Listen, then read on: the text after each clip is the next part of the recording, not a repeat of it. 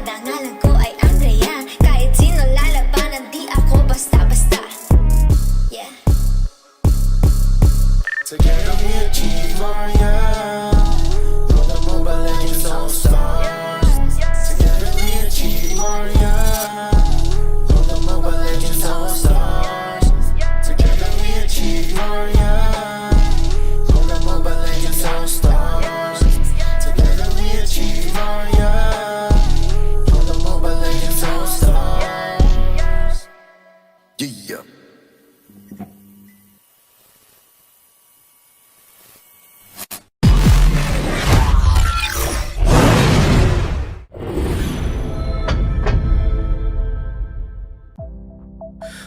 You're now rocking with the legendary stunt. And it ain't over until we say it's done.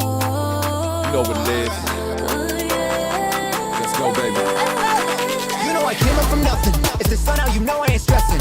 I know you already know what it takes, so follow my lead, let's go. We can roll with the punches. Legends, we fight to the dawn. Heroes all along, don't have to do it alone. Nah. 5-1-5 party victory lap. Find our enemies, maniac, yeah. We're looking out for the world.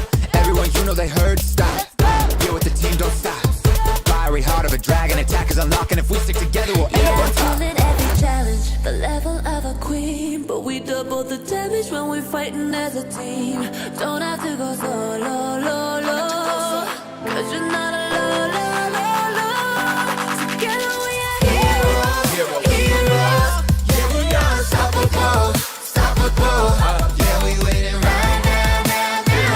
Taking all of them down to the ground. Together we are legendary heroes. Yeah, we are unstoppable. Yeah, we winning right now. Make the enemies down. They are heroes. Fight of our lives, gotta survive. Welcome to 515. About to go live, party or die. We go savage tonight. Step in the spot with my crew. Together we're stronger than ever. You know how we do. Will we start your through? Victory's ours. I would've thought you knew. We're unstoppable. MVP defeat ain't optional. This ain't hard to do. Our team achieve the impossible. My whole squad is lit. Ain't gonna target that is hard to hit. Legendary when we rockin' it. Ain't no stopping this. Got in my mind, feeling like a sinner. Look in your eyes, I'm fighting like a winner. Triple killer, yeah. You know I deliver, yeah. I'm stealing your words like a criminal. Feeling this thing, it ain't personal. Taking it one at a time, being a beast in the ground. Face just like an angel, but I beg just like a guy. So that's what it is, say. So if you turn your back, I make sure I back. Every challenge, the level of a queen. But we double the damage when we're fighting as a team. I bring hell from below, I leave you begging for more. Together we are heroes. Yeah, we are unstoppable. Yeah, we winning right now. Taking all of them down to the ground. Together we are legendary heroes. Yeah, we are unstoppable. Yeah, we winning right now. Make the enemies down. They are heroes.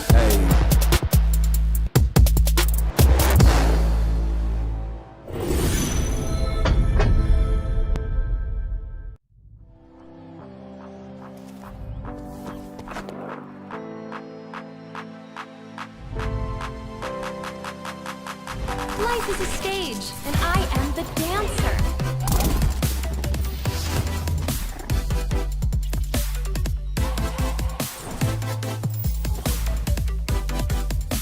Life is too short not to dance.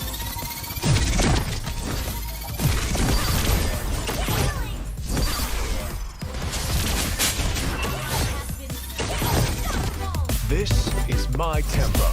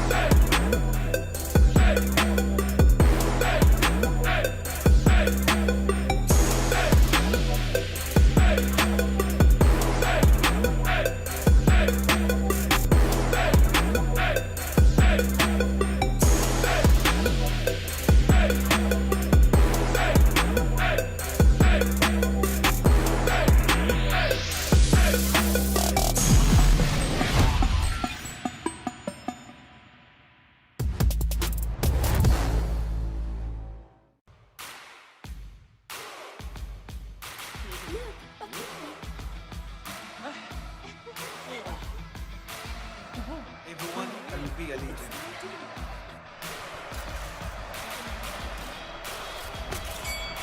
I must win.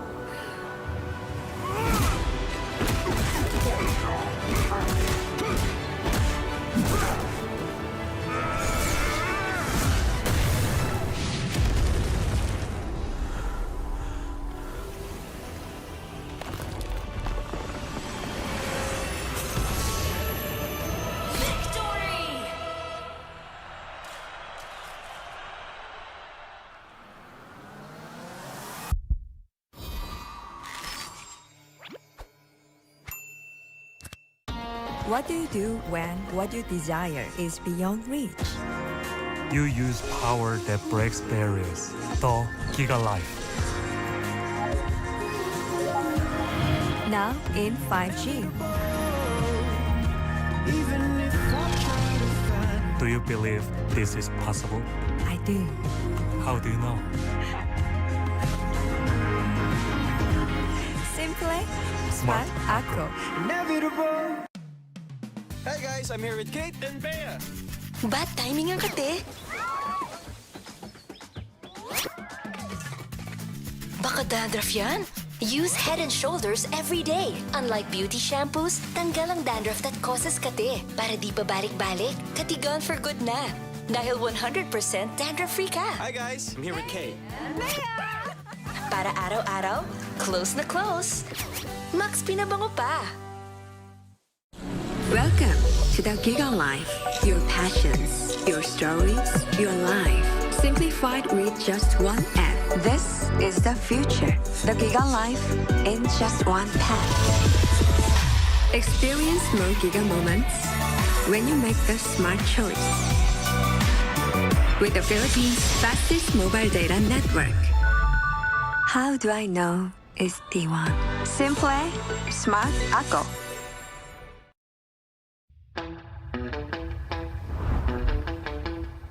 Are you keeping it real? I'm calling shotgun, wanna see my baby run. Oh, what's the word on the sea?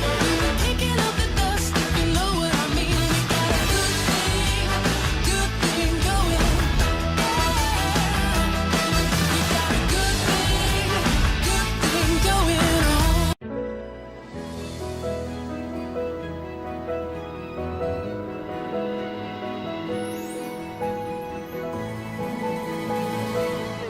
Moment na sana, pero hassle ang kate. Yung kate na yan, dahil sa dandruff yan.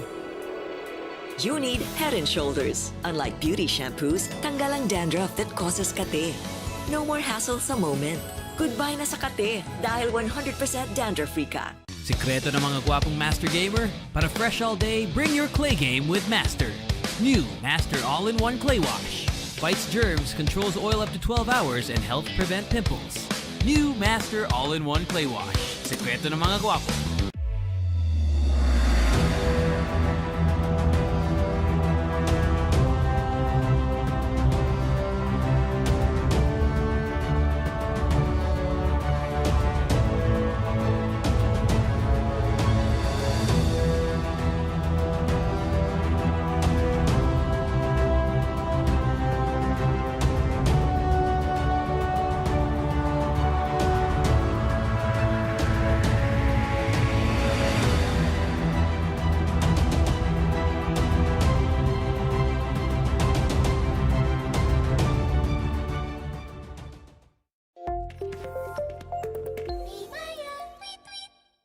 Ngayong bago na ang mundo, mas humirap ang goals ko. Kaya yan with Enervon Active because it has 12 immunity and energy power-ups.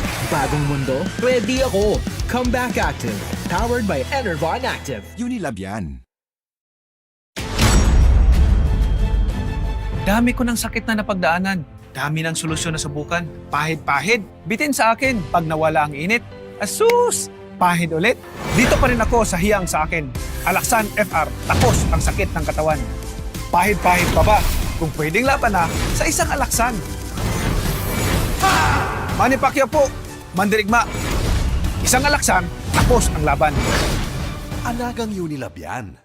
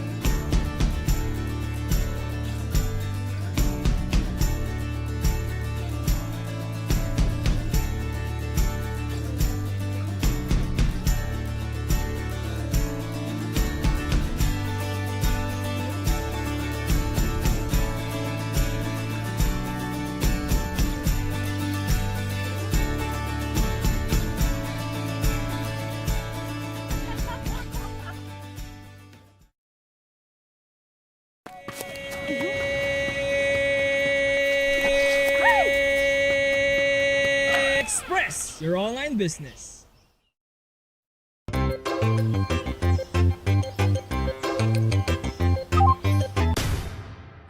Express your online business.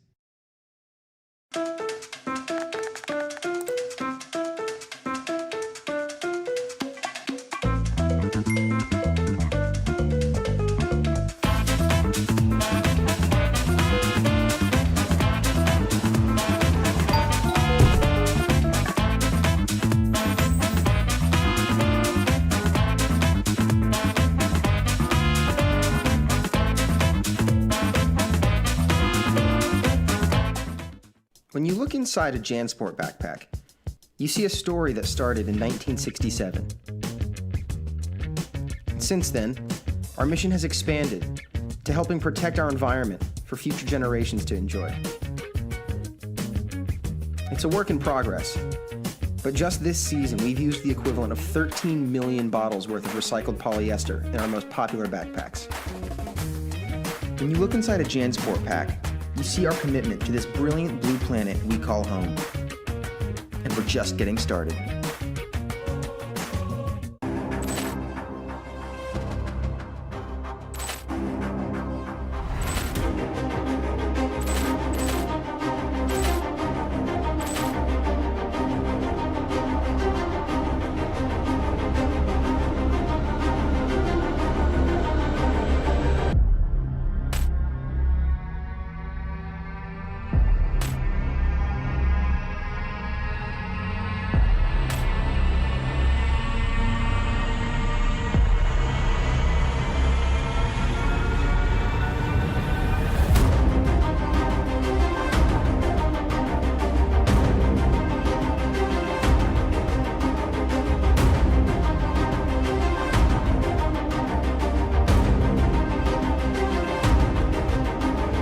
Nature is our ally, not our enemy. We rely on nature as our life support system. We are all connected. This is our opportunity for a new balance with nature. It's time to step up our game for conservation. Let's gather for a team fight. There's no other option. This is our end game. We could be the last generation to save the world. Together we can protect and conserve species and their habitat. Because together, anything is possible. Victory, victory, victory, victory, victory for nature. Together, together, together, together, together, possible.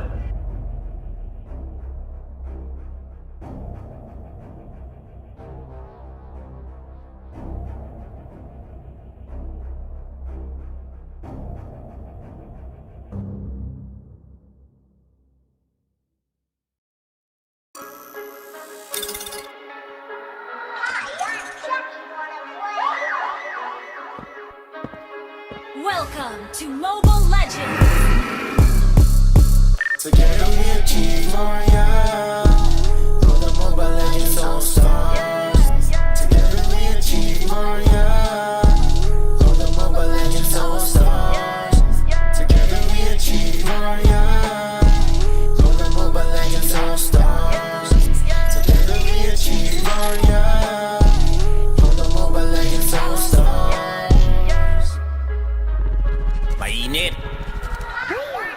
5 seconds till the enemy reaches the battlefield. Hold Smash them. up. Dogs. Tumabi-tabi lahat pag pumasok na sa mid lane. Lahat sa akin ay dead pag ako na ang nag-switch lane. Grind and grind, lagi na lang akong in-game. Pag ML ng usapan, doggy lang ang nasa mainframe. Immune ako sa hater, parang dash ni Chu. NXP ang crew, lahat dito ay true. Legit, aagawan na kita ng buff na blue. Legendary na ako, wala ka bang clue? No clue. Mic check. Reign supreme, y'all. Doggy out, eruption in. Alam nyo na, suntukan na this. Ay. Magaling nga daw mag-ML yan si Dogs, Madaling nga daw buhatan ni H2O, yeah. Kung lalaban ka ng one-on-one, di ka makakascore na kahit 1-1. Trigger SS Tony 1-1. Wala na magagawa, dyan tatakbo na lang. Yan untog sa bader na parang groundlock. Sa halimaw ako na ang maghahamon. Iniiwan to ng chicks, hawik kasi ni Balmon. Walang doggy sa'kin. Johnson and Odette, lahat binabangga sa'kin. Lalapain lang ng Roger etong aso. Ngunit kapag ako na ay nag-anong lobo. Teka muna, tropa ko to sisison. Ang dami nyo ng ebas, kami naman dito nangunguna. Please lang kami horap, comment laging lurap. Pag kami na in-game, lahat napapahurap. Ora, tulog kapag tinamaan ni Selena. Hero parang nakainom na ng tikera. Kukurintin kagamit ko si Brody. Lahat invited sa 550 ni party. Yo. You know my name is Andrea Brilliantes, and I'm about to go down like this. All troops deployed. Daming sinasabi, magsitigil na kayo. Puro angas lang dating lahat sila. Ako gusto ako nag-iisang babae, pero dito papatalo. Humalik sa aking kamay na para pag ika'y nagmano. Kaya na tatlo pa at ako na mag-isa. Di ka sa'kin uubra kahit sinong hero pa. Ganda mala Esmeralda, ngalan ko ay Andrea. Kahit sino lalabanan, di ako basta-basta. Yeah. Together we achieve more, yeah. For the Mobile Legends All-Stars. Together we achieve more, yeah. For the Mobile Legends All-Stars. Together we achieve more, yeah. For the Mobile Legends All-Stars. Together we achieve more, yeah. For the Mobile Legends All-Stars. Yeah.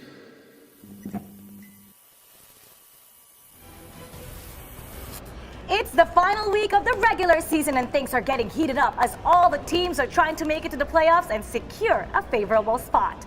Welcome to MPL Philippines Season 7 presented by Smart, the official tournament telco partner of the MPL. MPL Philippines would also like to thank the following sponsors. Smart, the official tournament telco partner of the MPL. Double up your passion and achieve that double GG with Smart Double Giga Games. Get 2 gigs of games every para sa Mobile Legends, sa Facebook Gaming, and more. Ang kailangan nyo lang gawin, i-download ang Giga Life app or dial *123# and choose Double Giga para sa 2 gigs a day. This is also available to TNT subscribers. MPL Philippines Season 7 is also brought to you by Oppo. Experience gaming at full speed with the all-new Oppo A94. With its 95 Helio chipset, 6.4 HD Plus AMOLED screen display, 4,310 milliamps and 30 watts VOC flash. Victories and ranking up will be easy. Live life at full speed with the all-new Oppo A94. Get yours now for only 13,999 pesos. MPL Philippines Season 7 is also presented by Shoulders. Put your game face on and finally say goodbye to those awkward #ItchaGG moment thanks to Head and 100% dandruff-free and itch-free. Now, maximum master. Friendly reminder mga Lods, sa laro, pati na rin sa life, manalo, matalo, guwapo pa din para guwapo all day. Bring your clay game with a new Master All-in-One Clay Face Wash. It cleanses 99.9% of germs and it controls oil for up to 12 hours. It also helps prevent pimples. All-in-one para guwapong-guwapo. Bring your clay game with a new Master All-in-One Clay Wash. Ito ang sikreto ng mga now, alam nyo na. We'd also like to thank Maya Alaksan, Enervon's Secret Lab, JNT Express, Habianos Jansport Hydro Flask, TikTok, and the World Wildlife Fund. MPL is also under the supervision and regulation of the Games and Amusement Board of the Philippines. At mga ka-ML, paalala lang po, as we continue to deal with the COVID-19 pandemic, we encourage everyone to follow the government's health and safety protocols. This includes social distancing, wearing a face mask, face shield, sanitizing, proper hand washing, and most importantly, staying at home as much as possible. Let's all do our part to stay safe and help stop COVID-19. Ako po si Mara Aquino at kasama ko ngayon sa panel, Butters and Rockhart, ang dalawang mag-best friends. Mag-best friend ba tayo? Pwede Now naman. you guys are living together na so best friends talaga kayo. Okay, nasa isang ano na kami, bahay kami. Yeah. Pero hindi kami nasa isang kwarto. Kasi parang you're now living together, parang iba eh. Iba yun eh. Ganyan kami ka-close dito. Pati na rin sa bahay nila, magkasama na to palagi. Now, gusto ko lang malaman, meron na ba kayo yung mga bagong skin natin? Meron tayong bagong skin, Selena Skin, officially launched May 15. In addition, players can log into MLBB on May 15 to get cool, free skins. Call your good friends. Log into MLBB to learn more about it now. Now, there are tons of benefits sa May, especially sa May 15. And you need to log in para makakuha kayo ng elite skin. Not only this one, but you can also enjoy all heroes free for use. Bukas na to ha. So yung rank games nyo, sobrang convenient. Kahit meron doon mga toxic, don't worry, you won't lose any stars for 3 matches. Also, to join, you can join the 515 Lucky Draw to get limited skin. So come join us at MLBB 515 E-Party and get your own 515 achievement. Next week, wala po tayong MPL, but instead, we will have the awesome All-Star Show match on May 22nd, starting from 6 p.m. So this ultimate battle between Team Andrea Brillantes and Team Doggy will take place on May 22nd. And it's not just Andrea Brillantes and ako si Doggy that are facing each other. So both personalities have drafted the biggest names in Mobile Legends Bang Bang esports players, streamers, and other personalities. Yung teams nila will prepare for the showdown of epic proportion. So ito yung team lineup natin. With ako si Doggy, nandyan si Chooks TV, si Renny J, si Hate, and oh my Venus. Si Andrea Brillantes naman, naghatak din siya. Sabi niya, wait, dapat may all-star din ako. Nandyan si Rebo, Raflesia, Zapnu, and Eruption. So dapat kailangan talagang abangan yan. At isa rin na kailangan natin abangan ay ang MSC 2021. Ito yung MLBB Southeast Asian Championship. So meron tayong group stages from June 7 till June 9. So kung sino man yung makapasok, pupunta sila sa ating main event, June 11 to June 13. Talagang maaasahan syempre na yung Team Pilipinas. Siguradong magandang ipapakita nila at kailangan nila ng tulong natin para mag-cheer para sa kanilang lahat.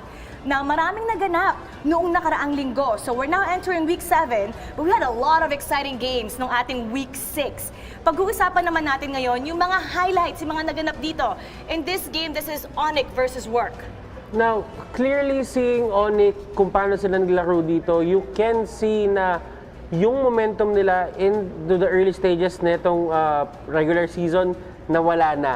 Work, grabe yung pag-manhandle nila dito sa Onyx. Although Onyx nakakalaban naman sila from time to time, pero mas nakikita mo na mas nag-adjust at mas accustomed yung Work as compared sa Onyx. Yeah, absolutely. And Execration versus NXP. Nako, ang bagong El Clasico na legit inaabangan ng buong bayan. Dito yung the completed sweep. I like it kasi napakita din dito yung tatag ng NXP. And Aura Signal, this is actually quite a surprise. Signal Ultra took the first game from Aura at napilitan yung Aura na i-reverse sweep sila para kunin yung series win. And dito natin masasabi talaga para sa akin na Signal, if they had a bit more time or kung nag-start sila ng regular season ng pareho sa iba, pakiramdam ko kakayanin sana nila kakayanin nila or magbibigay sila ng extra challenge para dun sa mga kalaban nila. There was a good chance of that happening. Of course, for Blacklist naman, ibang kwento ang nangyari dito. Obviously, Blacklist, it was not an easy game in this matchup. There were a lot of ups and downs. And pinakita ng Omega na hindi naman din sila pushover pa rin. Of course, Omega still lacking that, alam mo yung GG push na inaantay natin from Omega. We're still waiting for it Diba? Yeah. Absolutely. And considering na Omega dito is one of those teams na para sa akin, parang talagang madami ina-expect sa kanila. They have to step it up dito sa last week. Especially dito sa week na to. Alam ko ang pinakahuli nilang kalaban is Bren. Their co-representative doon sa may M2 World Championship. As for Bren, nasabi na nga natin sila, Bren versus Work. Dito mo lang masasabi na Bren really knows Work talaga dun sa mga maliliit na bagay, yung mga habits na ginagawa. Halatang aral.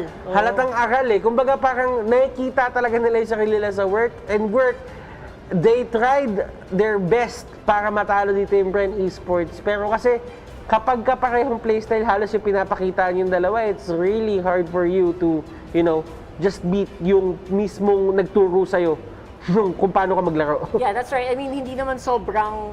I would say that Work is newer. They have younger players. Mas mabilis yung kamay. Pero halata yung Bren, nag-show sila ng veteran experience nila. And for Aura LPE, dito, I think it was not a 2-0 that some people were saying on social media. Malakas kay Aura Ang lakas sa Aura ngayon. LPE pull up a fight. They really did. Pero again, at that point, it was just very difficult to overpower Aura. And for Exe, Signal Ultra, the last breaths of Signal, talagang they played their hearts out in this series. Walang sweep na nangyari. That was a 2-1. Ako, sinasabi ko lang talaga dito, kailangan nyo respetuhin yung Signal Signal did their best para, alam mo yun, kahit wala na silang chance doon sa playoffs, talagang pinakita pa rin nila yung best nila and they deserve a lot of respect for that. Onyx versus NXP. As we know, Onyx talagang nakuha nila yung draft nila nung unang game. But seeing how NXP played yung second game at third game, para nangyari kasi nag-showtime na naman. Na lumabas na naman yung prowess ng NXP sa paggawa ng sarili nilang mga sarili nilang mga play, isa-isa sila. And doon nagulat yung Onyx. Like, Onyx is by the book. Onyx knows how to take advantage of all the things na pwede nilang gamitin doon sa may mapa. Pero kasi paano mo gagawing advantage yun sa'yo kapag ka bigla-bigla na lang yung mga kalaban mo gumagawa ng mga brilliant plays out of nowhere. Exhort DD. And there's a lot of players that made brilliant moves last week. Every week, nagpapakita kami ng mga top sa KDA kills and assists. Para naman sa top 5 players with KDA, look at that, Lord Hades at number 1. Susunod dyan si Oh My Venus, Oheb, Wise, and Kyrie. Talagang ang layo ni Lord Hades comparing sa number 5, no? Seeing dito yung top KDA, it's actually surprising. Well, alam ko naman si Venus magaling naman talaga Pero kasi, the fact that you are a support, nandito ka. Tapos ang ginagamit mo lagi is healing heroes na hindi naman talaga nakakuha ng kill as much. Pero with Venus, parang ang dali nung ang dali ng ginagawa niya para sa kanya But you can also see right here, 2, 3, and 4, puro Blacklist. So yung trio na combo na yon, the ultimate trio, I would say. And right now, the top 5 kills, H2O, palaging nandyan si H2O with 151. Susunod si Hate, Wise, Carl Tizzy, and True. Si Wise, I believe this is in a row. Last week, nandyan din siya. Number 3 din ata siya last week. Yeah, I think around 2 or 3 between that, and I really am impressed obviously with Blacklist's ability na mapanalo yung mga team fight. Kaya ang taas din ng ang taas ng KDA ni Oh My Venus just because they win those fights, they don't die, hindi bumababa yung average nila. And in terms of kills naman, Wise isn't on the top but it's helping Blacklist out a lot. H2O though, talagang todo performance, especially last week. Every week, nandyan talaga makikita natin si H2O. And right now, let's take a look at top 5 players in assist. Once again, mula sa blacklist, palagi silang number 1 and 2. This time, it's Eson. Oh my Venus, we see him every week.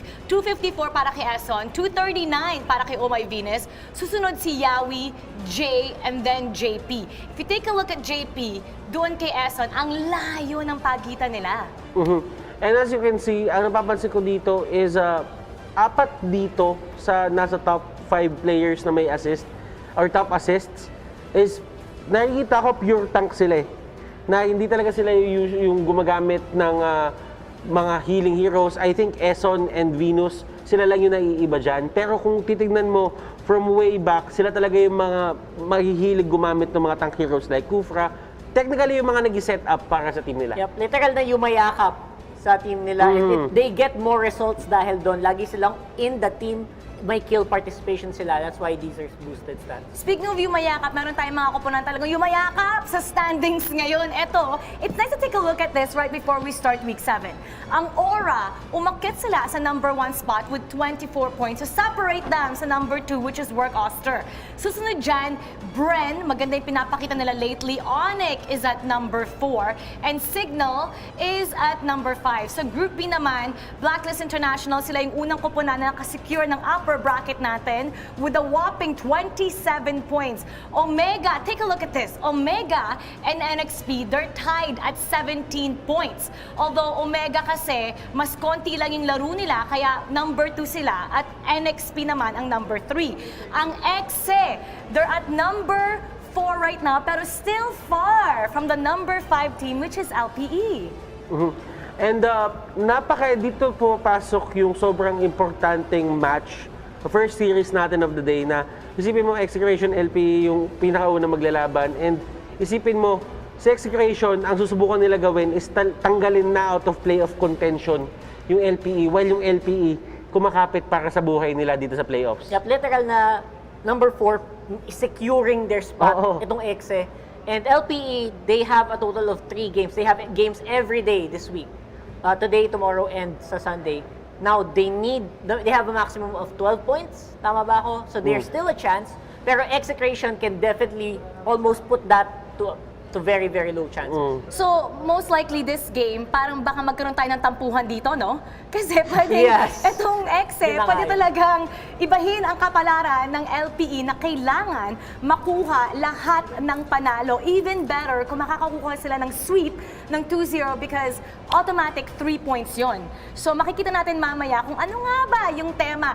Itong EXE, actually, they haven't been doing well lately. Finally, they broke off yung losing streak nila. So, syempre, may ibang klase silang patunayan ngayon. And we're gonna take a look at the 2 games that we have today. 2 matches ang masusubaybayan nyo ngayong araw na ito. Back-to-back.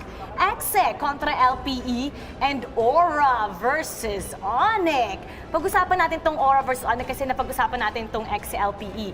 Yung Aura, isang kuponan na talaga ang ganda na pinapakita. Yung Onyx, maganda yung pinapakita nila nung first few and then biglang nag-dip down sila. I think it's for Onyx, hindi lang talaga sila nakapag-adjust totally kasi meron tayo mga mid-season patch or mid-season fixes na nangyari for some of the heroes na ginagamit nila. And doon mo makikita kung gaano kabilis mag-adjust yung mga teams. And some of them don't really play some of those heroes, so it really hurt them a lot. And I do agree, it does take time para makapag-keep up, especially with analysis-heavy teams. Like Onyx, ito yung mga team na talagang aral muna bago lumaban. At pag naaral nila ng maganda, doon sila nakuha ng magandang resulta. The patches were very quick this week.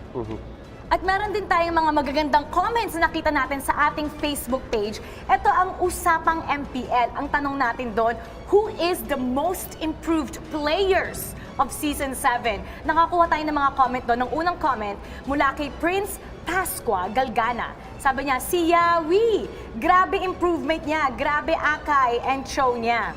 What do you have to say about sa akin show? Ako naniniwala ako, Yawi did well nung Season 6, although hindi lang ganun ka-polished. But right now, Season 7, I do agree. Nakikita na natin kung ano talaga yung kaya niyang gawin as a tank for NXP. Yup, and nagiging almost bannable na nga, di ba? Halos bannable na hero yung Akay dahil kay Yawi. Especially with what he did, big improvement from Season 6. Sabi naman ni Noe Quiros, Para sa akin, si JP, although magaling na talaga siyang player dati pa man, pero sino mag-aakalang the best din siya as tank? Let's compare him from before and now sa Season 7. Rockhart. Yeah, big improvement from pure jungler, mga Ling, mga ganun, mga heroes na talagang assassin. He goes to tank. It's very impressive kasi nagdidigi din siya. Diba? And alam niya kung paano gumalo ang jungler, hahabulin niya yun. Diba? And that's why he's so effective. Sabi naman ni Joseph Bringuela, tinatanong pa ba yan? Siyempre si Chu. Alam nyo na kung bakit kaya niya buhatin ang work. Kung bakit kaya niyang buhatin ang work. Si Chu naman talaga makikita natin kahit palang rookie sila ngayong MPL, yung team niya, talagang nandoon yung confidence nila pati sa social media, pinapakita yung confidence. Chu has been here for 3 seasons already. And I really think tama ka, Mare. This feels like a breath of fresh air para kay Chu na nakikita natin na parang, para sa akin out of all the performances na pinakita niya, parang ito yung pinaka-komportable siya. Na wala siyang iniisip at nagtitiwala lang siya sa team niya. That's right. Definitely has the right team to surround this guy. That's what he needed. He found the team that he belongs to. Sabi naman ni Lucky Almoloza, Kyrie! Sobrang ganda ng performance niya this season. The Prodigy. All caps, tatlong exclamation point pa yun, galit na galit. And he's right. Absolutely. Kasi I think Kyrie just had to play more games. Rookie season niya, he was already superstar. This season, definitely a big improvement. Sabi ni Michelle Ignalan, Uncle Eson, from 6-man to one of the best tank. Oo nga naman. At kanina, number 1 siya sa ating top 5 sa assist. Di ba? Never mo matatanggal si Eson sa mga ganitong usapan. Kasi sa totoo lang, yung kwento ni Eson, napaka-inspiring in a way na talagang hindi niya tinigilan at kahit sabihin mong 6-man, may mga 6-man akong kakilala from other teams na hindi na masyado naglalaro. Pero yung grind o yung hustle ni Tito Eson, kapag gumagalaw talaga siya, hindi niya tinatanggal. And sa totoo lang, sobrang tagal niya dito. Lahat ata ng hero na pwedeng gamitin dun sa role niya, kaya niyang gamitin. And it helps also na sobrang bait ng kanyang partner. Hello to Chloe! Sabi naman ni Joel Etop, Rene J, mas marami ng hero pool niya this season at yung decision making niya, kitang-kita, laki ng pagbabago. Actually, hanga talaga ako sa kanya kahit may mga pinagdadaanan sa buhay, ibang klase halimaw naman pagdating sa Land of Dawn. Yeah, sobrang naging impressive, di ba, issue of it. As in, ang dami niyang, ginamit niyang fuel. Oo, yung mga issue and everything. Ginamit niya yun para palakasin sarili niya. Talaga bang tinawag mong Beshiwap? Ay, sorry. Basta Si Dexter Gomez naman, ang sabi niya, for me, si Wise ang most improved player. Sobrang laki ng pinagbago niya sa paglalaro. Tignan niyo na lang paano siya maging jungler sa Blacklist kumpara nung nasa Onyx pa siya. Do you agree? Ako naniniwala ako si Wise magaling na siya dati pa. Season 4 pa lang. Pero I agree na nag-iba yung playstyle niya dito. And it's all about team dynamics. Some teammates just give you other ways of playing. And with Blacklist International, ito yung brand of play na nakita niya na, okay pagka ganito ako dito. And he's just using it to his full potential. And it's looking great for them. Sila yung top 1. Alam mo, pag pinanood nyo kaya yung kanilang mga streams, sobrang parang gusto mo nandun ka, kasama ka dun sa stream nila. Kasi yung samahan, ang saya-saya talaga nila. Minsan nakakaingit nga, buti nga, palagi siyang may kaduo. Pero eto, gusto naming manalo kayo ng mga papremyo. So sali na kayo sa ating mythical raffle draw. May papakita kaming QR code right over here.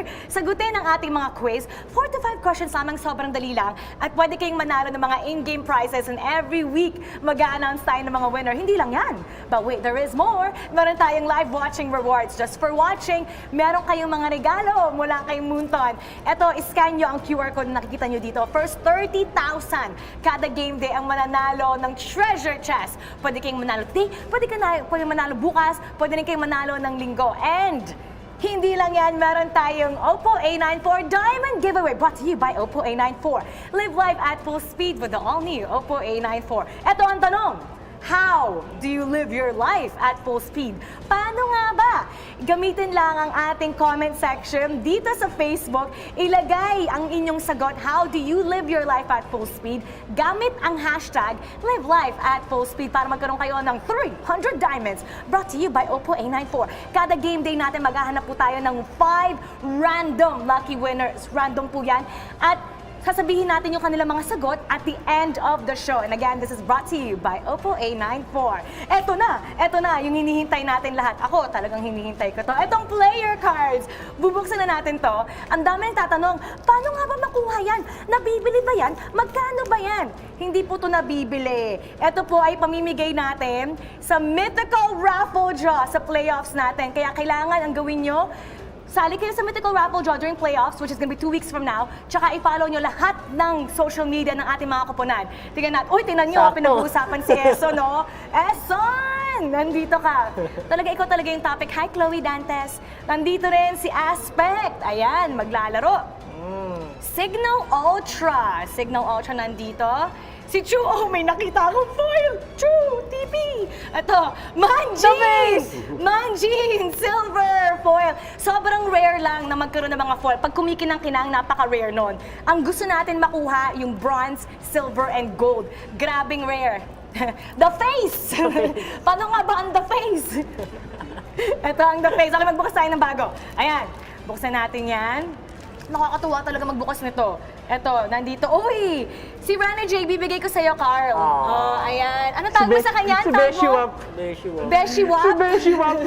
Uy, si Rob Luna. Ikaw kay Rob. Ayan. Ikaw kay Rob. Si Hate. Bakit kaya Hate ang pangalan niya? Ba't hindi love? Uy, may gold na, may gold. Uy, may gold ba? Excited. Oh my Venus! Andun si Oh my Venus. Talaga nakakatuwa si Oh my Venus. Sino to? Aura Fire Gold! Grabe yung swerte. Guys, alam niyo kung bakit ganito yung reaction kapag nakakuha ako ng gold foil? Kasi 2 to 5 lang ang production nito. So, 2 hanggang sa 5 lang ang ginagawang ganito para sa gold. So, nakakuha na ako ng Chakno Gold, ng Brand Gold. Ngayon naman, Aura Fire! Mara. Pwede ba sa akin lang to? Kunin ko muna yan. Kunin ko muna. Tapos hawakan mo tong dalawa. Tapos ipakita mo sa kanila. Pwede mo pakita sa kanila yan. Yan po yung dalawang yan. Yan po yung may pinakamalaking kinikita sa MPL ng mga caster. So, wag niyo po akong tanungin kung ano pong kinikita ko. Sila pong dalawa ang tanungin niyo. So, wait, tinrate mo ba sa akin yung gold sa isang silver at isang Rob Tingin mo, Luna na lugi ka? regular? Lugi ka ba? Di naman. Pinapanood nila tayo eh. It's so worth it! So, huwag kalimutan, sumali kayo sa ating Mythical Raffle Draw para makakuha ng mga player cards natin. And also watch out for exclusive discounts, giveaways, and more when you buy Mobile Legends gaming pins on Koda Shop using your Smart and TNT load at kodashop.com. Eto na ang unang serye ngayong araw na to. Mamaya, hihimayin po natin yan. Eto ang Execration kontra LPE. Walang bibitiw. Magbabalik ang MPL Philippines Season 7. Welcome to the Giga Life. Your passions, your stories, your life. Simplified with just one app. This is the future. The Giga Life in just one tap. Experience more Giga moments when you make the smart choice. With the Philippines' fastest mobile data network. How do I know it's T1? Simple, smart ako.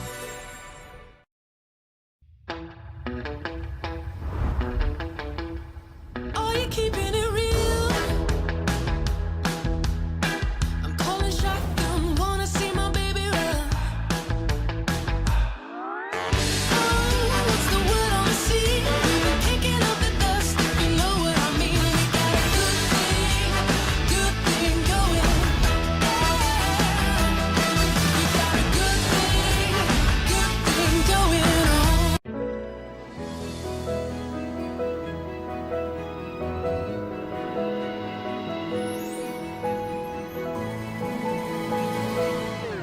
Moment na sana, pero hassle ang kati. Yung kati na yan, dahil sa dandruff yan. You need Head & Shoulders. Unlike beauty shampoos, tanggal ang dandruff that causes kati. No more hassle sa moment. Goodbye na sa kati dahil 100% dandruff-free ka. Sikreto ng mga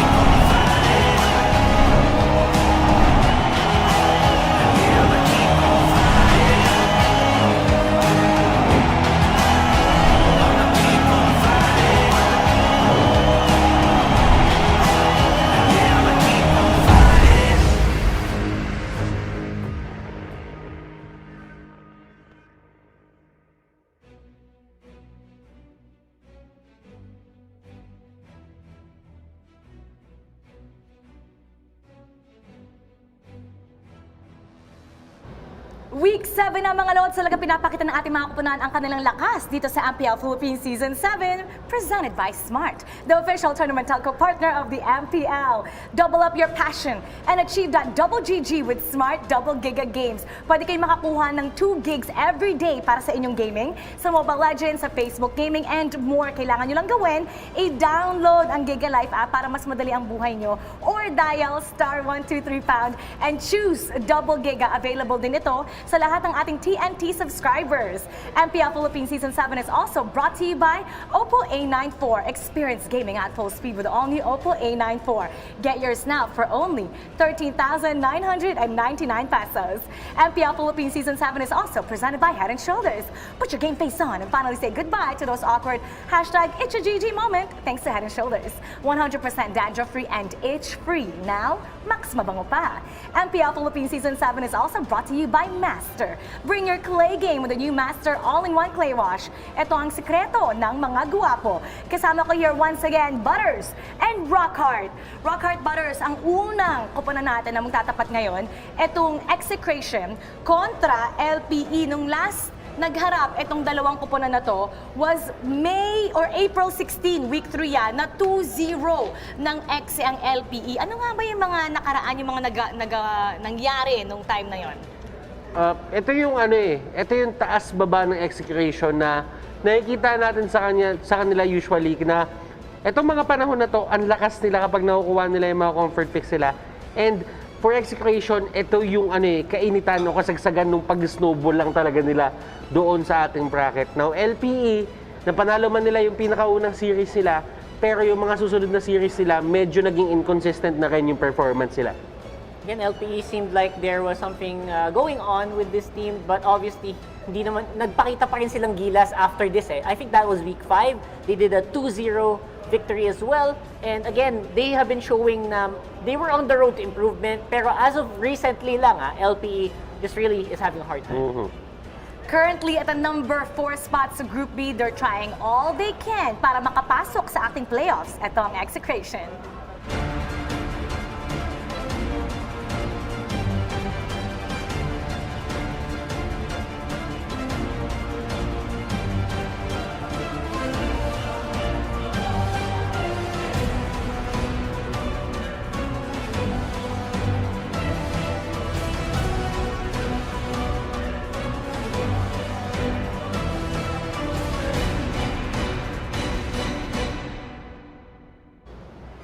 Etong EXE, up down yung performance nila. Actually, they had a 5-game losing streak until finally natalo nila ang Signal Ultra. Coming into this game, dapat good mood sila kasi finally they broke that losing streak. And then, Zapnu's birthday celebration. Belated happy birthday, Zapnu! Yeah. Ayun nga. And coming into this, ang pinakamagandang birthday gift na mabibigay nila kay Zapnu is probably that playoff slot na talagang hindi na matatanggal sa kanila at hindi sila possible na ma-eliminate na into the MPL. And ganito ka-wild yung Season 7. Execration is one of those teams na kapag ka narinig mo, grabe talaga yung grabe yung parang household name. Pero they had the chance, the smallest chance to be eliminated into the MPL. Ang crazy nung idea na yun. Na-invite ba kayo sa birthday niya? Na-invite? Wala pa naman. Nakita ko nandun si Rebo Silipin natin kung sino nga ba ang present ngayong araw na to. Eto Max Track ni Renjo Kelride, Kel VJ. Seeing that this is still the same, wala naman silang binago, hindi pa naman nila paglalaroin dito si Zapnu. And nakikita ko kasi sa mga posts si Zapnu and yung mga talagang yung mga vlogs niya, na ang laki ng tiwala hindi sa team na to, na talagang binibigyan niya yung full trust niya dito na kaya niyong gawin yan. You just have to find a way to convert that aggression into victories. And tingnan natin kung yun yung magagawa nila ngayong araw. Yeah, I also follow these guys on Twitter. Talagang kita ko, ayaw na nila matalo. Sawang-sawa na sila matalo dun sa sinabi mo. And nung sinabi nila yon, talagang nag-perform sila. That could be carrying over dito sa game na to. Isang kupunan din na ayaw matalo ngayong araw na to para makapasok sa playoffs. Ito ang Laos Playbook Esports.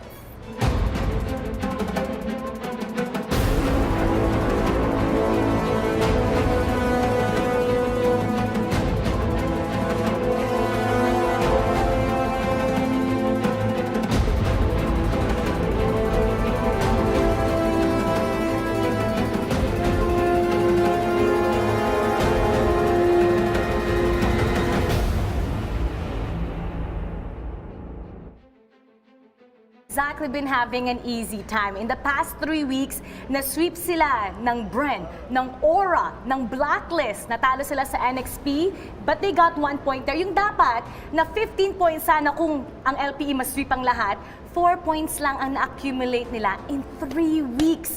Now, how is this affecting them at this point of time? Well, first of all, I'm very impressed that you're keeping these stats, tracking these stats. I like it, Mara. Pangalawa, I think LPE has definitely been, a lot of these were wins na nakikarry over through the shoulders of the miracle picks of BMO. Diba? Siya yung lagi napapansin natin. Although it is definitely a team effort when they do win, I feel like these are the picks that we have to look out for. If you're Execration right now, tignan mo yung picks sa BMO, dun ka magbase. Ito, quick question lang, putting you guys on the spot. Do you think this is happening to LPE dahil yung iba, kumukuha sila ng mga comfort picks nila. Pero ang LPE, they like to try new things, lalo na sa hero pool nila. And is it also because of consistency of some players? I think ang napapansin ko talaga sa LPA dito, they're really a fan of the Indonesian meta. They try to imitate it as much as possible, pero naglalagay sila ng onting spice nila. And there is a reason why hindi ginagamit masyado yung Indonesian meta dito ng ibang mga teams, kasi nga, medyo aggressive dito eh. Kung doon medyo scaling. Gera agad. Sino nga ba ang pupunta ng gera ngayong araw na to sa Land of Dawn? Jake the Dog, Yakov, Orbs, Ryota, and Bimo. Uy, totoo ba to? Uy! Grabe! Actually, nakita ko siya ako. Ito yung mortal na kaaway ko eh. Pero, Bakit? actually, Kwento. sa sobrang magkasundo kami, napagdesisyonan namin mortal na kaaway kita. Nakakasawa, no? And it's nice to see Yako na makakapaglaro na ulit siya. And to be honest, ang tagal ko na siyang hindi nakikita. Sana hindi pa siya, alam mo yon, Rayuma or anything. Pero paano nga ba magbabago ngayon ng LPE with him playing for the first time today? First of all, LPE's veteran experience na tinatago nila. Ayan na, hindi na mas dahan-dahan. Sa sobrang secret niya, secret weapon eh. Sobrang lakas niya, tinago siya. Pero, kidding aside, ito lang gusto ko sabihin talaga, I think Yako in the team will give the team better decision making because of the experience that he has. Ooh, malalaman natin yan. Ang game story natin today ay make or break. This is such an important game. Kung matalo man ang LPE, I believe may dalawa pa sila ngayon. Pero talagang delikado na ang kanilang playoff spot. They cannot lose. Kahit anong mangyari, tanggalin na ng LPE sa utak nila yung salitang talo. Kahit isang game, wala dapat yun. Kumbaga, dapat lahat ng games sa pagdadaanan nyo is 2-0. E tandaan nyo, it also depends din doon sa performance nung number 4 team, which is Execration, kung mahahabol ba yung points sila. And hindi magandang posisyon yun if ever you are LPE. Pag tinignan naman natin ang kanilang mga stats, may 1 game win advantage lang ang Execration, pero medyo malayo-layo yung kanilang mga numero. Yep, and nung sinabi ni Butters, no pressure baka kasi na-pressure LPE. Pero yes, the stats are telling a completely different story with almost 33% increased KDA. Wow, man. Tapos, syempre, kill participation per game. Surprising you longer game time. Actually, for Execration, nag-stick pa rin sila sa 18-minute magic as much as possible. No? Ako kasi naniniwala talaga, Rockhart, na kapag gusto, alam mo yung pressure na yan, nasa LPE na yan eh. Feeling kong kailangan nila gawin dito, bumabad sila dun sa pressure na yun. Kasi kapag kunyari, yung pressure na yun, hindi mo siya in-acknowledge, feeling ko, kapag pumapasok siya sa utak mo na every single time na, kailangan namin manalo, kailangan namin manalo, kailangan mo siya i-acknowledge na delikado na kayo para ipakita nyo lahat ng pwede nyo gawin. Uy, motivational speaker pala si Butters. Focus! Si Ranjo, si Kel VJ at si Kelra. Sila yung tatlong manlalaro na nakatulong para sa Execration to have that breath of relief dun sa kanila dahil naputol nga ang kanilang lose streak. The 3 cores ng Execration, I really think that Renjo, yung laro niya para sa akin kasi parang Tito vibes na eh. Nung season 4, nakita ko siya maglaro. Siyempre, nakikita natin siya yung gumagamit ng Granger. Ngayon, ano ginagamit niya? Yung mga tig-isang pindot na lang. Yun na lang yung nakikita mo, yung mga Benedetta. And ang galing niya sa ganun. Kasi nga, kailangan niyang bigyan ng spasyo dito si Kel VJ at si Kelra para maging best version of themselves. And given na ito yung mga ginamit niya, Baksha, Pakito, Benedetta, alam mo yun, parang kailangan niya talagang maging tumayong kuya dun sa battlefield. magandang version din sa LP pag nakikita natin itong tatlong manlalaro na to. Ryota, Bimo, Jake the Dog. Ito nga yung pillar din ng LPE. Yan sila Bimo, sila Jake the Dog. Who can take the pressure. Pag sobrang yung pressure sa team si Jake the Dog usually tsaka si Bimo yung humahatak yan And Ryota, consistent yan. He always does something weird with LPE. Pero of course, it's gonna be, tataas lalo yung level dito. Meron tayong dalawang manlalaro mula sa non-turtle lane. Yung isa may 4 na MVP, yung isa isang MVP, Calvera and Jake the Dog. This is an interesting matchup kasi ako naniniwala ako nag-harit si Kelra at isa din yung harit sa mga signature heroes na meron si Jake the Dog. So para sa akin malapit na malapit yung dalawang hero yung hero pool netong dalawang player na to. And it's going to be very interesting kung paano sila ipa-prioritize sa draft. Yep. At sino nga ba ang mapaprioritize sa ating laning prediction? Ito na ang ating mapa. We predict that these players are gonna go here. Ayan, for, as I was saying, medyo mahirap yung laban sa taas with Rengio versus Ryota. Pero si Yako, ito na. What's Tito Yako gonna do in this game? Yung tanong. Feeling ko, mortal na kalabok ko si Yako. Pero ang gusto ko na sabihin talaga is, I think decision-making wise, mas magiging stable ang LPE ngayon. Tingnan natin yan. At titignan din natin, ano nga ba ang laman ng player cards na ito? Bubuksan na natin yan. Again, sa lahat ng mga tatanong, magkano ba yan? Libre lang po ito sa Mythical Raffle Draw. Hindi po ito binibenta, kaya exclusive. Ang mga nakakuha lang dito, kami, yung mga players, yung mga coaches. Yan yung kami-kami lang. Yan yung kami-kami lang. You can sit with us sa Mythical Raffle Draw. Lancy, ayan. Oy, Bren. Oy, sobrang saya ko. Nakakuha ako ng gold ng Bren. Walang favoritism pero rare kasi yung gold Ryota. Ayan. Iyaknu. Bakit kaya Iyaknu yung pangalan niya?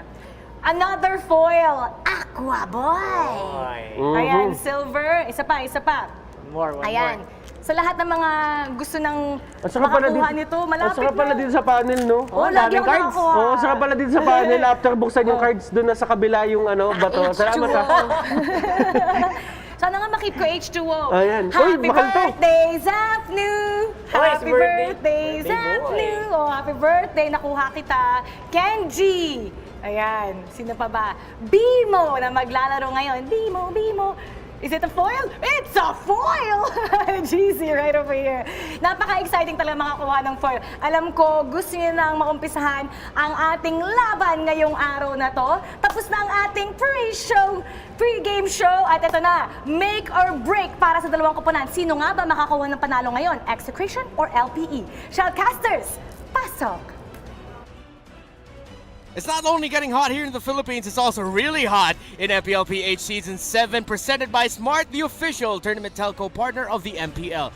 Double up on your passion and achieve that double GG with Smart Double Giga Games. Hey everyone, Reptar here. I'm joined by TDZ, the man who is so much larger than life that for the first time ever the floor director told me to adjust my chair so that his height wouldn't supersede mine by so much. How are you feeling about this match? I'm doing great, man. I'm really comfy with my chair right now, especially it's really, really low. But anyway, I'm really excited. Execration versus LPE. What more can we ask for today? Exactly. As we continue to deal with the COVID-19 pandemic, however, we encourage everyone to please follow the government's health and safety protocols, not just here in the Philippines, but wherever you are. I know we have a lot of international viewers as well. This includes practicing social distancing, wearing of face masks and face shields, sanitizing, proper hand washing, and staying at home as much as possible. Let us all do our part to stay safe and help stop COVID-19. The MPL Philippines Season 7 is also under the supervision of the Games and Amusement Board. My goodness. Execration versus LPE. The panel laid down the story for us in this matchup. Points. LPE still has that very slim possibility they might just break their way into the playoffs. And the team that is in danger of getting replaced by LPE if it doesn't go their way is Execration. But we are already in the draft and it is brought to you by Smart. Indeed. And, well, really crucial for both of these teams for this game. Execration currently sitting at top 4 and LPE at top 5. So it really boils down to this best of 3 games that we have. And LPE now playing on the blue side and Execration on the red. Looking at the bans here, Selena on the side of LPE and also Ling, respecting the Ling mastery of KLVJ on the side of Execration, and also on the side of Execration we have the Jawhead and also the Benedetta Band. Of course, taking away the Ling and Lancelot from KLVJ is what Laos Playbook Esports doing, but potentially what might be left open for him would be something along the likes of either the Granger or the Roger as well. Selena, of course, you gotta respect Bandit away from E2Max after what he showed against NXP when they last fought. And meanwhile, Execration taking away a favorite LPE pick, and actually not just for LPE, for both of these two teams. Rengio and Ryota have shown to play a really great Benedetta, and of course, since Execration wants a lot of importance, I want to give a lot of importance to the farm of KLVJ, you take away the Jawhead from BMO. Indeed, because again, one of the best ways to control your jungle is to remove all of those heroes. It's really annoying when it comes to resetting all of those buffs. But Execration has per their last ban for the first phase, that will be a Matilda. Well, we all knew that Matilda enables a lot of non-mobile heroes using his Guiding Wind plus the Circling Eagle initiation, so that really hurts on the side of Execration if Matilda will be picked by LPE. I have to have a word with Wolf. I borrowed a pen from him, and it's just not working right now. So I have to take down my notes elsewhere in some other way. I forgot my pen though. LPE now for their first pick. You still have the Paquito open, but they decide to go ahead for the Uranus, most likely going into the hands of Jake the Dog. Yep, and looking at the Uranus here, currently covered by LPE, we really have a very good start. Well, a really good start here. 33% on the side of Ryota, or rather 0% rather for Ryota here. 2 times picked and 0 games won, but currently LPE looking at a very stable frontliner here that can soak a lot of damage like a sponge, and he can also zone out a lot of enemy heroes there later on once we hit the mid game to late game. Yeah, of course, and Execration wanted more of that burst, so they went ahead and took the Farsa and the Eve, so they're going for the Geometry Bomb combo that Omega showed us before. So Execration are going to be a nightmare to deal with in the objective takes. What LPE will need here is that strong backline dive. Since the Benedetta's gone, I won't be surprised if LPE decide to pick up the Lapu Lapu over the Paquito, actually. Yeah, we've seen a lot of Lapu Lapus being played as the main initiator to at least force the mages at the back, who can provide a lot of artillery such as Farsa and this Eve. So that is indeed a good offlaner here, or rather on third lane for Laos Playbook Esports. Or rather, that's 20% for the Uranus on the side of Laos Playbook Esports here. But Execration, yep, that's a very good start. We start to see all of this, the square, the circle geometry duo by Execration. I think it is really, again, it is really effective, especially up against the Chango, one of the best counters for this kind of heroes. Yeah, get that range in so that your main damage dealers don't have to feel the wrath so much. All the squares in the circle is going to be quite difficult to dodge, as previous games we've seen in the league so far have shown us. But if anyone can find a way, it is going to be LPE. Now, since they already have a Uranus, there's a chance that that will not be a Chango for Jake the Dog, but actually going into the hands of Arvs. Possibly Arvs, yes. Arvs, yeah, in the mid lane. So Ryota does pick up the Lapu Lapu, and Execration might want to consider picking up their carry here if they're afraid that LPE might ban things away. They might show up the Roger, the Claude, or the Granger. Your team Let's is see bearing. here. Looking at the, this will be a Barats. Again, one of the heroes that you're actually playing. Yeah. Whenever we're playing ranked games here, well, one of the strengths of the Barats here is, again, the capability to disable one enemy hero, or at least disable it for a couple of times, just to make sure that there's no mobility, in fact. And I think this is the best frontliner for Execration here, because again, we're talking about the backlines, which is mostly glass cannon, most artilleries for the first 2 picks of Execration, and with that protection from the Detona's Welcome, it will be easier for them to control anyone, especially like Lapu Lapu, as you mentioned earlier, who loves to go inside the box of Execration and cause havoc there. And also for the Barats here on the side of Execration, we have 33.3% win rate, 3 times picked, and then one win. Yeah, one win. One win for him. For Execration. That is most likely going into the hands of Renjo in the turtle lane. Meanwhile, LPE because they also feel that way. I mean, we barely see, or we haven't seen a Barrett's tank game at all this season. Usually that does go into the XP lane. They're starting to take away the heroes here of Chaknu. So they take away the Kufra. And the question is, will they take away another playmaking tank that he favors? I don't see LPE thinking about banning out the Atlas. If I'm LPE, I'd rather see Execration try to pull off something like giving Chaknu the Estes, which hasn't worked out so well for Execration. So it might be a support or healer type of position 5 that can go to Chaknu that LPE are looking out onto banning. Meanwhile, Execration, they're deciding to take, they took away another mage, surprisingly enough, and they also take away a comfort tank pick for BMO, which is the Grok, so that they don't have a lot of that early game aggression that LPE shows every time they have that Grok. And we've seen a lot of times BMO always playing with his Grok here, just moving around all throughout the map, causing havoc, and also one of the veterans playing the Grok here. And also for Execration, I really love the way they banned the Lunox here on the side of LPE. And, well, given the fact, because Jake the Dog, also looking at the screens earlier when we had the matchup, or we had the head-to-head matchup, Jake the Dog also plays Chang'e on the gold lane. Most of the Chang'e players right now, especially Rebo from Bren Esports, and they're already playing those mages on the gold lane just to get that power spike up. So there's still a lot of grounds for LPE to to get their picks here. But as Execration saw with, or rather picked up with the Hayabusa, there's a lot of burst potential as well for Execration, so the backlines of LP needs to be careful. Yeah, I won't be surprised if Execration actually end up going for something along the likes of an Estes, or if they want that hardcore healing. Of course, with the recent nerf to Rafaela, it is not a bad pick. I mean, of course, you still get the healing and the movement speed. That's why you get the Rafaela. But if you want to go for a hard healer, you'd rather get the Estes. Meanwhile, LPE, they go ahead and pick up the Sylvana for BMO.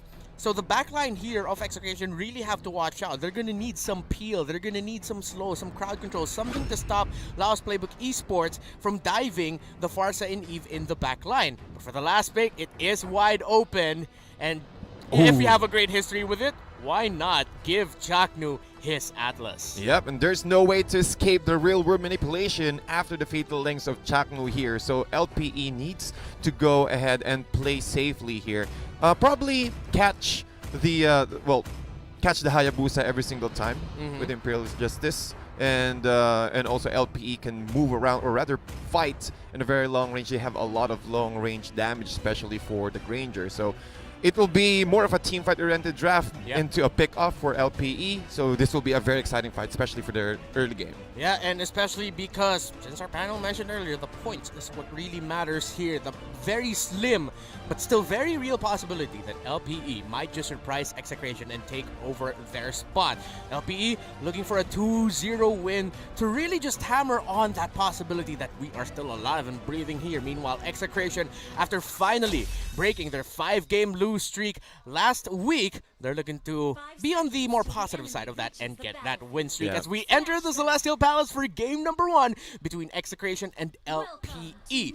Early game though, who do you see having the advantage over the objective fights? Looking at the currently objective here, I'm currently in favor of LPE. They have a lot of bursts. They can also clear out the minion waves with the Jake the Dog using the Chang'e. Again, once they've reached the level 4, they can easily remove all those creep minions, or rather control the lane equilibrium in their favor, causing them to rotate much more faster. They have a lot of burst potential as well using Yaku's Granger. So looking at the early game fight, I think it will be in favor of LPE. Yeah. However, it will get to that awkward point wherein the burst, the magic damage that the Execration will finally get with their scaling on the even the Farsa will start to be a problem for LPE. So That's LPE need to control it somewhat. They can't let excess snowball too fast, but then at the same time, since it might be, as you said, a little bit too risky at the beginning, because LPE will just be able to body out Execration during the objective fights, they need to not give up so much as they're scaling. That's true. Because again, we're talking about high cooldowns here on the side of Execration. Yes, they can, the strength of this draft is more of a teamfight oriented. But when it comes to pickoffs, yeah, I completely agree. It's all about the power spikes here for LPE. But right now, we're looking at more of a standard, more of a passive laning matches here, especially for the bottom lane. Jake the Dog already hit its level 3, and we're currently on a timer at level 4 because that's the point where we will see a lot of reactions and also rotations here for both teams. Yeah, by the way, LPE is going to spot out Chaptu. He's going to try to use his second skill to get away from that. Execration is there to respond. KLVJ will be spotted out, but he will be so far safe. But I may have spoken too quickly there. He eats up a fair amount of damage and he'll be forced to go back. He's going to delay his rotation a bit. Execration have now been forced out of the turtle pit, and it seems like this first turtle will go to LPE. Yep, no contest at all since they're able to force back KLVJ, and it was also a nice attempt. A nice zoning Void Crystal there from Etomax, preventing any kind of approach or aggressiveness on the side of LPE. But as you mentioned earlier, the turtle will be taken by LPE. And by the way, Jake the Dog, who just ate up a flame shot and a feathered airstrike there. E2 Max as well, being aggressive, really chasing out Jake the Dog right in the last second at the edge of real-world manipulation, able to take out the Uranus. But here comes now BMO on that mid lane Lapu-Lapu, by the way, something that they flexed last week. Not going to be able to get a kill there. So Execration, they're trading. They lost the turtle, but because of the aggression of Itomax and Kelra, so much coverage in that bottom lane, they were able to take out Ryota's Uranus. Yep, that's true. And also with that flame shot, it shouldn't be enough damage if he didn't actually throw that flame shot. And also with the communication from Execration, they knew that, okay, once we've hit this level 4, we can take down at least one of the most valuable heroes for LPE, which is the Chang'e. You're preventing this level 4, but look at this, Arvs. That's going to be the ultimate. Imperial Justice committed there. Kelra takes so much, but look at that! The bird stuck in the cage, able to fly around inside just to avoid the damage from the meteor shower as Beamo's going to spot out Chaknu, hitting him with the bravest fighter hits, but Chaknu will be able to get away. I like the aggression that both teams are showing early on. I completely agree. We are starting to see the rotation of LP as well doing, or at least try to even it out on the bottom lane. But unfortunately, with the wings by wings from Keldra, he's able to get out of the map and prevent hitting or prevent any kind of damage output from LP, especially the meteor shower. So that was a nice attempt from Execration with the control.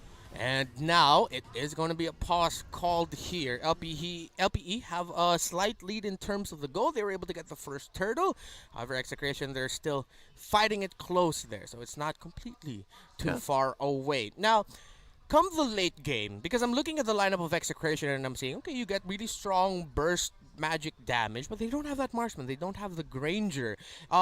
Is the Barretts going to be enough to hold come the late game to stop the damage onslaught that will eventually come out from LPE? Well, for the side of Execration, I think when it comes to late game, they will be in a much more favorable spot. Well, when it comes to the 20-minute mark, when it comes to the timers, again, that setup is really a big thing for Execration to win those fights. Again, we're talking about the death timers. We're talking about the amount of damage you can dish out, especially for the magic damage. Because, again, you're up to a Granger, so more of a glass cannon hero. If he misses position, that is really punishable, especially it is easier for the side of Execration with that. Yeah, LPE will have to help out Yaku here, positioning really well, considering how there is, come the late game, or all throughout, that Hayabusa is going to be looking for Granger. It's going to be KLVJ hunting down Yaku, because if you take out Yaku, you lessen the threat of the LPE lineup by a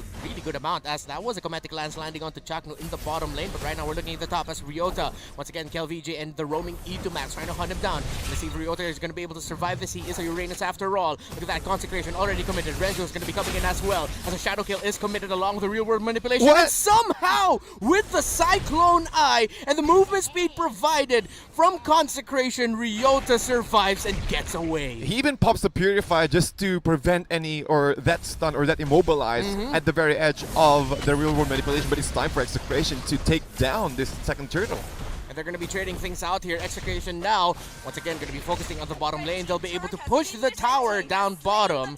Or, excuse me, it's LPE who pushes the tower down bottom, and it's Execration who gets turtle this time around. They're not going to be able to cash out Ryota. He's still going to be able to, or I spoke too soon. The Fatal Links connects, and eventually they take down the Light Construct. Meanwhile, the bottom lane, Renzo taking a lot of damage from Jake the Dog. He gets the eat and the flicker into the tower, so he's going to survive this somehow. He's still fighting. He might be able to get a kill onto Ars, but Ars with the shield, he'll be able to survive. Great outplay there by Renzo to hold on. Nice attempt from LPE to take down again Renzo, but it's unfortunately that is a very tanky max big guy stacks on this Barrett. And you've seen he even absorbs all of the damage, or most of the meteor shower damage, but he's really resilient. He's really tanky right now. But even though it's a very tight spot for Execration since their bottom lane has been, or their tier 1 bottom lane has been destroyed. So Renzo, the best thing that he can do right now is to cut on the waves and force the rest of Execration to go to the bottom lane. And that is exactly what they're doing right now. It's going to be a 4-man gank down bottom. Meanwhile, Keller spots out Jake the Dog, almost burning him down. Jake the Dog with the second skill shield, able to survive. It's going to be another cage. The Imperial Justice along with the Meteor Shower not going to be enough to take down Keller. Meanwhile, in the bottom lane, Execration finds another win and they are able to take down Ryota. Meanwhile, Keller trying to hold on for dear life, but he gets taken out. Trades all around the map, but BMO has also fallen. Execration got the kill down bottom, but because they didn't have the minion wave just yet, they didn't decide to push it. They said, you know what, let's let the minion get their paycheck today. They're going to be the ones to push that out. Both first tier towers in the side lanes have now been broken. Execration finds another pick off. They're on 2 Arbs this time around, and the Sylvana goes down. Meteor Shower from Jake the Dog. Look at that, Renjo just choking, or not choking, but he's gobbling it all up without a problem. I made it like a nice fine cut of dinosaur meat. Go ahead, season me, but it's gonna be all right with me. Renzo, look at that, the max big guy stacks that you mentioned earlier. He's really becoming the frontline wall or sponge for Execration. Exactly, and they have 2 sponges for this draft. We have Chaknu onto that Atlas and also Renzo. So this is the main reason why that you don't really need to go for marksman, because again, if you will go for this kind, and that is going to be a fight. Starting to cut you off there, TDZ as Sylvana takes out the Barrett. That's going to be the turtle taken away by KLVJ. The shadow kill gives him 2 kills. However, one of those kills went to Eve actually. BMO and Jake the Dog need to get on out of there. It's only 3 members of LPE left in the map. Ryota was split pushing the top lane, while Execration got the turtle, got the kills, and they have their eyes set on this middle tower. Chaknu does not have his, he does have his Fatal Links, so LP have to be careful here. BMO goes in. Let's see if Chaknu will be committing that Fatal Links. Will he? No, he won't just yet. Look at the counterplay by LPE. Jake the Dog with a Meteor Shower like Salt Bay, sprinkling the seasoning onto Execration. Takes out Itomax and Chaknu. Nice attempt from LPE, and it was a very successful defense, because if LPE weren't able to take down 2 members of Execration, that will be another tier 2 tower takedown, and they really need to get that tier 2 turret, because again, you're up against, you have a draft who needs a buff really badly. But look at this, Arb's bottom lane, Deton is welcome. Renjo's gonna try to hold on, Deton is welcome to heal up, and by time Chaknu is not gonna be able to get there just in time as LPE with another aggressive rotation, balancing things out. Chaknu spotting out the members of LPE. He has his Fatal Links. He's going for Jake the Dog, but Jake the Dog already forced to use the Flicker to get away. Itomax Void Crystal to cover the escape of Chaknu, but the Meteor Shower is making it hard for him. Look at that, BMO with a follow-up, and they'll be able to take him down. Jake the Dog playing like a certain tall caster I know, playing that Chang'e, just using the Meteor Shower whenever he wants. What a play there. Nice angle from Jake the Dog here. Able to secure, even though the Chaknu is a really tanky hero, but he went for a support emblem. So not that much additional HP coming from the stats of that emblem, but they're actually respecting that, yeah, it's okay. You have your pull yourself together. Your death timer will be reduced. You can just go ahead and, at least zone out, provide information for the rest of Execration how we will engage it. But when Chaknu saw that, yeah, there's really no way, the Flicker has been forced out for Jake the Dog, so the best thing that I can do is to escape. But that is a nice turnaround. Another fight, and it's going to be engaged by Arbs into the back line of Execration, committing the Imperial Justice. Granger able to take out the Atlas already. KLVJ using the Shadow Clone to get away from the damage of BMO. LPE looks like they're winning this fight, as there's already 1 member of Execration down. Execration are falling 1 by 1. Chaknu, Itumax, Rengio down for the count. BMO with just a sliver of health, a tickle away from being taken out. LPE win that fight. Great opportunity for Execration earlier, but unfortunately, they're onto that choke point. But look at Ryota right now, just zoning Keller out, forced to use, or forced to cancel his ultimate. But then again, what I was trying to say, it was a choke point on the side of Execration. There's not that much damage, because the rest of Execration were not that ready. Yes, there is the real world manipulation, but feather strike, the feather airstrike is not there. Maybe if there is a feather airstrike, it will be a different scenario. But LPE now moving forward, trying to get those, or at least prevent any kind of initiation. Jackno with the stun, gets the fatal links. Execration is gonna follow up. They take it down. Jake the dog. That's gonna be a kill for KelVJ, but KelVJ gets shot down by that. Lapu Lapu, LPE fighting this out, but it is a numbers advantage for Execration. But Yaku able to free hit right now. That's gonna be Bimo going down. Jackno's still alive. He gets away. Execration LPE still fighting this. Look at that. Yaku still fighting with every inch of his life, but he finally gets taken down there by Renjo. That is 3 members of LPE out in that fight. Renjo looking for another, chasing after Arms, gets the triple kill with his Barrett, and with that, Ryota is the last man standing for LPE. A nice shuffle of, or a nice exchange of skills there, especially on that middle lane fight. We've seen Chaknu able to escape again and then return back with another ultimate. But unfortunately, the rest of Execration, the rest of LPE already used almost all of their ultimates, and the damage still not enough. Execration, both tanks, Renjo and Chakno, absorb most of the damage, and also Renjo with the Sky Guardian helmet, he will just soak all the damage right there. And when Execration knew that almost all of their skills from LP has been used, it's time for us to go back. Also, KelVJ, 413 on his KDA. I think I saw a BOD earlier, if I'm not mistaken, and that's a lot of damage here on the side of Execration. So LPE, especially the back line, it's Jake the dog, and also Yaku needs to keep an eye on their positioning, because just one shadow kill is enough for them to take him down. Yeah, Itomax just picked up the Necklace of Durance as well, gonna help with the regen that LPE has on their side. Meanwhile, Kelra already has the Clock of Destiny, Lightning Crunching, and the Holy Crystal as well. So this Geometry Bomb is starting to look like more of a threat for LPE to deal with. However, it is still very, very close in the goal. So right now, it just seems like it is down to the timing of the skills. When Execration will pop their geometry combo, but right now it's gonna be Chakno getting popped right here. He gets taken out by LPE, hunted down. Kelra's Feathered Airstrike will not be enough. Take him down. Winter Truncheon already picked up by Jake the dog, so that's another thing Execration has to be careful of. If they dive or commit too much on that Chang'e, it might be all for nothing. Meanwhile, Renjo taking so much damage. Destinus Welcome is gonna get committed. He's healing through it. Look at that in the back line. KelVJ able to take one out. The Winter Truncheon comes in big with a burst damage from the King. Takes out Chang'e. Arts getting chased here. Could be a triple kill here for KelVJ. If he can chase down Arts, he's gonna go for the chase. Meanwhile, the rest of Execration trying to deal with the annoying Ryota in the back line. He takes down Arms. He goes back with the clone. Ryota's still fighting and holding on. Here comes Bimo. He's the last man standing though. This looks like a bad fight to take, and it is Wipeout. Execration find a massive lead. KelVJ every single time just quad shadowing away, and we mentioned what are the things that needs to be done. We need to take down Jake the dog and Yaku, and the rest is history. Because the reason why I said that is they don't have that much damage, and these two heroes from LPE, these are the keys. They are the key to for them to win up against any kind of skirmishes against against Execration. But look at the damage here. BOD has just picked up by KelVJ. And that's the perfect timing as well. Heptaseas, and then an endless battle. So he prioritized the endless battle first, so he will get the true damage every single time that he uses that skill, and that helped him secure the kill against LPE. And Execration, the form is really good right now. They can feel it. 42k, 42.6k net worth against a 40k net worth for LPE. So at least one core item in favor of Execration. But look at Execration here. They're just hiding inside the brush, going for a surprise attack. They knew that LPE will try to defend their base or defend against the low. But look at Chaknu here. Watch out for Chaknu. He might be able to get a big fatal links. He gets two. LPE are going to try to defend this Execration. A little bit too late in there in the follow-up. But he says, you know what? We're not late. We arrived just in time.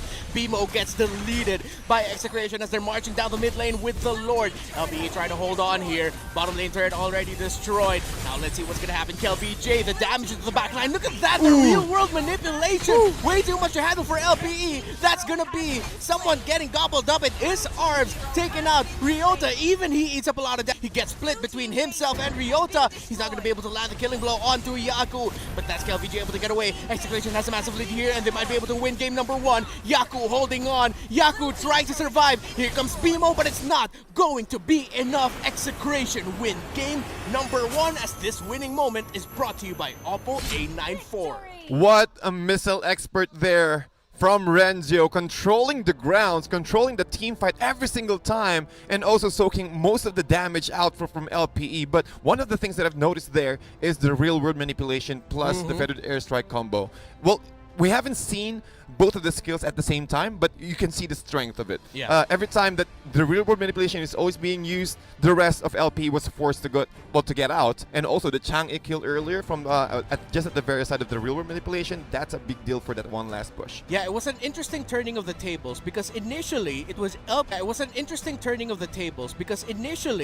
LPE just bodying Execration because they lacked the items. Early on, you don't have a lot of damage coming in from the Farsa and Eve, so they were confident with pushing out Execration. But then as Execration got to build up, as we mentioned way earlier, even just right after the draft, eventually it'll get to the point where Execration will be able to hold their position, and LPE, it seems like they didn't quite adjust their playstyle. They still kept playing let's dive the back line, which opened up the back line for KLVJ to just shadow kill away at. Yeah, exactly. And maybe if they have started or play a little bit more aggressively, because that's how they draft. They need to play aggressively. But the thing is, Chaknu, if you give Chaknu a hero who loves, or maybe his comfort hero, Atlas, Kufra, he's really great. He knows how to position himself. He's not, again, hesitating to offer his life for the rest of his team. It's just to gather information. That's the classic Chaknu style that we've seen ever since. But Execration, again, they are able to capitalize. I really thought that they will start again their power spikes at around mid-game, but we've seen the rotation from Execration. That's our take here over at the caster's desk. We'll throw you over now to Midnight for the analysis. The fated match for Execration, ang laban na pipigil or magpapatuloy sa kanilang playoffs lives for MPL. Welcome back to The Understand. My name is Midnight and ating i-breakdown kung paano ba nanalo ang Execration on game number 1 against LPE. Tignan muna natin ang post-game stats na hatid sa atin ng Smart. Now, there are lots of key factors here for the game ng Execration. At the same time, for LPE din. Again, tignan muna natin yung ating post-game stats na hatid sa atin ng Smart.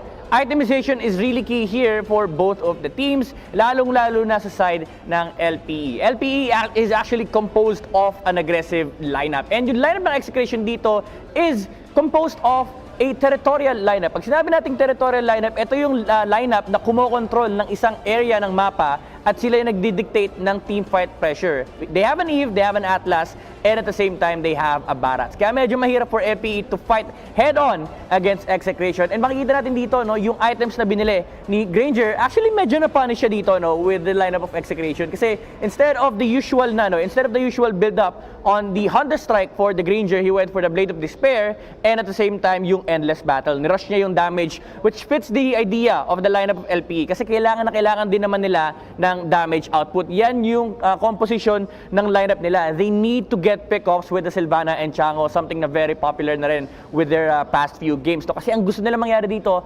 makapitas sila ng isang hero sa side ng Execration. Pero pagdating ng late game, the presence of the Atlas and the Barats, plus the box of the Eve, mapapahirapan talaga yung buhay ng LPE pagdating sa mga team fight. So overall, Execration sila nagdi-dictate dito pagdating sa mid-game and pati na rin sa late game. Dito natin makikita yan sa ating post-game highlights na hatid sa atin ng Smart. Again, early game, kailangan ng LPE makakuha ng maraming kills. But Execration, they were actually the ones who are putting the aggressive plays on the map against LPE. Jake the Dog did not survive Etomax gank on the bottom lane. So immediately, yung momentum nag-shift kagad towards Execration. And the rotation is actually better than side ng Execration. They have a lot of mobile heroes in the form of the Hayabusa and the Farsa. Pagdating sa pag-control ng objectives, they are really king with the Atlas and the Barats. Pero sa early game kasi, medyo may damage na yung LPE. Kaya nila labanan kahit sino sa heroes ng Execration. Again, this is because of the presence of the Chango and the Sylvana. But the box is still a huge problem for LPE. Once na kompleto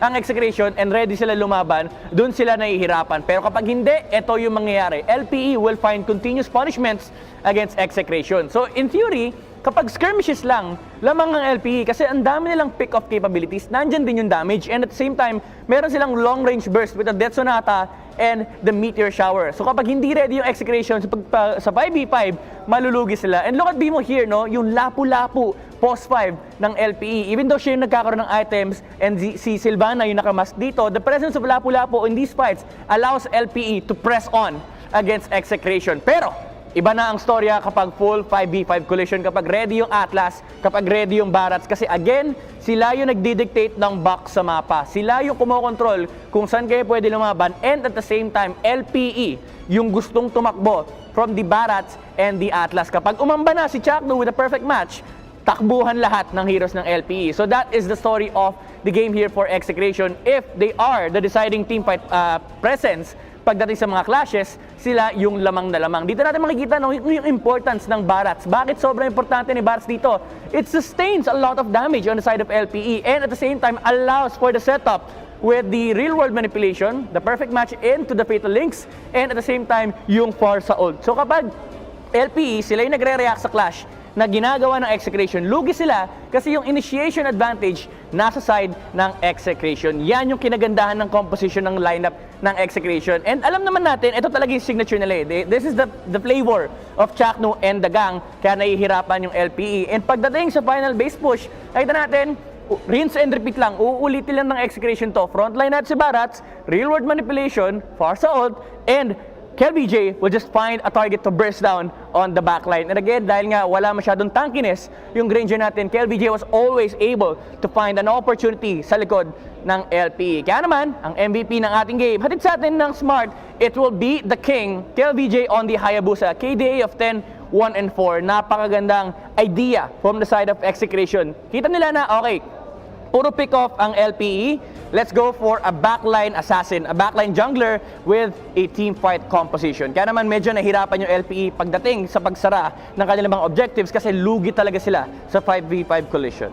Dito natin makikita na Execration ready sila sa LPE. Tingnan natin kung makakabawi pa sila sa game number 2. No? Pero bago tayo mag-proceed sa next game natin, check muna natin yung ating live watching rewards. Sa mga nanonood dyan, you have a chance to win in-game rewards. All you need to do is scan the QR code na papakita natin sa ating screen or fill upan nyo yung form na fill upan nyo yung form na nasa link natin, no? Na ayan, naka-flash na sa screen natin. Fill upan nyo yung form na nandyan, and if you are one of the first 30,000 entries, mananalo kayo ng in-game rewards, a skin worth of 599 diamonds. So nag-enjoy ka na manood ng MPL, meron ka pang chance manalo ng mga in-game rewards. Let's see if makakabawi pa ang LP sa game number 2 or will Execration proceed to the playoffs. Let's go back to our casters.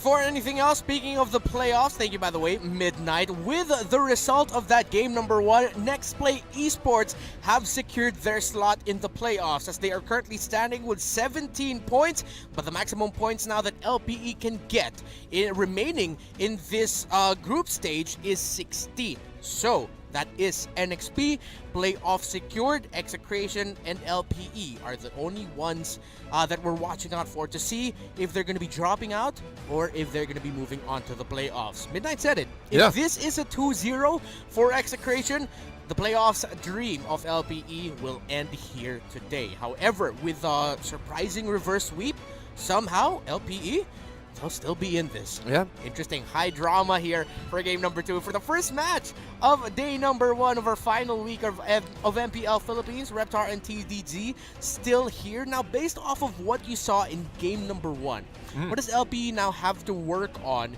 to make sure that they can force a game number 3? Well, one of the things that I mentioned earlier is they need to get a setter. If they knew that the enemy team will go for a teamfight-oriented draft, at least they need to have at least one hero. If that was not a Uranus, maybe, I guess, or maybe if that is a Kufra, it will be a different situation. Maybe a Tigreal, well, which is really good for that kind of draft for Execration. But those are really underrated heroes, as well as I can see. But one of the things that they can change is they need to get at least a setter. Someone who can control or at least give time for LPE to group up together, especially if they're up against Execration. Execration, they love to go for team fights. That's the main key. Or at least have someone who can split push, force Execration to go for a 4 versus 5 situation, break them up. Yeah, it was ultimately in the end the final pick of Execration that I think also helped Execration with holding on to the fight, because numerous times we saw it wasn't just an initiating tool that Chakno used the Fatal Links for. He used it as of course, as a counterplay tool. As LPE, if anyone decided to get close to the backline of Execration, Chakno would just pop up the Fatal Links and stop them. Exactly. Now, here we are in the draft for game number 2, Execration versus LPE, and this draft is brought to you by Smart. Ladies and gentlemen, Execration versus LPE. Round 2, Execration now on the blue side and an LP now on the red side. But Execration, yeah, one of the things, well, as I mentioned earlier, one of the teams who can really pull off those teamfight-oriented drafts. I really want to say that LPE, they have a lot of heroes stored, and for sure they have studied up against Execration. One of the best ways to approach if you're up against Execration is to go for a split push-oriented draft. They have done it before. Execration also played, or were also playing this kind of strategy, but up against LPE, their draft is okay. It's actually great. But they lose that window where they are really strong, which is actually at their early game. The LPE pressured the bottom lane, so Execration needs to, or rather Execration forced LPE to control their bottom lane, but Jake the Dog, I guess he really needs to go for a different hero, or rather give the chunk into Arvs, especially into the middle lane. They take away the Popol and Koopa and Matilda. Picks going usually into the hands of BMO. Sometimes they trade things out between himself and Arvs. Now LPE just not wanting to get another setting tank. They take away the Jawhead. Just typical bans that we're seeing here right now. I won't be surprised if the draft won't be, well, it won't be completely the same, but I feel like it'll just be a few adjustments compared to what we saw in game number 1. Yeah, almost the same. Benedetta and also Jawhead here for LPE, while Execration removing the Mathilda and also the Popol and Koopa. So, more of a control. The Execration hates heroes who can make it easier for the enemy team to breach their boxes, because again, one of the weak points or most vulnerable parts of Execration's draft is their backlines. That's why Chaknu is always, or if there's no way that Chaknu can get their comfort heroes, such as the setter tanks, force Chaknu to go for an Estes. I think that's the, I believe that is the easiest way, or the most effective way to win against Execration here. But Execration, they will remove the Uranus on the hands of LPE as well, while LPE get their power spikes up. Yeah, but as much as we've been saying that LPE is gonna try to force Execration into picking a different tank pick here for Chaknu, they've already shown, Execration, have already shown that even if it gets to that point where it seems like, oh, just pick the SS or Rafaela, they'd pick things like the Tigreal to make sure that Chaknu still has a playmaking set tank. I think at this point, Execration has accepted the fact that, okay, Chaknu's a versatile player. He has a wide pool, but of course, Chaknu is mortal like all of us. He has his shortcomings with certain picks, and Execration, they're like, you know what?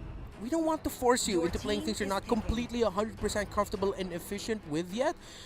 Play to your strengths, and that's exactly what Execration did to game number 1, and it worked really well for them picking up the Atlas. And now they pick up the first pick, a Ling here.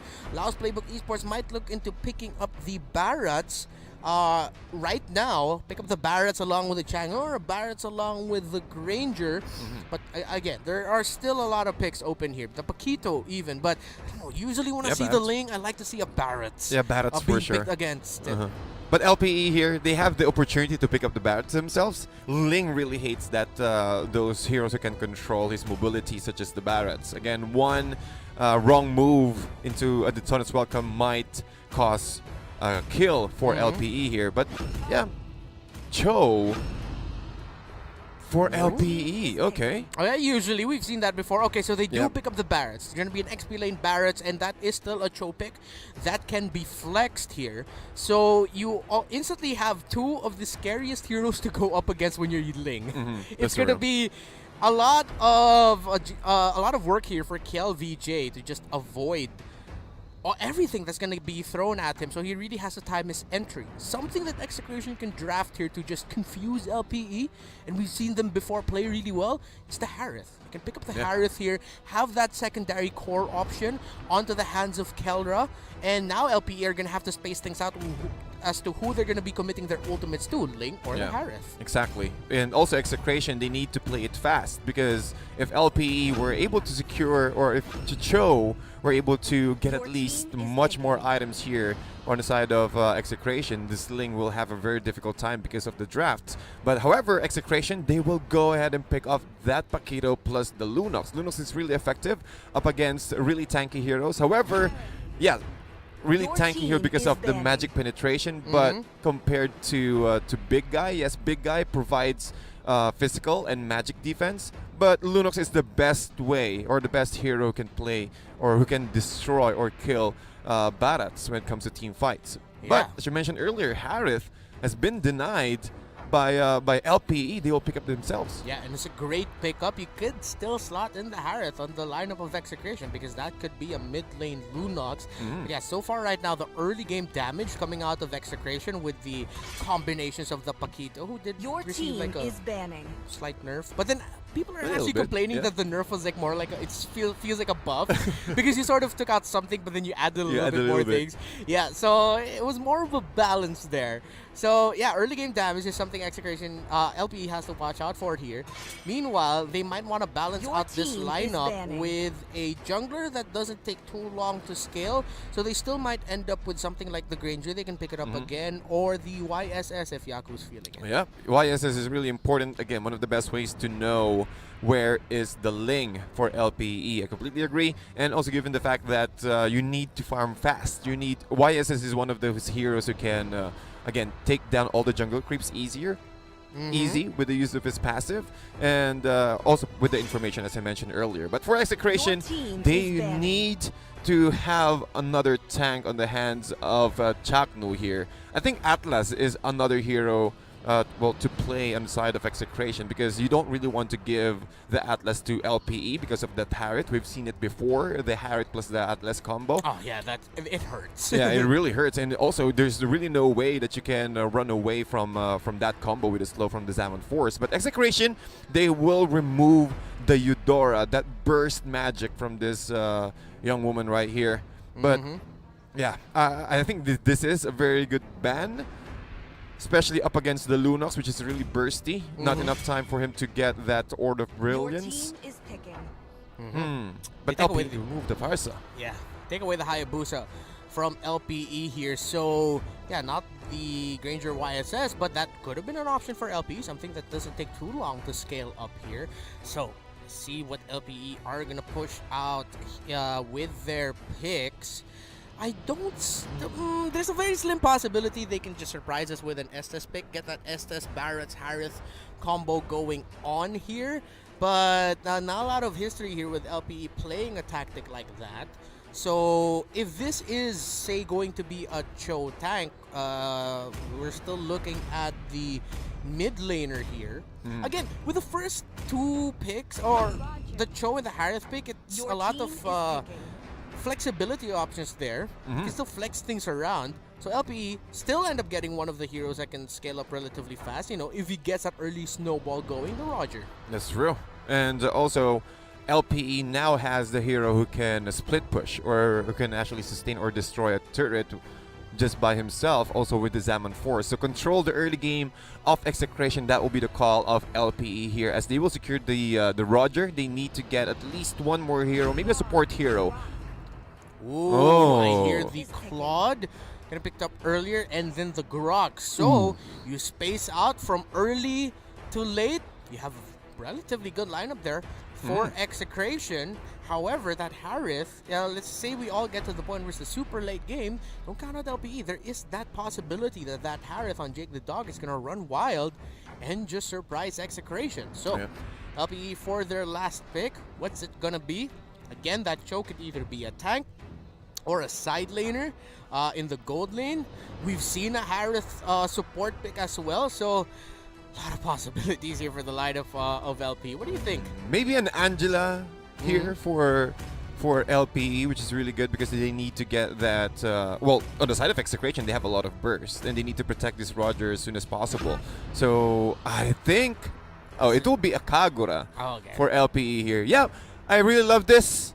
one of the best ways to catch or force out Execration to use their ultimates. Also, when it comes to mid-game to late game, they have a lot of control, which they lack at the moment, and other than the Detona's Welcome and also the Zaman Force with its slow. But LPE, I think this is a much more better draft. But Execration, they have a lot of control as well with Chaknu on his on his Grok. So they will go for an early fight, and also a lot of wave clears here for Execration. So this will be a very interesting fight. Yeah, again, in the lineup of LPE, what Execration has to look out for here is that Harith. We've seen throughout the season teams who have fielded a Harith lineup where they didn't have that great of an early game. Maybe their Harith was forced out of the lane early because that lane was just hard focused, but then they couldn't get any more kills on said Harith, and Harith, come the late game, would just pop off. It's not just LPE who has done that, or I don't think Jake the Dog has done that in the past, but a lot of teams all throughout who have fielded Harith have done something like that. So don't count out the late game turnaround possibility here for LPE, but definitely Execration with the lineup they've fielded can end this game relatively quickly. Game number 2 in this series. Will Execration secure their slot in the playoffs and eliminate LPE, or will LPE surprise us and hold on and force a game number 3? Let's see here. We're looking at the head matchup. Jake the Dog versus Keller down at the bottom. But looking at our tri-cam here, a lot of engagement, a lot of aggression here for LPE trying to force back Etomax. But look at Chaknu with the power of nature. That's how fast they can clear out the creep wave here for Execration. And they can force a lot of reaction here, rotation for the side of X as early as possible. Yeah, and right now Yaku just farming uninterruptedly. KLVG as well. Might be a bit of a clash here by the Litho Wander, but they'll be able to take that before Kel or Chaknu can come too close to actually taking that away. Now, Execration, despite them having a good early to mid lineup, they also need to watch out here for the numerous tools that LPE has to just disrupt KLVJ's lane. Again, that's a lane that's up against a Barret, a Cho, and even the Umbrella, good Yin-Yang overturn by Arvs can force out that Tempest of Blades really early. That's true, and they can also use that to wait for the Fatal Link, or rather the Tempest of Blades to go down, then burst him out after. So there's a lot of toolkits for LP to control this this Ling here, but they also need to keep an eye on Kelra. Kelra with the Avarice, he will get that Demon Hunter Sword as early as possible. However, here middle lane. Oh, there's going to be a bit of a play. Knock up and damage onto E2 Max. Chaknu using the sprint. Get away from all of that. LPE and Execration have bodies close to the turtle about to spawn. Renjo sidesteps the missiles, and he's not going to get knocked back. He'll be forced back here. LPE will have a bit of a numbers advantage come the turtle. Renjo, though, not giving up. Wanted to hit level 4 first before going home to heal. Yep, and the turtle now has respawned, and LPE has a better positioning here. However, Chaknu trying to check things out, trying to provide information for the rest of Execration.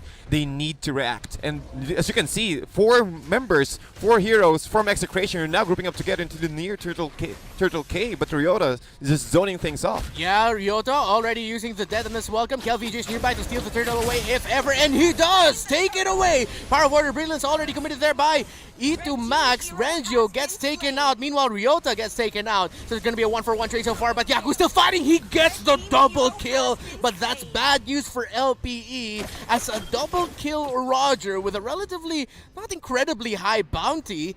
I mean, he's worth a good amount of gold in the early game. The kill was given to Kelra. Yeah, and we really need to always keep an eye on Kelra here, because once he's able to get his Demon Hunter Sword, it's already go time for Execration. And it was also a nice attempt from LPE to control that jungle, or rather to control that turtle fight, but unfortunately that retribution, that mobility from KLVJ is almost always able to steal the turtle away. But with that kind of engagement, and also with this ultimate, he's able to at least control the early game of Ryota. We've seen the strength of this Barats as early as possible. You need to control it. You need to prevent him from getting that Sky Guardian helmet, because once he's able to get that, it will be a really tedious task for Execration to take down Ryota. Yeah, Chaknu gonna disrupt Yaku's farm here. He's gonna be able to steal it. No, oh, he yes, stole he it. does. With the power of nature, a classic Grok move, and add insult to injury, they take out Yaku as well. A clothesline onto the Fiend there, taking away the orange buff. Meanwhile, in the bottom lane, that's another kill for Kelra's Claw. Taking out Jake the Dog, but that's gonna be Bimo fighting back with the Jeet Kundo and the Way of the Dragon, securing the kill onto Kelra. Meanwhile, Arvs could be up next here. He's trying to get away, sidestepping into the bushes, but no, he gets captured, taken out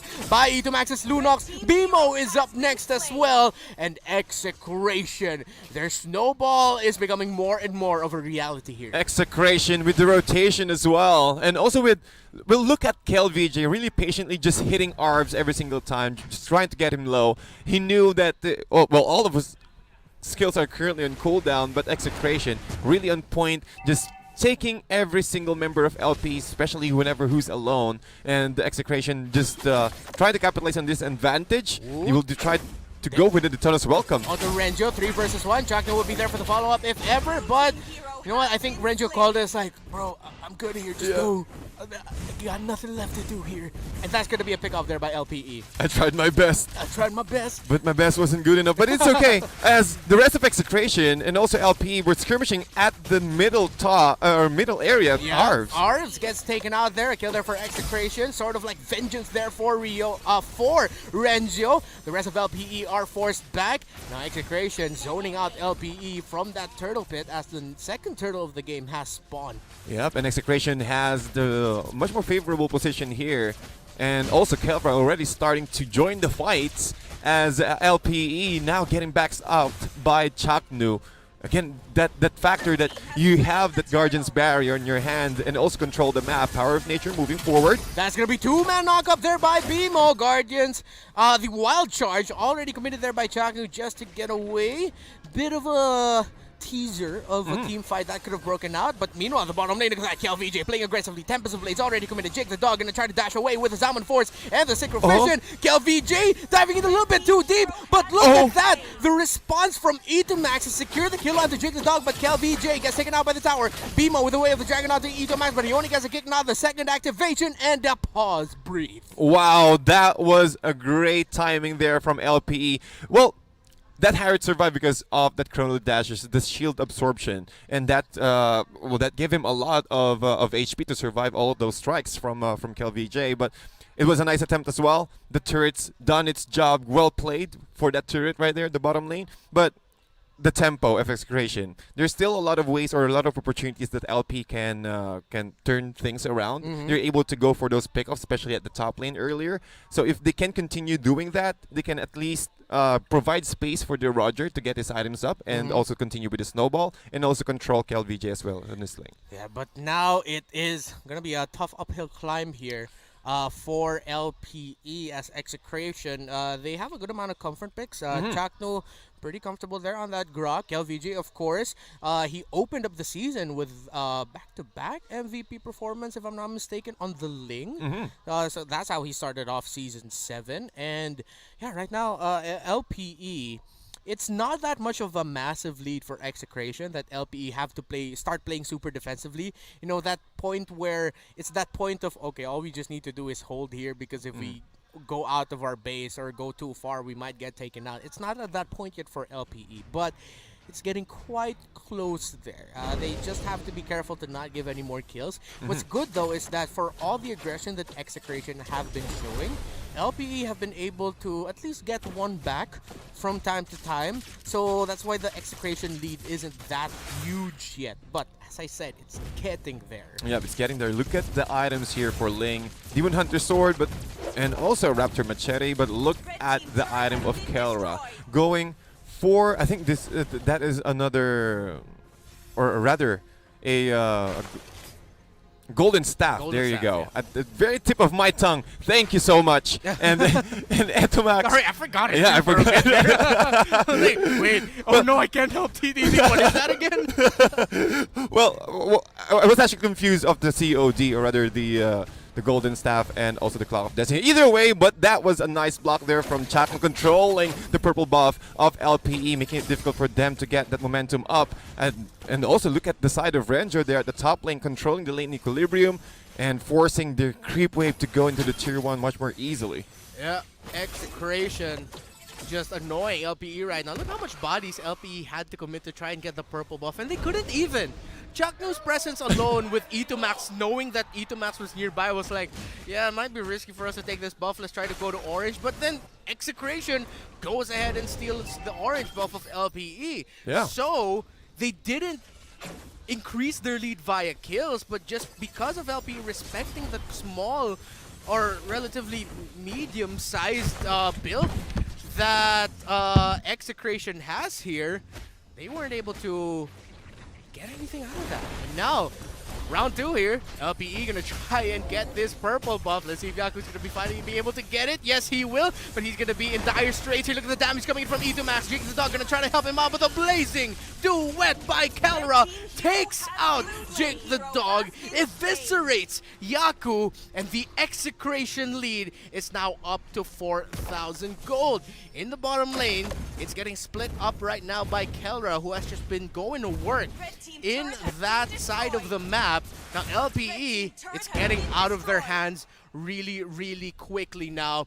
Let's see if they can do anything to contest this turtle as Execration. KelVJ and Chakno already started it off. It's great positioning here by E2 Max to disrupt any entry from LPE, but with how the map state is looking right now, LPE will not be able to contest this. It is a massive lead from Execration after all. They have to play things safely.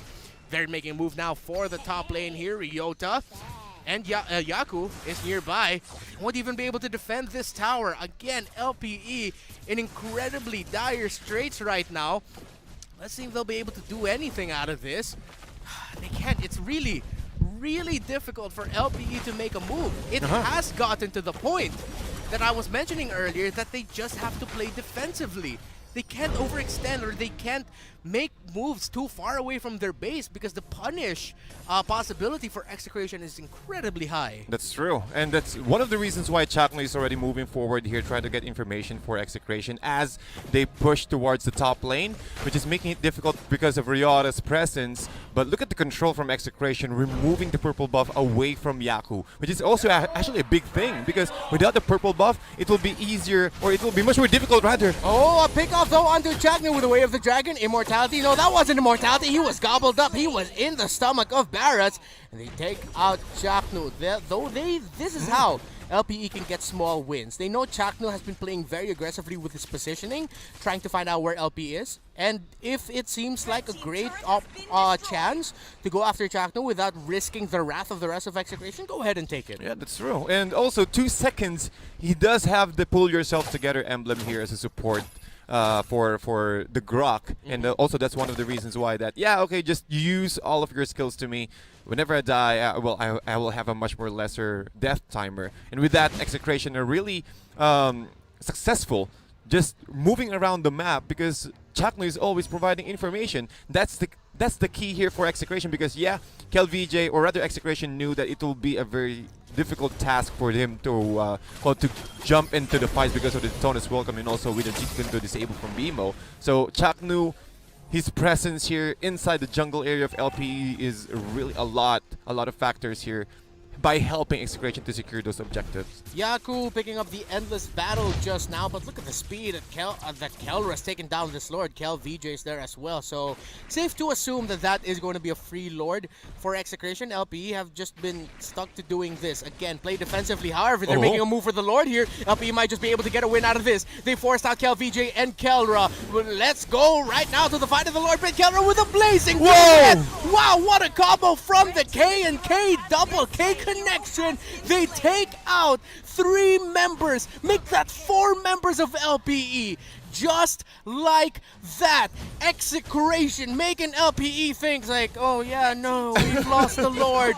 But the counterplay by Double K, what a move by Execration. The K brothers are currently onto it with the Wave of the Dragon. Renzo being pushed inside the main inhibitor, but Execration is not going to stop since the Lord is also pushing to the bottom lane. A split push for Execration. That has to be game. Top inhibitor down, middle inhibitor down, bottom is up next. Execration is knocking on the doors of LPE and onto the doors of the playoffs. The burst damage, blazing duet, everything in between. Power of order, brilliance, deleted, and Execration have secured their slot in the MPL Philippines Season 7 playoffs. What a play for Execration, sweeping LPE out, and LPE really tried their best to control the situation, but unfortunately Chaknu says no. With the blocks from the buffs and everything in between, Chaknu just completely destroyed the draft, or rather the composition of LPE from that fight. That winning moment was brought to you by Head and Shoulders and the very tense shoulders that Execration have had for quite some time because of their lose streak, because of them thinking, oh, we might lose our slot in the playoffs. I feel like all that tension is gone now. It's like, guys, no matter what happens, we're safe. We are playoffs bound. Congratulations to Execration for that win, 2-0 in the series. Before we throw it on over to Midnight, anything else you want to say about that match? Well, it was a great match, especially for Chaknu. We've seen this, the strength of Chaknu every single time, and also Kelra, the K brothers, doing it again against man. LPE, man. Well, after that Lord fight, it was completely a checkmate there for LPE. But, well, really thought that they can push things back on the side of Execration. But unfortunately, the power timings of that Roger completely fell off from around that time. So yeah, Chaknu really was also difficult. an incredibly disruptive presence here for Execration. LPE, Yaku was trying his absolute damnedest, but at that point where Chaknu was able to steal away that orange buff with the power of nature, and Yaku was already quite behind there, it was sort of like a teaser of the difficulty to come here for LPE because of how well Execration was just creeping into their jungle and just stopping them from getting any farm, despite them being completely behind. But yeah, again, congratulations to Execration. LPE, they have lost the possibility of them making their way onto the playoffs. They still have 2 matches to play for this season. Just like Signal Ultra, I'm sure LPE though will try their best to at least end the season on a high note. That's They already have a series win, so they don't have that pressure of, oh, we don't want to end the season without a series win, but just now win a match. Yeah. I feel like at this point it's just going to be a point of pride now for LPE. I agree. Well, LPE, nothing to go but up. Again, hoping for those wins, but congratulations to Execration to securing a spot on our playoffs. And with that is our take here onto the table, but now we're going to throw you on over to Midnight for his analysis over at the stand. Midnight. With that victory, Execration secures their playoff spot on the back of LPE's very own Grok pick on Chaknu. Welcome back to the Analyst Stand. My name is Midnight and ating breakdown kung paano ba ginamit ng Execration yung Grok nila to secure a win against LPE. Pero bago lahat, tignan muna natin ang post-game stats brought to us by Smart. Bakit sobrang halaga ng Grok pick ng Execration? Alam natin na for the longest time, LPE ang ginagawa nila is ginagamit nila yung Grok to insult the enemy jungler, no? Kumbaga, pupuntahan lang ni Grok yung jungler, guguluhin mag-farm, and habang nakakapag-farm yung kanya mga kampe. That is what Execration did in this game. Si Chakno yung naging irritation ng LPE as to why they weren't able to make any moves on the map. Kasi nga, yung Cho ay nakaharangan lang ni Grok. And at the same time, kapag may kayang ipoke yung Grok, hindi siya nag-hesitate to do so. Even invading the opposite jungle kahit wala siyang kampe, just to snatch away the enemy greens, no? Yun lang yung ginagawa ni Chakno in this game. And syempre, dagdag na rin natin dyan yung late game factor ng lineup nila, no? They have a Lunox and they have a Claude. These two heroes are securing the late game here for Execration. So kapag nag-snowball sila, kapag napunta yung momentum, the mid game is already strong with the Ling on their lineup, and at the same time, lugi pa pagdating sa late game yung LPE kasi nga may Lunox at Claude yung lineup nila, while you only have a Roger on the side. Yes, meron kang Harith, pero it's really hard to play Harith against this lineup dahil ang daming panghuli, ang daming spill damage output, and ang daming teamfight prowess ng Execration. Yan yung nakita natin pagdating yung late game. And LPE, they had the condition to snowball with the Roger. Pero dahil nga luging-lugi si Roger, he even ended up buying the Endless Battle first before the Windtalker. So dito natin makikita na talagang may disparity pagdating sa farm and resource control in the early to mid game stages. Tignan natin kung ano ba nangyari dito sa ating game highlights na once again hatid sa atin ng Smart. Again, early game, key component of the play style of Execration here is to stop LPE from snowballing. So the answer is, kung ayaw natin sila mag-snowball,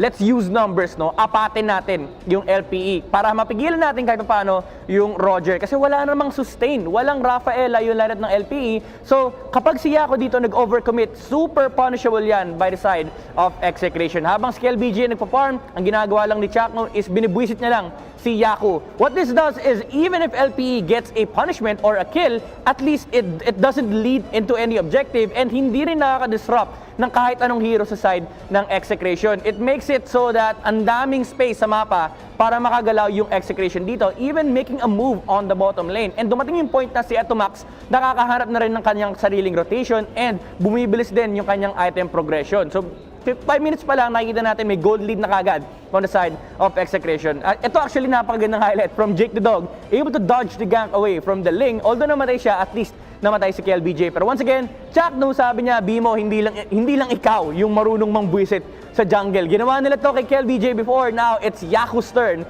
on LPE na hindi makahanap ng farm. And after that, Execration just secured the objectives and the farm priority on the cloth. Actually, kanina may magandang naging trade, no? While LPE was trying to take the turtle, si Kelra nagnanakaw ng purple buff. Ganun kalupit yung Execration pagdating sa panggugulang, panlalamang. Every single play na ginagawa nila, there's a reason behind it. Kahit si Chakno dito, yes, namatay siya, LPE was able to find a kill. Tignan nyo yung mapa. Laging nakokontrol ng Execration yan. And it gives a lot of resources to their team para pagdating na late game, napakalaki na ng gold disparity. 10 minutes in, 11 minutes in, there's a 9,000 gold lead on the side of Execration. And knowing nakaka-buff lang ni Ling, napakasakit ng hero na to, ang laki na niyang problema, meron ka pang Lunox and Claude problem. So yan, yung mga problems na kinaharap ng LPE. And pagdating ng late game, their lineup is not able to stop the momentum of Execration. And that is the result of the game on the back of this guy's performance. The MVP of the game brought to us by Smart Chaknu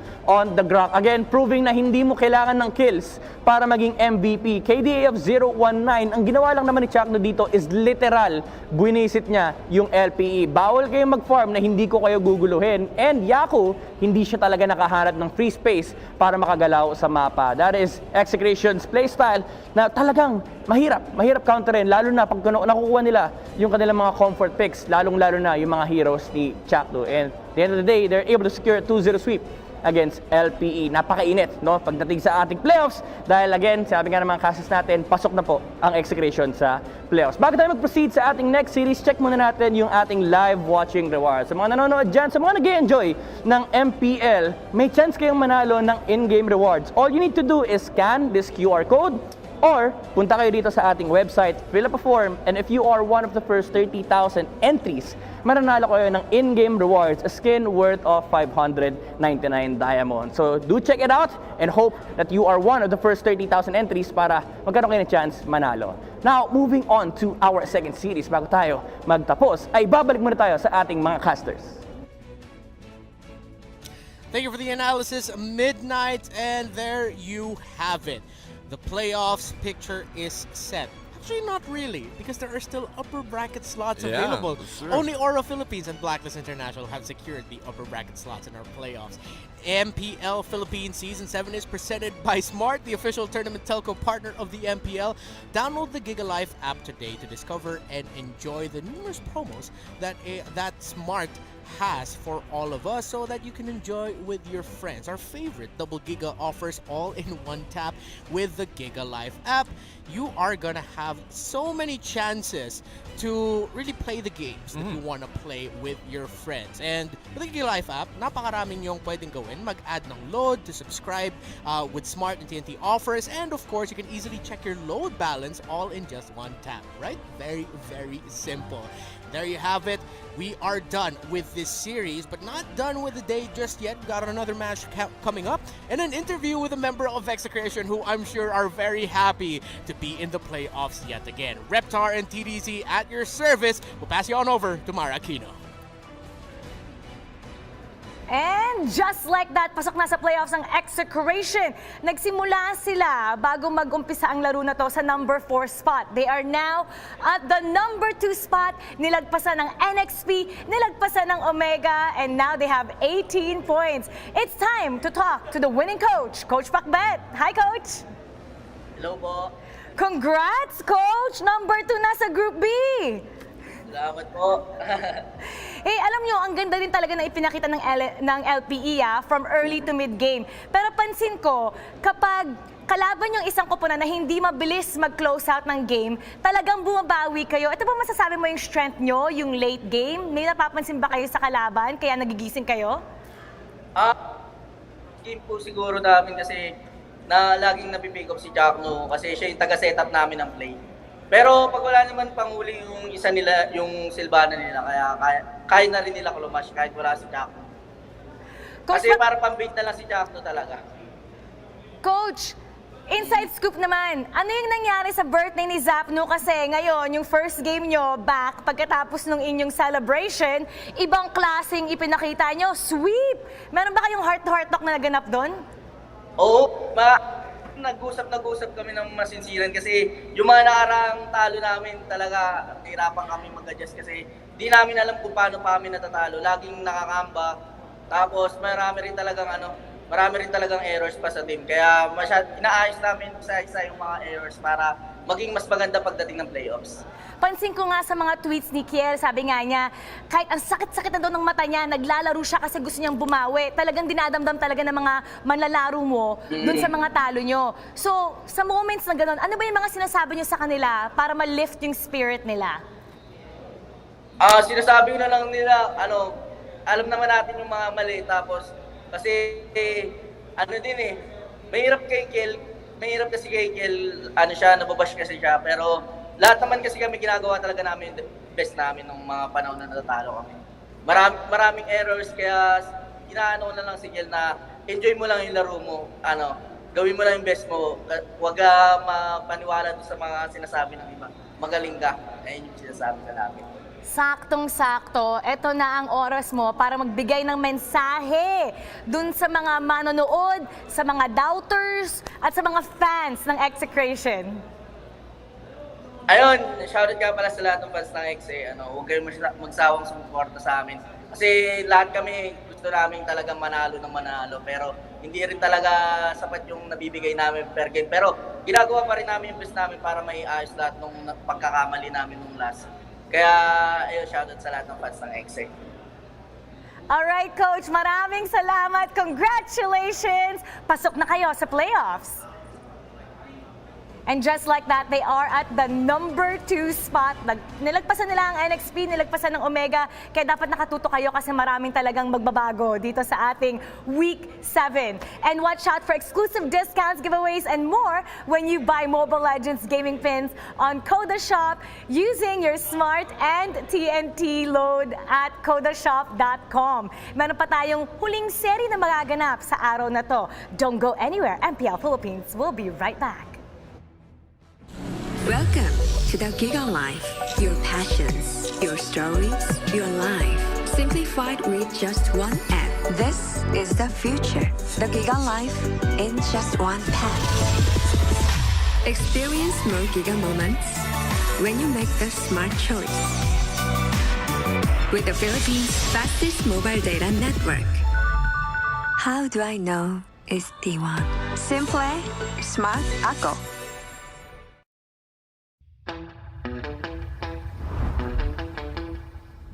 Keeping it real.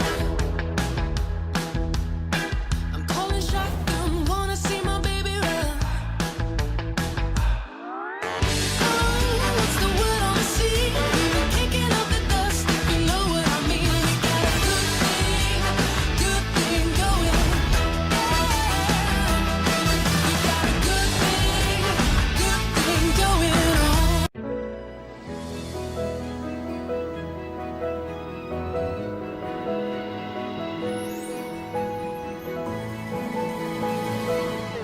Moment na sana, pero hassle ang kate. Yung kati na yan, dahil sa dandruff yan. You need Head & Shoulders. Unlike beauty shampoos, tanggal ang dandruff that causes kate. No more hassle sa moment. Goodbye na sa kate dahil 100% dandruff-free ka. Sikreto ng mga gwapong Master Gamer? Para fresh all day, bring your clay game with Master. New Master All-in-One Clay Wash. Fights germs, controls oil up to 12 hours, and helps prevent pimples. New Master All-in-One Clay Wash. Sekreto ng mga gwapo.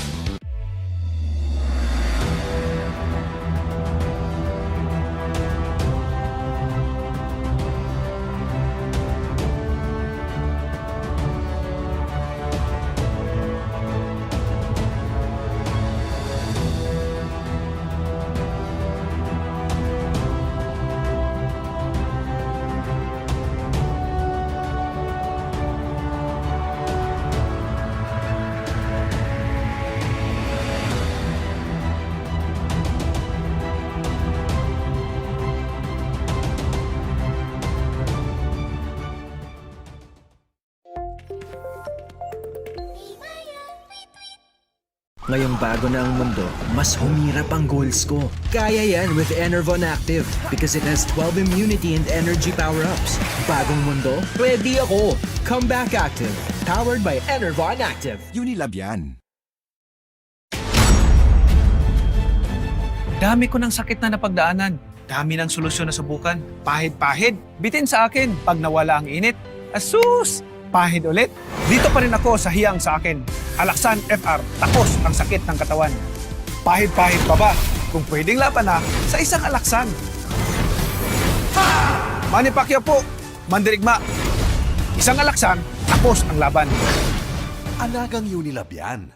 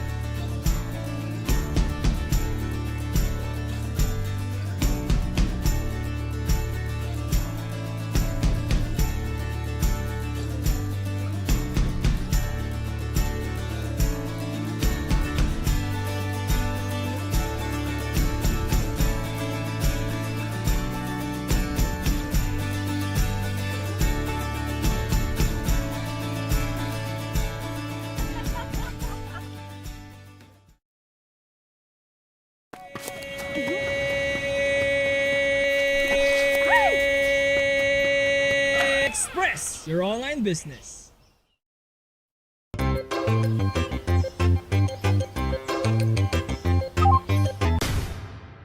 Express your online business.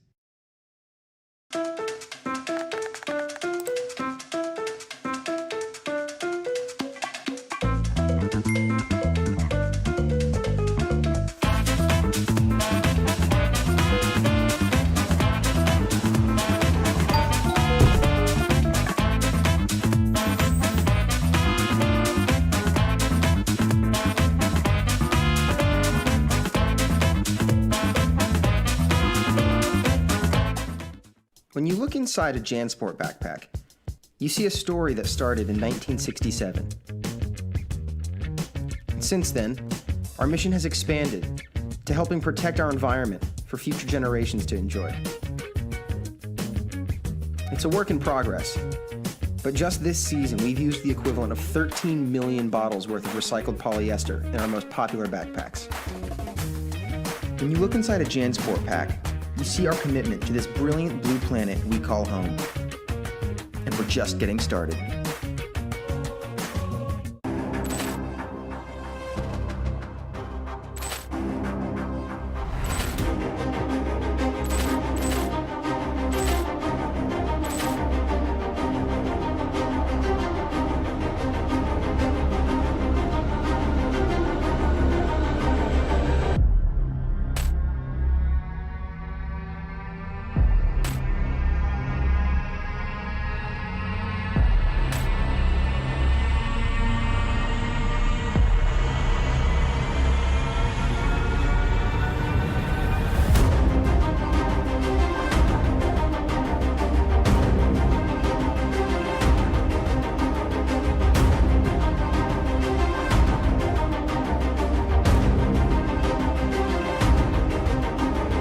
Nature is our ally, not our enemy. We rely on nature as our life support system. We are all connected. This is our opportunity for a new balance with nature. It's time to step up our game for conservation. Let's gather for ating fight. There's no other option. This is our end game. We could be the last generation to save the world. Together we can protect and conserve species and their habitat. Because together, anything is possible. Victory, victory, victory, victory, victory for nature. Together, together, together, together, possible.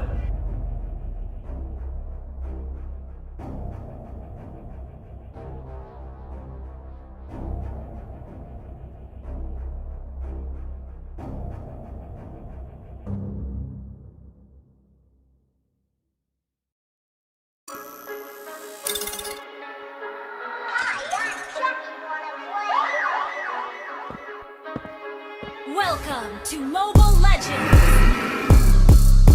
Together we achieve more, yeah. Through the Mobile Legends All-Stars. Together we achieve more, yeah. Through the Mobile Legends All-Stars. Together we achieve more, yeah. Through the Mobile Legends All-Stars. Together we achieve more, yeah. Through the Mobile Legends All-Stars. Mainit. 5 seconds till the enemy reaches the battlefield. Hold Smash them! up. Dogs. Tumabi-tabi lahat pag pumasok na sa mid lane. Lahat sa akin ay dead pag ako na ang nag-switch lane. Grind and grind, lagi na lang akong in-game. Pag ML ng usapan, doggy lang ang nasa mainframe. Immune ako sa hater, parang dash ni Chu. NXP ang crew, lahat dito ay true. Legit. Aagawan na kita ng buff na blue. Legendary na ako, wala ka pang clue. No clue. Mic check. Reign supreme, yo. Doggy out, eruption in. Alam nyo na. Suntukan na this. Ay. Magaling nga daw mag-ML yan si Dogs, Madaling nga daw buhatan ni H2O, yeah. Kung lalaban ka ng 1-on-1, di ka makakascore na kahit 1-1. Trigger SS Tony 1-1. Wala na magagawa, Jack, tatakbo na lang. Yan untog sa bader na parang rock. Sa halimaw ako na ang maghahamon. Iniiwan to ng chicks, hawik ka sinibal mo. Walang doggy sa'kin. Johnson at Odette, lahat binabanggawa sa'kin. Lalapain lang ng Roger, etong aso. Punit kapag ako na ay nag-anulobo. Teka muna, tropa ko to si Sison. Ang dami nyo ng ebas, kami naman dito nangunguna. Place lang kami, hold up, comment laging load up. Pag kami na in-game, lahat napapahurap. Ora, tulog ka pag tinamaan ni Selena. Hero parang nakainom na ng tikera. Kukurintin, gagamit ko si Brody. Lahat invited sa 550 ni party. Hello, my name is Andrea Brilliantes, and I'm about to go down like this. All troops deployed. Dami-daming sinasabi, magsitigil na kayo. Puro angas lang dating lahat sila. Ako gusto ako nag-iisang babae, pero dito papatalo. Humalik sa aking kamay na parang pang ikay nagmano. Kaya na, kato pa at ako. It's the first day of Week 7 and you're still watching MPL Philippines Season 7 presented by Smart, the official tournament telco partner of the MPL. Double up your passion and achieve that double GG with Smart Double Giga Games. Pwede kayong makakuha ng 2 gigs of games every day para sa Mobile Legends, Facebook Gaming, at iba pang mga gaming nyo. All you have to do, i-download nyo ang Giga Life app para mas madali ang buhay nyo, or dial *123# and choose Double Giga. Also available sa ating mga TNT subscribers. Nakasali na ba kayo sa ating Mythical Raffle Drop? Siyempre gusto namin manalo kayo ng mga papremyo. Kailangan nyo lang i-scan ang QR code nandito, yan, nandyan. At pwede kayong sumagot ng ating mga quiz para manalo ng mga in-game prizes like skins and diamonds, player cards. Hindi lang yan, meron din tayong live watching rewards. A new QR code. Lalabas, right over there. Kailangan nyo lang gawin, i-scan yan. First 30,000 kada game day ay ang mananalo ng ating mga treasure chest. Again, skins and diamonds. Meron din tayong Oppo A94 Diamond Giveaway. And this giveaway is brought to you by Oppo A94. Live life at full speed with the all-new Oppo A94. Ang tanong, how? Paano do you live your life at full speed? I-comment lang yan sa ating Facebook comment section below. Pipili kami ng 5 random lucky winners. A-announce natin yan sa ating post show. At yung 5 na yon, meron kayong 300 diamonds brought to you by Oppo A94. Ako po si Mara Aquino at kasama ko ngayon sa ating panel, TDZ and Manjin Faldas. Ang bilis ng araw, no? Wow. Oo, parang ano lang, parang kakasimula lang ng week natin eh. No? Yeah. Ganun kabilis. Tapos playoffs na kaagad. Playoffs na kaagad and na-secure na yung top 8. Pero syempre, may mga points pa rin na pinaglalabanan itong mga teams, di ba pare? Oo, meron pa, tol. Meron pang laro yung ibang teams. Dalawa pa sa LP, and etc. Tamang-tama yan. Mula sa ating David and Goliath, MPL Philippines Season 7 is presented by Smart, the official tournament telco partner of the MPL. Double up your passion and achieve that double GG with Smart Double Giga Games. MPL Philippines Season 7 is also brought to you by Oppo A94. Experience gaming at full speed with the all-new Oppo A94. Get yours now for only 13,999 pesos. MPL Philippines Season 7 is also presented by Head & Shoulders. Put your game face on and finally say goodbye to those awkward #ItchaGG moment thanks to Head & Shoulders. 100% dandruff-free, itch-free, now Max Mabango pa. MPL Philippines Season 7 is also brought to you by Master. Bring your clay game with the new Master All-in-One Clay Wash. Ang sikreto ng mga guwapo! Katulad ng ating panel, David and Goliath. Dapat kasi secret lang natin yan eh, no? Oo nga eh. Pero sinabi ng Master Sinabi ng Master eh. Oo. Ang dami nilang nakuha from Master, kaya ganyan yung kanilang mukha. Pero ito, yung pangalawang laban natin ngayong araw na to, nandiyan ng Aura and Onyx. Nagtapat sila April 16 na 2-0 ng Aura and Onyx. Sa pagkakalala ko, ginamit nila yung Digi strat nila. Si JP, yung naging MVP. Tapos, yung second naman, nag-Angela si JP at naging MVP ulit siya. Dito nagpakilala yung Aura Philippines na kaya nila maging flexible sa lineup nila. Interested ako kung ano magiging adjustment ng Onyx kasi medyo nasa ano sila ngayon eh, nasa inconsistent na di ba? Inconsistent na panalo-talo eh, di ba? Oo, kasi lose streak din yung yung Onyx PH ngayon. Pero nakikita ko yung strengths nila, adjustments up against Aura PH, and yeah, I completely agree.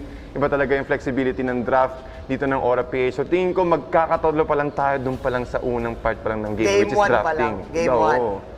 Iba din ang flexibility na ipinapakita ni JP. If you notice, nagpalit siya ng kanyang roles. Panoorin natin to. Hi, my name is JP De La Cruz. IGN ko JP and my role is probing from Aura PH. Yung sa pag-switch ko po ng tank role, tinry po kasi namin na ako yung maging post 5 namin kasi ako po yung nagko-call sa team namin. So, mas maganda po kasi kung ako yung nasa post 5 na role. So, tinry lang po namin, parang nag-work naman po. Kaya, nung laban po sa Bren, ako na po yung nag-post 5. Tapos, nanalo naman po kami. Yung naman po sa nung lumipat po ako ng role, mahirap po sa ibang heroes kasi hindi ko po gamay yung ibang heroes pa eh. Like mga setter, ganun po. Pero yung, nakapag-adjust naman po ako sa team kasi naging maganda naman po yung playstyle ng team namin nung lumipat ako ng tank role. Tiwala lang din po ng ka-teammates ko sa akin kasi hindi ko po magagawa yun pag wala kaming tiwala sa isa't isa eh. Tapos sa pagkakor naman po sa tank, malaki po pinagkaiba kasi po sa jungler po kailangan mo puro farm tapos objectives ng gank. Tapos sa tank naman po kailangan mo lang mag-vision, info, tapos mga protect sa kampe, ganun. Yung team po talaga namin ngayon all in eh. Kumbaga, sobrang focus namin ngayon season. Nung last season kasi medyo nagka-problem kami nun. Kaya hindi namin natuloy yung pag-3-pit namin. Kaya ngayong season po kami babawi. Tatry ulit namin makuha yung pagka-champion. Yung sa final week po namin laban sa Onyx sa KX hindi po kasi namin iniisip yun sa points po. Kailangan, ang po kasi sa mindset po namin. I-enjoy po namin yung game saka respeto po sa kalaban. Tapos yung result po, doon na lang po lalabas after ng game. Hindi ganong kadali magpalit ng roles lalo na sa Pro League pero ibang klase ang ipinapakita ni JP. Sabi nga niya, hindi sila tumitingin sa puntos. But right now, his team is at 82% match win rate. Wow. Winning 9 out of 11 series, sitting at the #1 spot in Group A with 24 points. Ito ang Aura Philippines.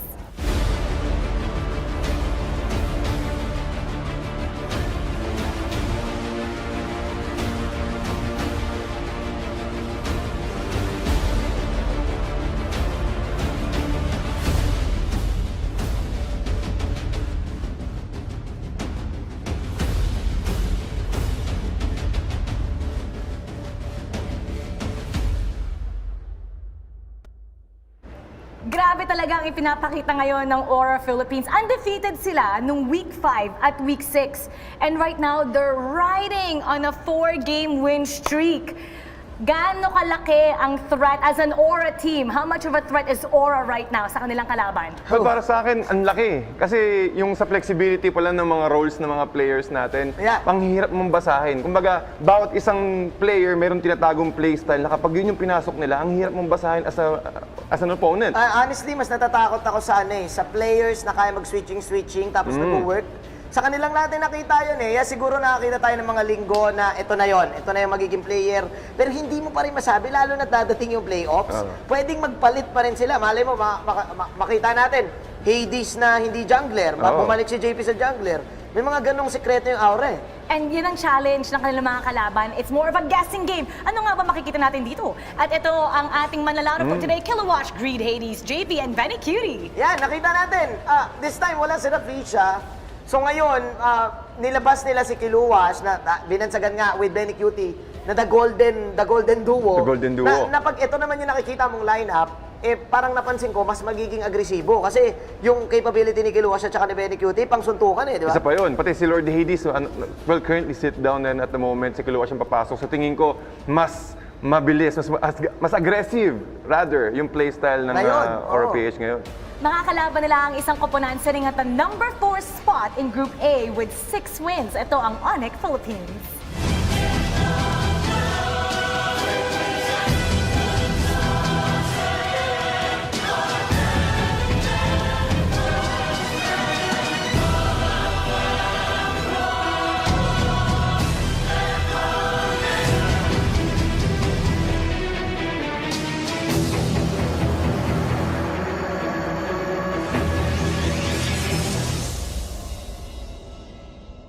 Onyx Philippines was doing really good. Meron silang 4-game win streak, tas biglang nagkaroon silang back-to-back sweep. Natalo din sila sa NXP. Ngayon kalaban nila ang isang koponan na number 1 ngayon. Ano ba dapat, ano yung biggest challenge ng Onyx na kailangan nilang lagpasan? Anong gusto natin makita? May parte sa akin na kaya nilang lampasan to kasi napapansin ko sa Onyx kapag ang nakakalaban nila ay ang mga known teams at nakapag-prepare sila ng tama, just like Bren Esports, nasasagot nila to. Yun yung feeling ko naman this time. Well, titingin ko naman dito tama yung team play ng Onyx PH dito. Pati when it comes to the adjustments, for sure, nakapag-aralan na nila kung paano kontrahin yung Aura PH. Yeah. Sino nga bang maglalaro ngayon mula sa Onyx Philippines? Delar, Hate Iaknu, Jay, Kai. Pansin ko rin sa Onyx is, madalas kasi may mga outside factors dito like siguro pressure, since talagang high team caliber sila. May mga teams ngayon na tumataas ngayon yung parang, parang popularity, parang ganon dahil nga ng mga nanalo. So may mga ganong akong part na nakikita dito sa side ng Onyx na parang tinatamaan sila ng ganon. Siguro pressure is the right word. Etong El Clasico, repeat or revenge? Yan ang ating game story. Kasi nung unang araw pa lang ng ating final week ngayong araw na to, highly anticipated etong rival match na to. Kasi talagang memorable yung clashes nila Season 4, Season 5. Sobra. I think itong dalawang teams din na to yung talagang nag-change roster. And coming into the MPL, nalilito tayo ngayon. Sino ba magja-jungle? Kyrie, Hate, Hades, JP, may ganun sila parehas So parang hindi yung almost the same na structure sa side ng Aura PH. Talagang kailangan nyo munang hulaan kung sino yung mga players maglalaban at kung yung mga draft nila na tingin ko magiging surprising para sa game na to. Ito interesting to. Ang Aura, lamang sila ng 3 panalo. Pero pag tinignan natin yung stats, they're almost the same. Oo, man. Yung unique heroes pick, parang ganun din no? Kuya Tads Yeah. I feel na magre-respetuhan itong dalawa. Yeah, I completely agree. Pero ang lamang nandito ng Aura PH is yung average win time. Tingin ko mas more on early game clashes. Kaya nag-result ka agad ng mababang win game. Mas madalas natin makita yung victories kasi ng Onyx sa mga clutch late game plays.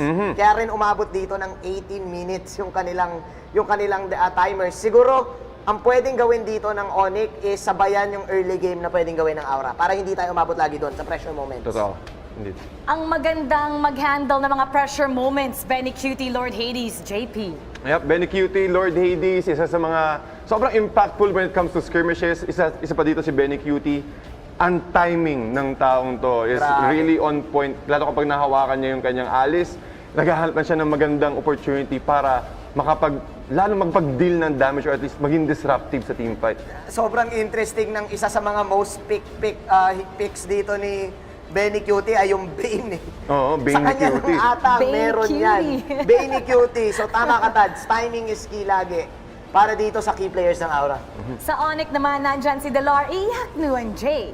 Yeah, the double, wala pang tawag sa kanila, pero ito yung pillars of Onyx Philippines, Iyakno, at saka Sidlar. Nagkakaroon lang talaga dito ng mga may part na may mga games na miscom para dito sa Onyx PH. Pero kapag nalilinis nila yun, swabe yung mga Smooth na pasukan smooth. di ba? Yeah, smooth na smooth, especially with the help of Jay. Isa sa mga nakikita natin talagang impressive when it comes to supporting their team and also catching up when it comes to ganks. Dalawang manlalaro mula sa roaming, Double J, J and JP. Oh, J ka lang, JP ako. Mas marami. May isa pa dyan, may Renny J din. Renny J din. Sino mas malupit? For sure, magkaiba play style nitong dalawa. Dalawang champions na din. I can say na para sa akin mas agresibo si JP, pero mas calm and collected naman si J kapag mga catches. Yeah, pati siya, more on discipline and parang isolation yung niya. Kaya nga ka-J din Meron din siyang mga type na ganun. Populin Kupa, isa sa mga very successful heroes niya. So it's all about disabling, yun yung kaya niya ibigay sa team fight oriented na Onyx PH. Ito naman yung ating laning prediction. Ito yung mapa natin ngayon. Dito na magkakatalo lagi pagkalaban mo ang Aura Philippines. This is standard para naman dito sa side ng Onyx. Interested din ako, Tad, sa laban ni Grid and ni Kyrie naman dito. Veteran movements mula kay Grid, pero yung mga rookie sensation na galawan ni Kyrie din, kailangan magmaliitin ni Grid di ba? Laking bagay din nun. Pati yung salin din naman ni Iyaknu, I think it's also one of the most interesting or one of the really interesting part when it comes to that lineup. Talagang it's all about farming game, early game. Yeah. Meron ako idadagdag pala. Nung nakausap ko si Dlar sa Onyx, isa talaga sa mga lodi niya lagi niya binabanggit sa side ay si Kiluwas. So gusto ko makita na magbugbugan na naman sila ngayon. Tamang-tama yan. Pag pinanood niyo yung MPL Chillax, yan na yan din ang sinabi niya. At ito ang sasabihin ko sa inyo. Player cards! Kailangan sumali kayo sa Mythical Raffle Draw sa playoffs para manalo kayo ng mga player cards na sobrang rare. Hindi po ito binibenta sa mga exclusive. Sana all. Sana all. Ayan, buksan natin. Tingnan natin kung sino nga ba makukuha natin. Yawi! Nandiyan si Yawi. Nandito si Unravel mula sa work.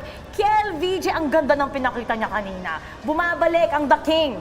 Ito si Raflesia, maglalaro ngayong araw na to. Oy!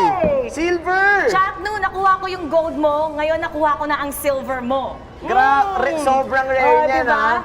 Ilan lang ba ang silver? Alam ko gold 2 hanggang 5 lang Oo. Diba? Chaknu, palagi kita nakukuha. Magsalita ka naman minsan. Ito naman, next player card. Uy, si Bars! Ayan, legit yan. Sobrang legit yan. Kasi yan yung post niya Oo. Si Bars! Si Heath, nandyan si Heath. Manny, first time ko makakuha ng Manny Pacquiao. Sana naman gold. Kilowash, pinag-uusapan ko naman. Alam mo si Kilowash, ang hirap niya patawanin. Napanood niyo ba yung MPL Chillax? Kilowash, smile ka naman dyan. Hindi po ako ngumingiti Anime yan si Kiluwas. Ay, hindi ako nakakuha ng Wala Pero nandiyan si Kekedat. Hi, Kekedat. Ayan. Next time magpo-foil tayo. So, sumali kayo sa ating Mythical Raffle Draw playoffs para magkaroon ng mga player cards. At eto, repeat or revenge? Ano nga ba ang magaganap ngayong araw na ito para sa Onyx and Aura Philippines? Sasamahan na tayo ng ating mga experts. Shoutcasters, pasok! It's a classic forged from seasons past, and it's the final game of the day as well. This is Aura Philippines versus Onyx Philippines, and the MPL Philippines Season 7 is presented by Smart, the official tournament telco partner of the MPL. Double up on your passion and achieve that double GG with Smart Double Giga Games. I am Nomad. Alongside with me is Rockhart, and do you feel like history would repeat itself for this match specifically? I mean, I don't think so, considering that we are experiencing teams that are radically different from where they were. So it's very exciting. Excited to see what's going to happen in this one. And before everything else, as we continue to deal with the COVID-19 pandemic, we encourage everyone to follow the government's health and safety protocols. This includes practicing social distancing, wearing a face mask and face shield, sanitizing, proper hand washing, and staying at home as much as possible. Let's do all do our part to help stop COVID-19. Now, Yeah, they said it the better in the panel itself. Aura PH kind of feeling hot right now on top of their group, but Onyx PH is still pretty much in the game.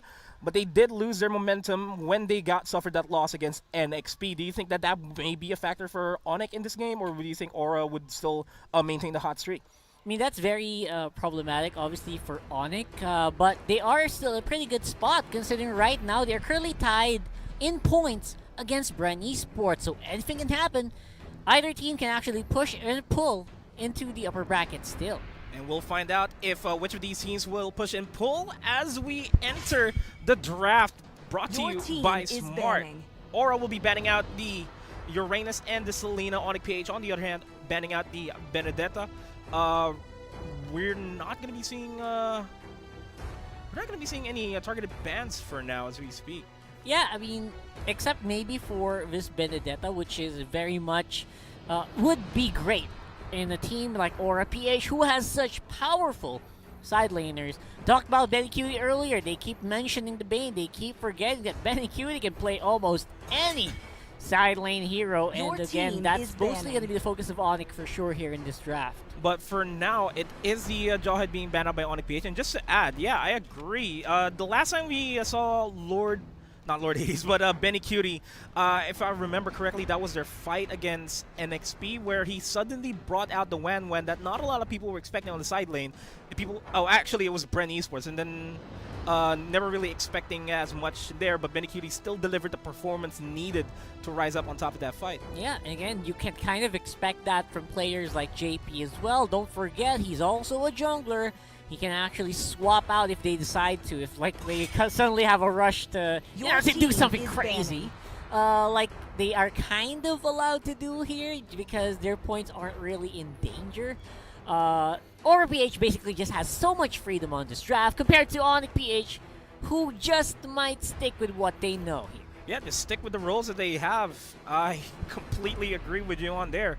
With the Diggy being banned out, we're not going to be seeing any funny business here. For not a lot of. Funny enough, it's Aura who bans it out, so that's one of their great picks. JP himself actually used that in the previous matches to good effect. Yeah, and we expected them to be the progenitors of the Diggy strat, and they know how to counter the Diggy strat, but yeah, they still don't want to mess with their own creation, so to speak. With the Mathilda being banned out though by Onyx PH, or PH now has the tempo here. That might that's be that's a JP Cho potentially. Yeah, probably it could be a JP Cho. I mean, Benny Cutie could also use this. Kiluash could also use this. So you see what I'm talking about here. That's very flex. That's the problem here with Aura PH. That's their main strength, is that everyone can flex, not the arm flex kind of thing. Obviously, it's the flex on the heroes and the roles. And that's the reason why Aura PH is on top right now in their group. On the other side, though, it might have been... I feel like they should pick up the Ling, right? We talked about the Ling off camera. We talked about how strong it is right now on the recent patch as well. And with just the added fact that the Ling can have a lot of maneuverability, if you're up against Aura PH that likes to really push there you out, go. The Ling will be selected, as well as the Farsa. Yeah, it provides Onyx PH a lot of space for themselves to split push, because Aura PH likes to do a little bit of the split push as well. If you have a Ling, you can counter that, especially if you have Dilar that can be a side lane that can create plays as well. If it's a Uranus on Dilar, can create a lot of space for Hate to actually split push or eventually steal objectives against Aura PH. Yep, thank you very much, says Hades as well. I love that we can also see Hate in this light. But you know what? I'm super surprised by the Farsa pick. I was kind of hoping they were gonna go for something a little bit more side lane oriented, because you know Aura PH is gonna pick up heroes like the Lapu Lapu, which could be problematic for the Farsa later on. I'm not sure. I mean, we can still expect Yu Jong. Farsa pick's a little bit too early for my taste, man. Yeah, third pick Farsa would be it's safer. Better. Yeah, that's better. Yeah, but just the added fact that Aura also loves their Farsa Granger combination. might as well seal it away. But the Barrett's being picked up by RPH gets them a little bit safer on the side lane. Onyx should prioritize the side lane right now. Yeah, now Barrett's has been a very recent pick here for a lot of our side laners.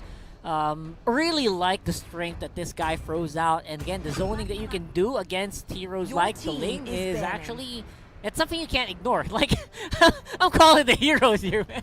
I love it. They don't want to face against the Lapu Lapu. They pick it up themselves. Really liking Onyx right now. You're reading my minds, man. They don't want to play against a Kilowash Lapu Lapu or the Benny Cutie Lapu Lapu for that matter. That's right. Very exciting. Very exciting. At the same time, RPH does have a lot of side lane picks still available to the Your taking. team is banning. It's not. It won't be odd for us to see like a Uranus or an Alice, but yeah, there you go, banned out. Banned out. Wasn't looking at the screen.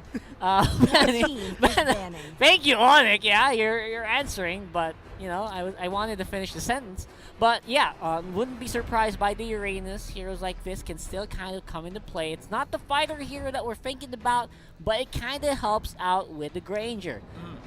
It soaks up a lot of the damage for your Granger to survive in the team fights, and even more so if you were up against the current lineup that Onyx PH has. If the Uranus can soak up the damage of the Lapu Lapu, of the Link potentially, and Granger survives, it's automatically a win for Aura PH. Meanwhile, let's go back to the bans here.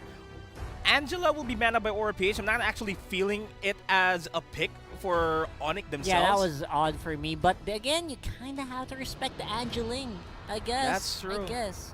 Still a lot of creativity here for Onyx PH for that matter. The Kagura will be banned out by Onyx PH, and it really does feel like a potential pickup by Aura PH, judging by the fact that they have the Granger with the burst damage that the Kagura can deliver in the team fight, can really assist Lord Hades in securing the kills. That's true. On the left though, for Aura PH, if they pick up the Lunox, am I gonna get predictionist of the year? Predictionist of the year? If they pick up the Lunox here? Potentially. Or the Chang'e. My main pick is Lunox, but if they want to go Chang'e, it's not bad, right? Chang'e feels better here for Aura. I'm seeing the trend here for Onyx PH. They really want to dive into towards the composition of Aura PH. Yeah. And Aura just wants to have that little bit more security. They already have the battles. They already have the Cho. The Chang'e is a good pick. Yeah. If not, for the it's a just to counter against the Farsa, right? Yeah. I mean, if you have a Farsa on the enemy, go for the Chang'e. At the same time, I really like Aura because they have a side lane special. You know, the fams.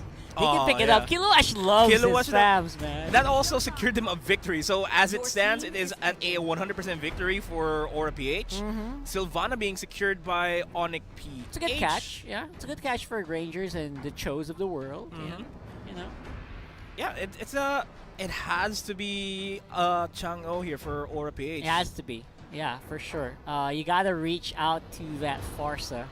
And it's very difficult with the hero set that they have right now, except even if maybe if JP wants to go a little bit ham on the Cho. And we don't even know if JP is gonna be the one picking up the Cho. This could be a different tank hero. Talia's open. Kufra, did I hear Kufra? Did you hear Kufra? Did I hear Kufra? It's Esmeralda and a Lunox. Thank you, Twitter, for the predictionist of the year. I humbly accept this award, and I'd like to thank. Just kidding. Just kidding. Now, Onyx PH can choose to secure the Chang'e for themselves, but they will be lacking a little bit on the safety department here. They need safety against the Esmeralda. Right? Yeah, they need something that kind of can deal with this. It'll be a little difficult. I gotta admit. Sylvan's gonna be their primary tank. They can go Farsa gold lane, which a lot of teams have been picking up here. But their mid lane mage is still kind of. I can go for Loyi or Chang'e at this point. No, not Chang'e, rather. It's. Oh no! There's a Chang'e. No! I told you. No, I told you. No What did I way. say, bro? Oh my gosh! It's a Chang'e, but then again, Onyx PH is in a conundrum here where they don't have a lot of safety. Yeah. In terms of just catching whoever decides to dive in for Aura PH. What they do have is a lot of damage. Yeah, they do have a crap ton of damage here. Early game to late game, actually, they have the security. They just don't have the security in terms of snowballing. Like, if they snowball together, Sylvana's really fragile compared to the other tanks of the world. You can kind of make some use of that. here and there, but I feel like their fight is gonna be in the mid game. That's true. I agree. And it's all going to rely on JP here on the Cho on the side of Aura PH to secure the mid game for themselves. The early game ganks with the Jeet Kune Do should be on point for themselves. Meanwhile, Onyx J, I don't know. I legitimately don't know how he will be reacting to how Aura PH will be initiating, because Aura PH has a lot of entries. Who is Jay's priority here? Is he just solely going to go for Granger when there's not a lot of follow-through? If Hate decides to dive in, he's not safe because of the Badats. If Farsa decides to go for the ult, Granger can snipe him with the Death Sonata and Cho can follow through. So who is Jay's priority here in this fight? That's a question. That's a good question. You got one target. Choose it wisely. Most likely it'll be like they're gonna have to go for Lord Hades as much as possible, right? Yeah. But you cannot ignore an Esmeralda. That's rule number 1. Try to always look for the Esmeralda as well. You got to deal with it, but at the same time, Sylvana is tough because she generates shielding, she generates spell vamp, and both of those can be countered by an Esmeralda. So it's gonna be up in the air here for this one. Aura PH definitely looking strong. And again, we'll see if the El Clasico will come to fruition here, or if Onyx PH can finally break the curse, as we're still waiting for the teams to dive into the Land of Dawn. Make sure you share the stream to let your friends know that the El Clasico is happening right now. But all of that aside, just judging by the draft, who's got the early game, who's got the mid game, and who's got the late game? Man, it's very difficult, man. I feel like early game, you got some really strong picks on Onyx. You got the level 4, boom. You got the Farsa Maps, boom, and you got the Chango Meteor. Literally, like you're going everywhere. So they have great early game. Mid game, obviously, Aura can fight a little bit, but I still give the mid game to. I feel like Onyx. Their late game's just the Ling and the Lapu Lapu. Mid game might be in the air for me, but again, how do you fight if your front line goes down? Once the Sylvana dies, good luck. Yeah, that's it for me at least. If the Sylvana dies, what Onyx gonna do is Farsa flying out, Chang'e zooming away, and on the other side, it's gonna be Aura just going for the chase over and over again. That's their power, their chase, and their 5-man death ball. Yeah. And for Onyx PH this time around, it's they can't deter any team fights by just with a Sylvana. They're just gonna deter them with, oh, hey, here's the meteor shower. I'll provide cover for you guys. Here's a feathered airstrike. Don't go near anybody on our team. And it's hard to talk about how they're gonna be defending, because as soon as the meteor shower is down, the feathered airstrike is down, they are open for a lot of catches on the side of Aura PH, and in all honesty, it seems so hard to call the game if you're Onyx PH. That's true. Again, gonna be a little difficult here, so stay tuned for this one. It's gonna be a slobber knocker for sure with Onyx PH, who could run away with early game victory if they can like really push out and you maximize the ultimates that they have. For Aura, again, you can't really count out the amount of power that can come from these picks. What's your take? Well, it's just the entire game right now. It really revolves around the double Js, the J and the JPs. And for the side of Aura PH, JP has been successful as the roaming support tank that they have. He can provide a lot of sets, especially with the Cho. Can create a lot of plays with his Jeet Kune Dos and his Way of the Dragons that is lacking on the side of Onyx PH. Yeah. If you're going to compare the Sylvana against the Cho, I'd choose the Cho more often than not, because the Sylvana only has one reliable set, and that's not going to be really enough. But on the flip side, we've seen it earlier on in the game between Execration and LPE, where the Sylvana and the Chang'e was able to dish out damage at the very least in the early game. Will that be the case here for Onyx PH? It's down to how they rotate. I just really like the Barats in this one. The Lapu Lapu can't just go crazy when you have a Barats on the field, like, you know? One more. And the Ling, stop. And the Ling obviously can't really go a little too nuts after Tempest Blades unless Daytona's Welcome's already expended. Yeah. Those are the questions. That's the key. If they can force the Daytona's welcome, Hate will just have a heyday and will be able to enter without any problems. But then again, there's still another catch. The Esmeralda's there.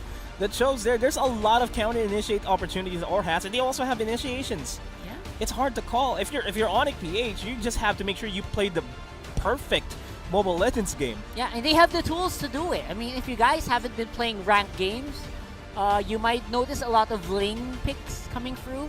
Additional 40 damage on your hits is insane. That is a factor. It's insane. The early game is just stronger now. Late game, not really. Try early game. Let's go into the game. Yeah, we'll hop on to game number 1 in this best of 3 series between Aura and Onyx, and we are seeing the highlight players here of the series, JP and Jay. Who is the superior Jay here? That's good point. Good point. There, just like what Manjin said in the panel, there is another J, and that is the Rena J. The Rena J. But we'll not be seeing that happen just yet. But 2 out of 3 of the J's will try to get the sets happen here in this game. Yeah, let's go ahead and find out, as we do see Greed kind of walking up here, trying to maximize their mid lane presence. JP as well.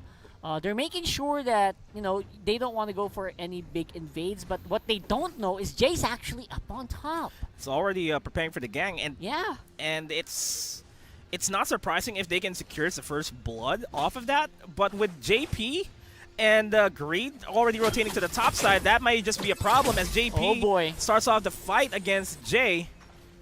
It's already down to half HP, just deterring the potential gank here against Benny Cutie. All right, that was a little surprising because again, you kind of expect something to happen if you're a tank or a main roaming support and you leave the mid lane to go for a side lane engagement instead. So that kind of slowed down Jay's progression a little bit, but does speed up Hate's.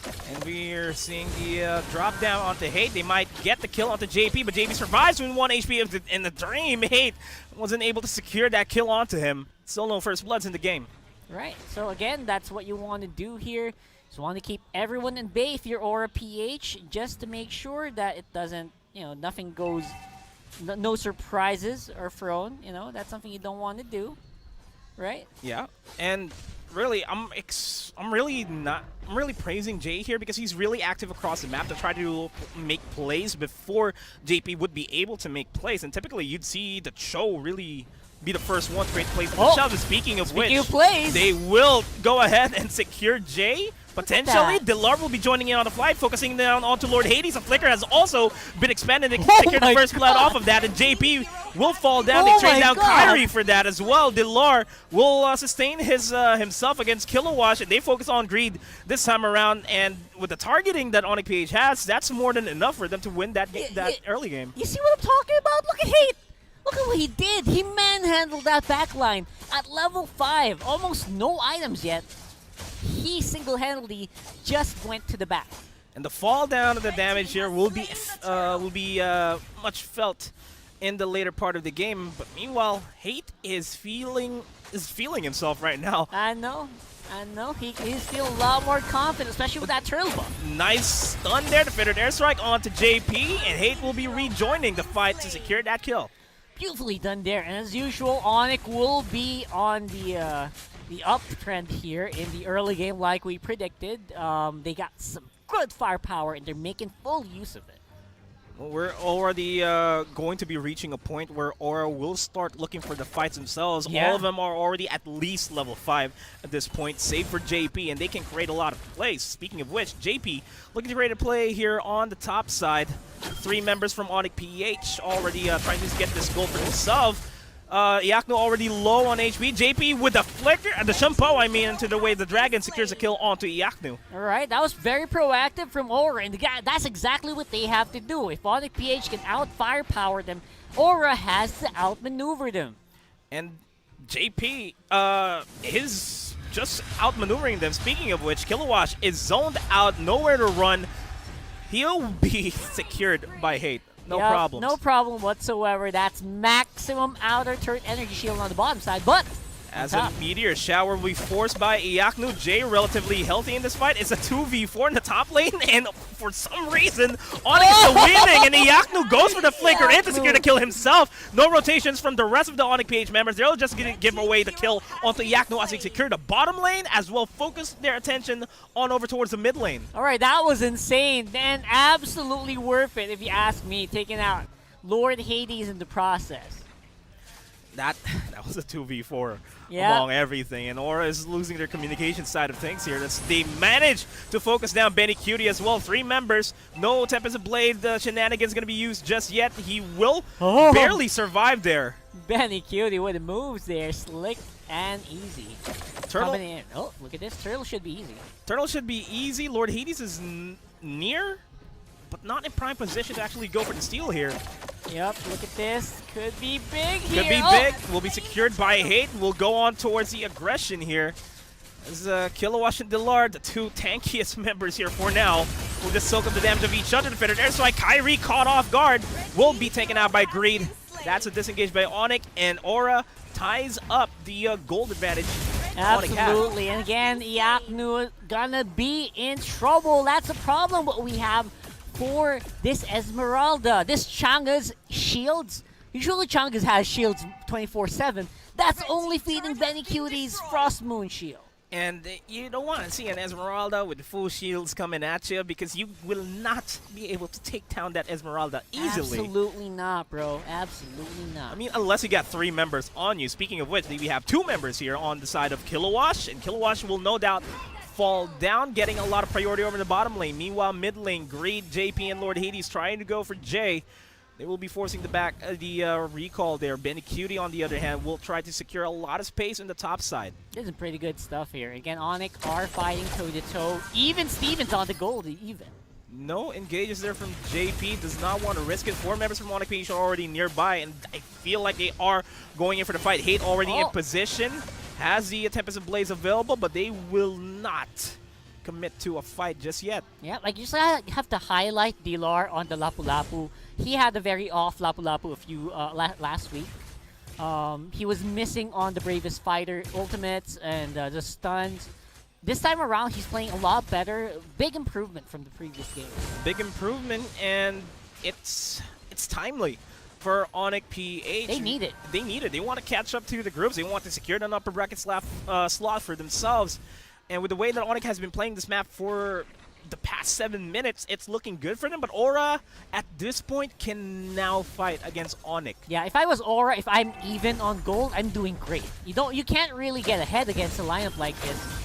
As Jay looking for an opportunity, defender airstrike will be thrown. The Wave of the Dragon connects onto Jay, but they will find Lord Hades in the process. Jay will fall down, but they will trade Hades for that. And the fight will still continue. The Meteor Shower by Iaknu just very timely. The Tempest of Blades to try to secure JP. JP still managed to survive under the turret. Hate will get taken out. But meanwhile, in the backlines, Kilowatt and Greed will make it out alive, but Greed secures a double off of that against Hate and Jay. Yeah, Hate is really not pulling any punches here. He's making some crazy plays just to get those kills, and I got to commend him, but at the same time, it is giving away some resources over to the opposition.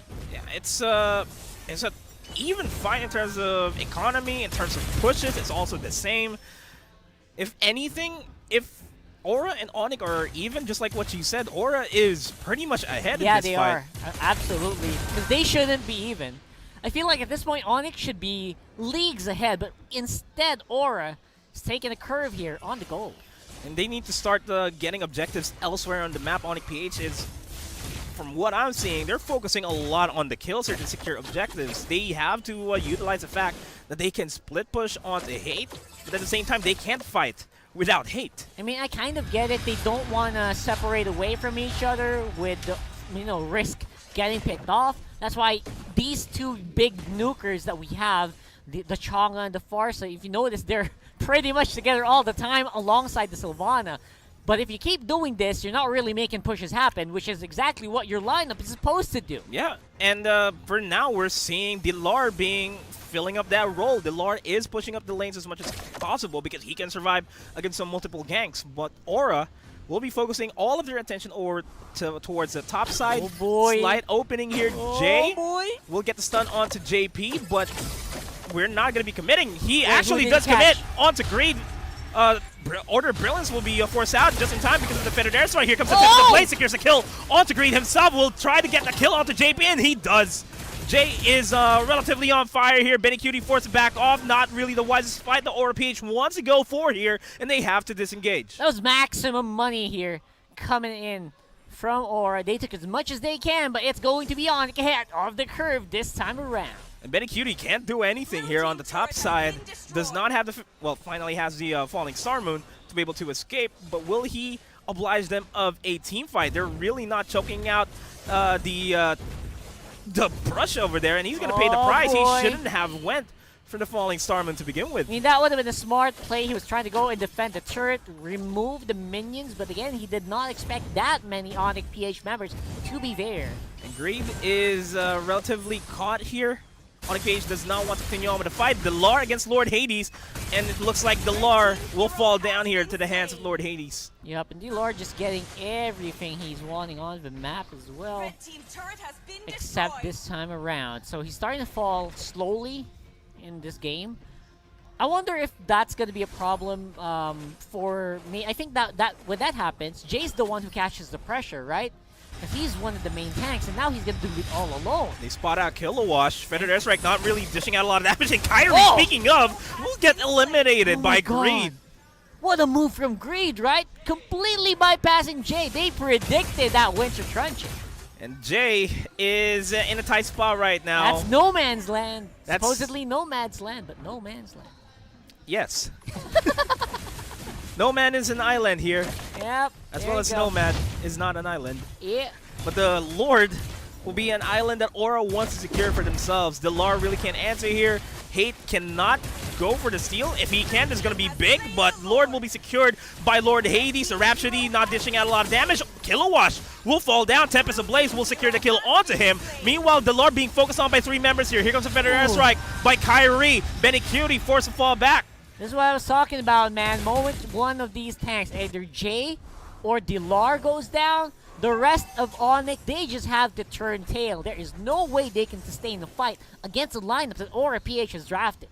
And we're reaching a point where Aura will finally be able to snowball as a 5-man team. Onyx PH, they can just really just snowball from here if Aura doesn't oblige them with a full 5-man team fight. Absolutely. Again, you got to look at Aura here. Where is the picks going to be happening next? I feel like if Delar goes down, Jay's not going to be able to hold this. That's true. And Iaknu really trying to dish out a lot of damage on the Lord with the Meteor Shower, but to their dismay, will get taken out. JP being caught out by the Imperial Justice by Jay. Yep, here we go. We could see more happen here. Luckily, though, the wave clear is just insane from Onyx. Good luck pushing this one. But that's only true like until like 15, 18 minutes. After that, Aura's going to have a stronger team fight.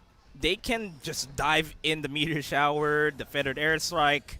Like the deterrence that Onyx PH has in terms of the damage output that they have on the 2 nukers that they have is not going to be a factor as soon as Aura just reaches the 17-minute mark even. Yeah. 15-minute mark even. There you go. That's what I'm thinking about, because you expect Kiluash to go in. You know, while they're doing those clears after they've used the ultimates, you're going to expect the big Barats coming in and wrecking everything. And you can also expect Ben Q to do this. That's true. Order Brilliance already forced out by Greed. Jay, way back in the line, goes for the Imperial Justice, catches him, and Kyrie secures a kill onto Greed.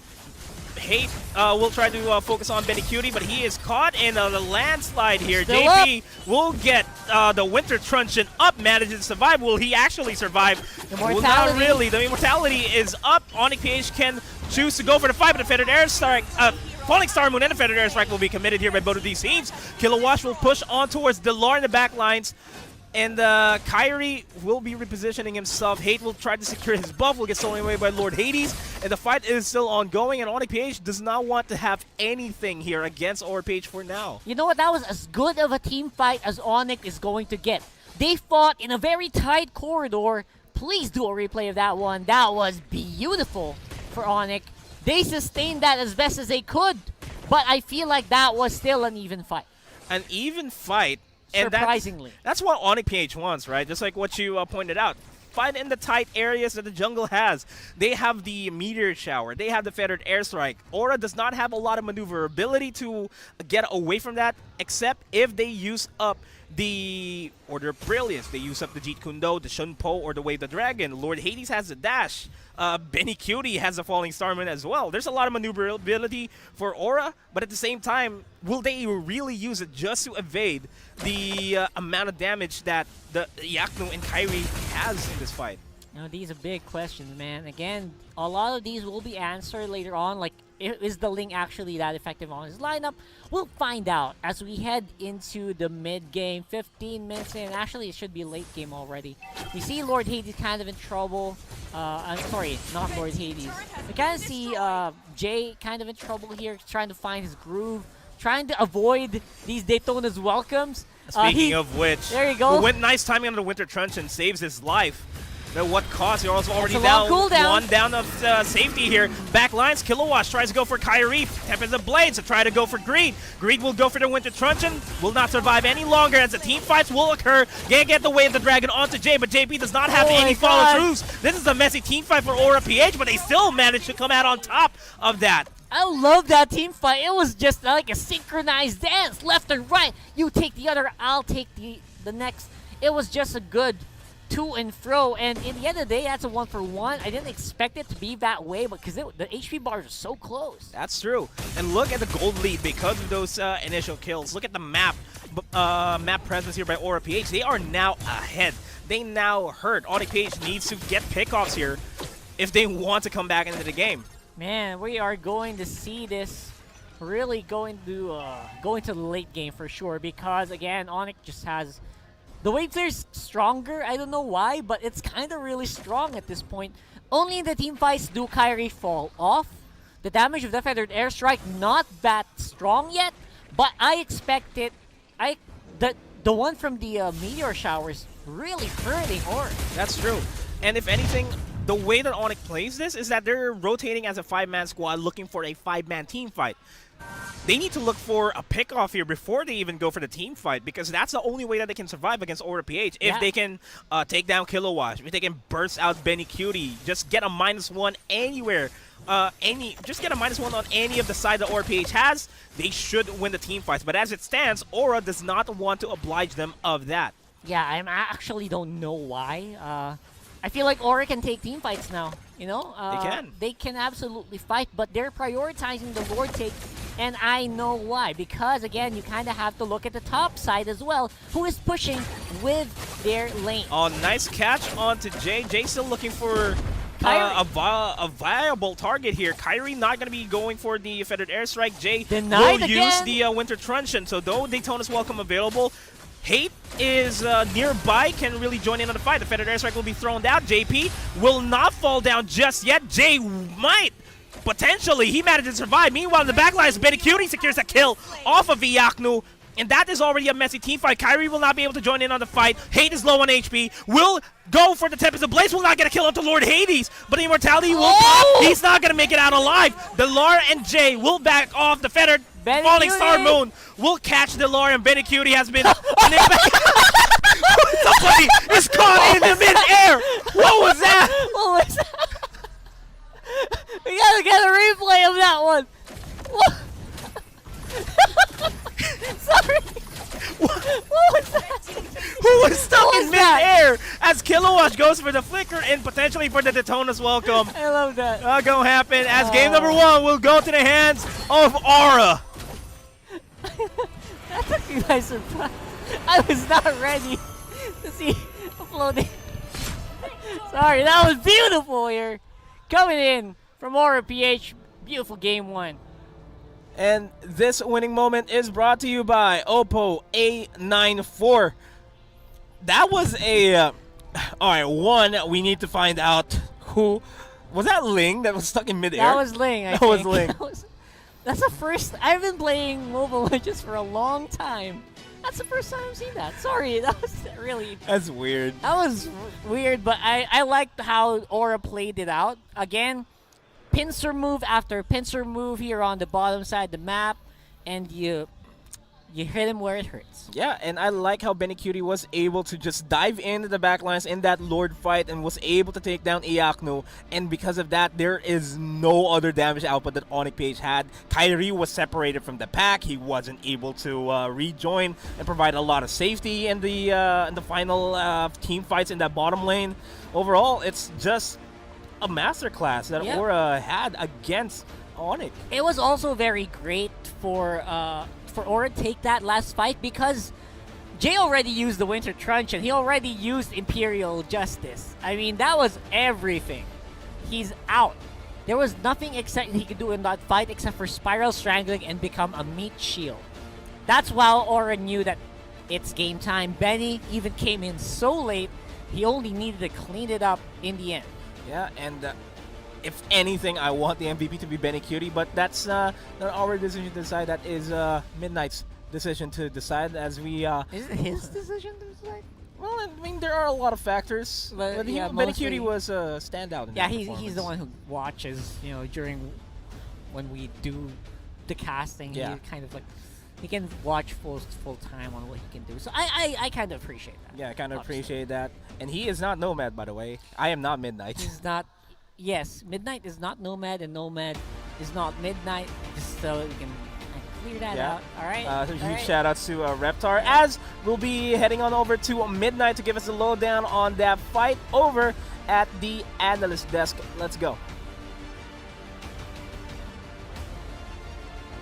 Initially a good game for Onyx PH, turned out to be salty, and for game number 1, as Aura PH was able to reverse the game and make a comeback against Onyx PH. Welcome back to The Understand. My name is Midnight, and ating i-breakdown na kung paano ba kinombak ng Aura PH ang Onyx PH. Now, these following post-game stats are brought to us by Smart. Now, very important itemization on the side of Aura PH. Even though gustong-gusto ko yung Malefic Roar, is hindi yon ang pinaka main component as to how they won against Onyx PH. Ang pinaka-timpla nung laro ng Aura PH is yung mga defensive items on their side. If you look at the draft of Onyx PH, majority of it is magic damage. Even though meron kang Ling, meron kang Lapu-Lapu, majority of the early to mid-game snowball damage output that you'll get is from the Farsa and the Chang'o. So, napaka-importante guys nung mga defensive items on the side of Aura PH kasi ito yung mag-aalaw sa kanila na makatawid ng mid-game. The Athena Shield on the heroes on the side of Aura PH. No? May tatlong Athena Shield, yung tatlong harap sa lineup ng Aura PH. Even though si Benny Cutie, pwede rin naman siya mang frontline, ang naging trabaho ni Benny Cutie is actually siya yung backline ng Aura PH. Alam nila na si JP kailangan ng defensive item. Alam nila na si Lord Hades kailangan din ng defensive item kasi papaulan na lang siya ng skills ng Onyx PH. And Kilowash buying an Athena Shield as well. So nakatulong lahat ng defensive capability nila to allow this guy, eto na naman tayo kay Cuteness, no? Kay Benny Cutie, to allow this guy to assassinate the backline. Ano ba sinasabi nating assassinate the backline? Pinipigilan niya si Iaknu na makahanap ng positioning to go for the full combo of the Chang'o Sylvana. Makikita natin yan dito sa ating game highlights na hatid sa atin ng Smart. Again, key important movements here by Aura PH is yung pagpigil nila sa Chang'o Sylvana. Even though nakakuha naman ng Onyx PH yung early game momentum, actually nagagamit nila ng matiwasay yung Chang'o Sylvana, but the thing is it changed in the mid game. Dito makikita natin no, medyo leading pa rin talaga si Onyx. They had a lot of ways to take down the Granger on the backline. Marami silang panghuli kay Lord Hades. So hindi ganun kadali yung game ng Granger dito. Even on this specific moment, no, nahuli pa rin si Lord Hades kasi ang layo ng range ng Onyx PH. Imagine nyo na lang guys, yung Ling, technically global si Ling, si Farsa napakalayo ng kanyang range, Iaknu napakalayo ng range, at kailangan pa isipin yung frontline na panghuli ng Onyx PH. You have Lapu-Lapu and the Sylvana. So napakahirap talaga laruin ng team fights here for Aura PH. Pero sabi nga ng mga casters natin, focus lang sa goal ang Aura PH. Objectives lang, at pag nakuha nila yung farm, it will be enough to sustain the mid game of Onyx PH. Kasi once na lumabas na yung mga Athena Shield, ang laki na ng problema ni Onyx. Even though there were a lot of great maneuvers from the side of Onyx PH, especially nung pag-push nila ng top lane, yung consistent threat ng position ni Jay. Pagdating sa mid game, hindi na nagiging posible yon kasi hindi na rin kaya ni Jay i-sustain yung front line. Mataas na yung damage output ni Granger and at the same time, tinathreaten na rin sila ni JP tsaka ni Kilowash. Etong dalawang to, yung talagang hindi nila basta-basta mapapatay. Kaya kung papansin nyo, hindi kagad kinokombo ni Jay yung Barats tsaka yung Cho kasi literal imposibleng mamatay etong dalawang to. Now, look at how Aura PH plays their fight. No? Relax na relax sila and every single time Benny QT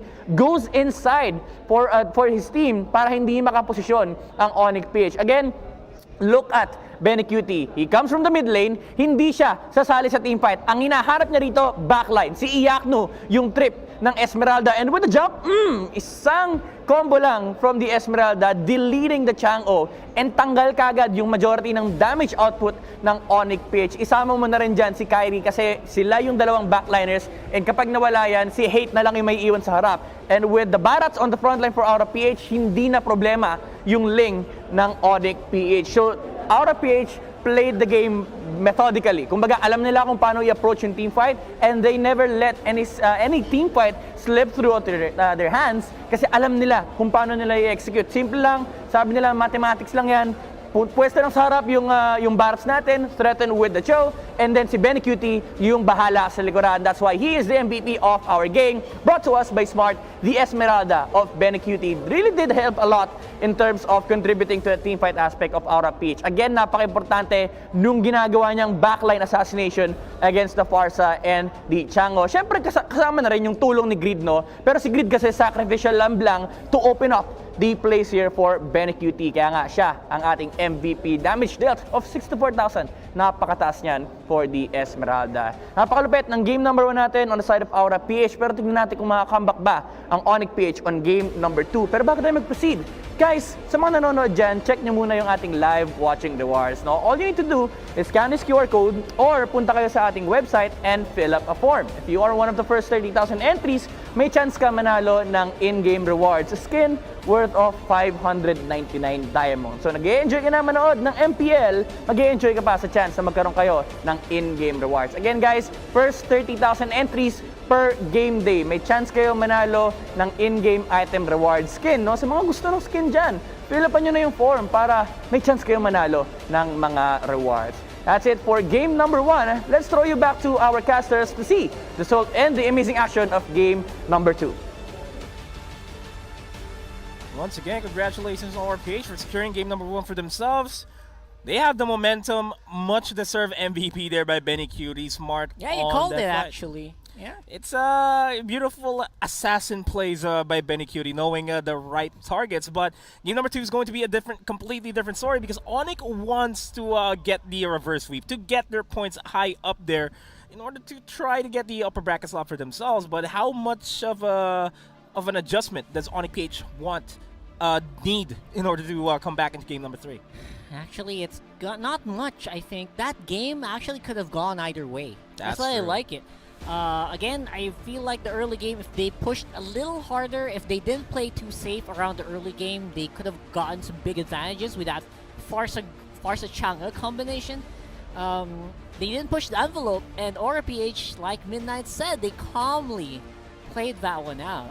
Yeah, it's not typical for Onyx PH, but at the same time, you can't blame them because they're trying to play it as safe as possible because they need the points. They need all the points that they can get, but the Aura PH just caught up on that fact, man.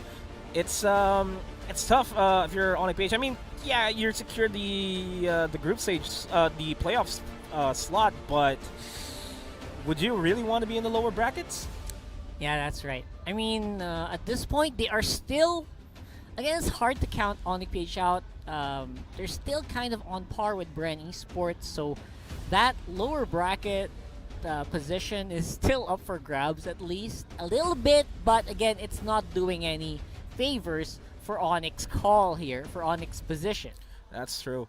But let's talk about the potential draft that we might see here. What can we see from Onyx PH? Because as far as I'm concerned, Aura PH can literally just play the same thing and they could still be relatively safe. You know what I really want to see? I want to see Kyrie go back on Assassins. I feel like he just plays so much better on heroes like the Ling. He's one of the best Ling players in the league.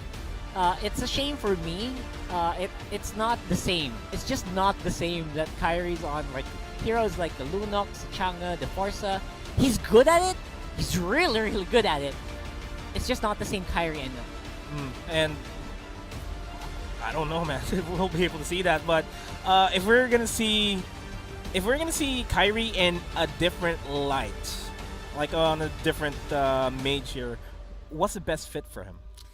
Well, you gotta go for that Lunox. I feel like the Lunox is just such a good hero. I think NXP has been abusing the Lunox very hard. Exort, shout out. Exort has been so good at that Lunox, and picking it up is actually proving to be very effective, especially even in teams like Aura PH who don't typically like to pick Lunox. Lunox is a little bit of an afterthought sometimes. It's not their focus, but it really does give them big advantages. Even that last match we saw.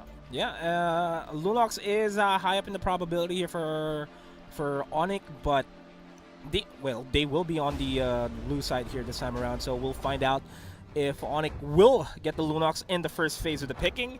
As we go into the draft, brought to you by Smart Diggy. Straight off the bat, will be banned out by Onyx PH. Cho will be banned out as well. Fast bans here. Uranus into Selena onto the side of Aura PH immediately. The Ling will be banned out by Onyx PH. Yep. So there you go. We talked about that in game 1. I'm glad they kind of realized if we're not gonna get it, just don't give it away. Such a good pick. Benedetta, great deny pick from Aura. Actually. Great deny pick, potentially going on the hands of Delar for himself. Aura can respond with a side lane and a mage for themselves. Try to steal away the Lunox, just like what you said. It was very important for them. They can give Benecutie one of his heroes as well. Yep. So Benecutie, are we smelling the Bane here? I feel like Bane would be great against heroes like the Benedetta. You have one opportunity to take him out, right? After usually after Elect the Final Blow, after he uses the Eye for an Eye. After that, it's wide open. And AoE heroes like the Bane, you don't have any problems. That's true. Just a deadly catch. Go ahead, do is it. more than enough. And the combo, obviously, with the passive. With the passive, yeah. And Aura will not be showing their side lanes just yet. They will instead pick up the Mathilda and the Granger. A lot of potential damage in the early game. So I think Lunox is still a good pick against this if I was Onyx. Get the Lunox, kind of deal with the Mathilda as well. Mathilda's such a pain. That's right? true. Such a pain. That's why they pick it up as a tank. The shielding is just immense. Even Esmeralda would work great. Yaknu likes Esmeralda picks. We hear a Lancelot. Your team is and someone without a name. Barretts. I was just about to point out that the Barretts can be a good pick here for Onyx PH. Or he has a name, sorry. Has a name but not pronounced. Not anyway, pronounced. sorry There you go. Oh, that unknown dinosaur boy will be picked up. Boy. Again, that's also so useful in situations like these where you have a Granger and you have someone who's gonna do Circling Eagle on the Mathilda. But then again, just do it, right? Just go ahead with these picks. just go ahead with the picks. And speaking of picks, Aura, not a Bane game for Benecutie. They can secure a Greed hero for himself. And the Greed hero here, again, Natalia's open here. Your team I like is it. banning. I like the Natalia Oh, pick. it's a Kufra.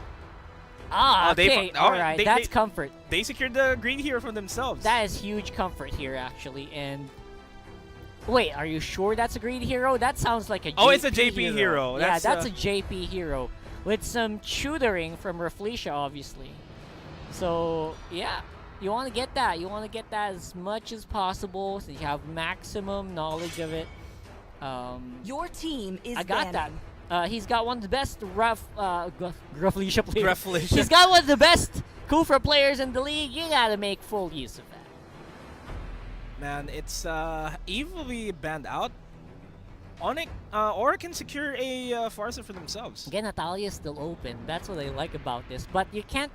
I guess you can't really pick a Natalia if the Your team is Mathilda's banning. there.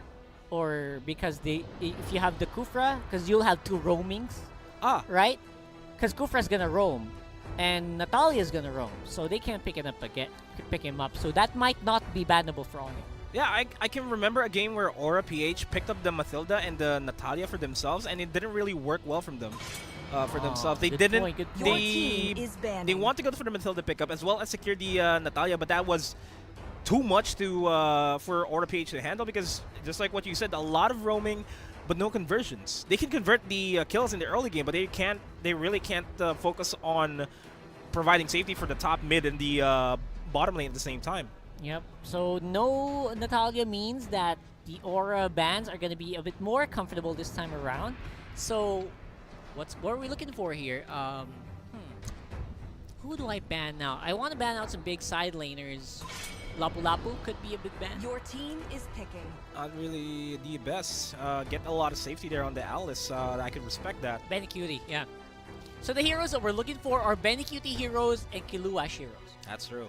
Thumbs is open. If we see the return of Thumbs onto Kilowash again, that might be the best pick. Instead, Oh, we haven't talked about the Paquito. I guess Cho kind of looks like Paquito on the portrait, so that slipped my mind. He just has white hair, but does kind of style. the pose is the same, yeah. Pose is the same, so yeah, Paquito's a great pickup. I'm surprised it reached this far, actually. We've seen Paquito really not banned more often than not, though. Like, most of the time, he's picked wide open. Well, not picked wide open, but he's just wide open for picking, and not a lot of teams pick him up anymore. Yeah, it's surprising. The nerfs actually came in, but I would not call it so much of a nerf because the skill 1, skill 2 got buffed, so I don't know. So it's an adjustment. The ultimate got lessened with the airtime, but the added damage and shielding is actually quite substantial. Ooh, Popolin Koopa and the Lunox on the side of Onyx. Yep, Lunox gonna be picked up by Onyx. It's a Kyrie hero. Once more, Kyrie's gonna be using that unless Lancelot's gonna make a comeback here for Kyrie. But Hate absolutely will be the guy to use that for sure. True. If Onyx decides to flip things up, let's just put our analysis out of the window, if that's gonna be the case. But it is now just still really a Benecutie hero or a Kilowash hero here for Aura PH. Swappable here for sure. And a tanky side laner is what I like, obviously. So a Thumbs. Thumbs is looking good. Uranus. Oh, Uranus is banned out. Is it a... Okay. It's a Martis. Okay. Oh, it's a Benecutie on the Martis. It's not bad. Again, Aura, I think they've already tried to pull this off once. I remember it not working though. Second time's a charm potentially for Second Aura time's a PH. charm. Let's go for it. Aura PH could be on the road to giving the Martis a 50% win rate. We'll have to find out in this game. And Aura has a lot of wiggle room in terms of just the composition that they can go for. If the Martis proves effective for Aura PH onto Benecutie in the side lanes. Yeah, we could see it be used over and over again this weekend if it's successful. I really like the snowball potential and the kill resets of the Martis. Is something that's super underrated. But if you use it potentially with a team that can really ride with it, it's quite deadly. As deadly as can get as we hop on to game number 2 in this best of 3 series. Aura already on match point. Onyx really needs to get the third game for themselves to get a little bit more points to get the edge against Bren Esports. Again, the highlight here is the double J's here, the JP and the J composition, as J will be picking up the Popolin Koopa. Will be able to bully out this mid lane, actually, if he chooses to. And JP's going to go ahead, try to get an early steal against Aura PH, against Onyx. Interesting. So, with this one, I feel like Yaknu could have a hard time. That's also weird to say because the Martis can he's got some big AoE skills, right? And the Mortal Coil is something that can be repeated. Oh, look at that. Okay. Trouble here. Little trouble in Chinatown. Kilowash, flicker by Greed. Oh! With the Wisp, and Kilowash will just go ahead and go for the left-right hook. Delar will potentially secure the kill against Kilowash, but he will survive. Probably question out. mark. Yeah, he doesn't. Probably out. And that's what I'm talking about. The buff on the attack of his jab is actually quite strong. That's why you can enable stuff like that happen in the early game. Yeah, and typically we'd see the Barats really come out on top against his competition, but we'll get back to that later on as Iyaku secures a kill onto Greed Flicker, expended by JP to survive. Lord Hades will go for the Rhapsody to try to bring that Kyrie, but no damage as much as yet. Again, I feel like they are doing a great job. Whoa, Benicuti actually whiffed off a lot of that outer turret energy shield. That's a lot of gold. A lot of gold, and he's gonna have a hard time because this isn't the first time that he forced Iaknu back into his base. This is like the third time. He's just bullying Iaknu away from even securing that. As the turtle will be started off and will be secured by Onyx PH. The Revenge actually catches three, but will get bitten off by the Daytona's Welcome. He's gonna get taken out. Alright, I guess Onyx got a pretty good pick there, getting the turtle early on. That's a big advantage. Do not let go of that if you're Onyx. They will pursue with the advantage that Onyx has. It's a couple of 100 gold lead for themselves. They want to check the side lanes. They cannot bully Benicuti out of the lane. Kilowash can also relatively survive in the bottom lane against the Barats. Typically, we see the Barats having a good time against a Paquito, but that's just not the case anymore. Yep, he's having a hard time here, just sustaining from the dueling potential of a Paquito. Again, you kind of have to rely on a lot of your teammates this time around because your toughness can only get you so far if you're the Barats in the matchup. Raptor Machete finally completed by Lord Hades 3 minutes into the game. Will start working on his primary core items here as Kilowash dodges away from this, but will get bitten off by Koopa. Playing under the turret, that's just a Kilowash special. He's going to be able to make it out unscathed. Surprisingly in that one. And a big rotation by Aura will be prevented by Jay, who's just standing strong here against the three members of Aura. Really like what Onyx is doing. Again, maximizing the use of the Popoline Koopa. Get that vision round the bush area in the mid. Just keep control here, and Aura won't actually be able to do much.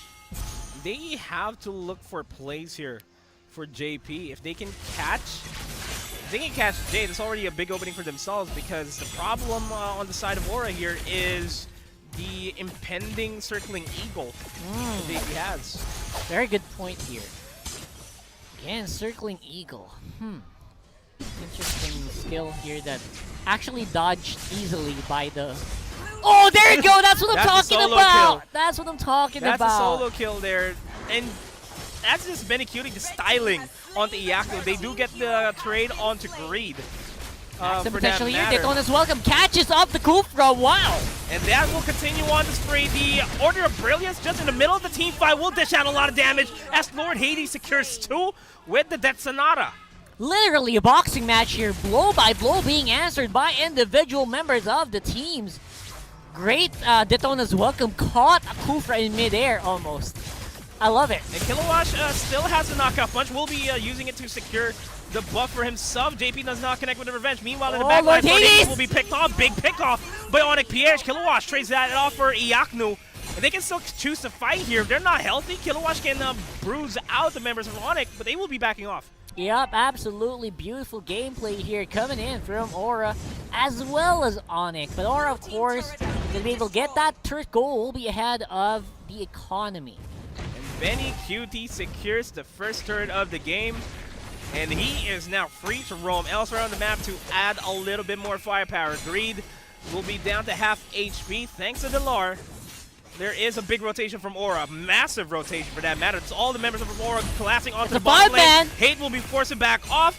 JP charging off the Revenge will get the knock-up onto Jay, but they will still apply a lot of pressure. They want priority of the turtle lane. Beautiful defense there for Onyx, obviously not giving anything away as much as possible.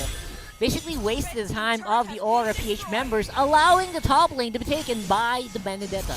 It's a trade for the turrets.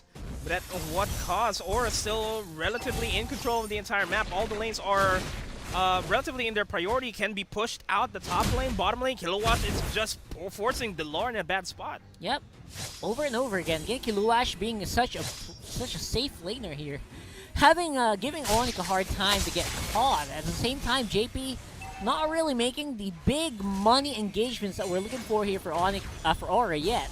Yeah, and we didn't. The revenge was actually missed out by JP. Could have been a potential opening there by Aura to start off the turtle. Huh. Again, Turtle has been going to Onyx, to Aura this time around. Will it go to Onyx again? But looks like no, Aura. Oh, nice catch onto Delar. Delar with the Daytona as well. Oh, will be stolen away by Onyx. There goes Jay, gets caught with the circling eagle. The Wisp will take him out.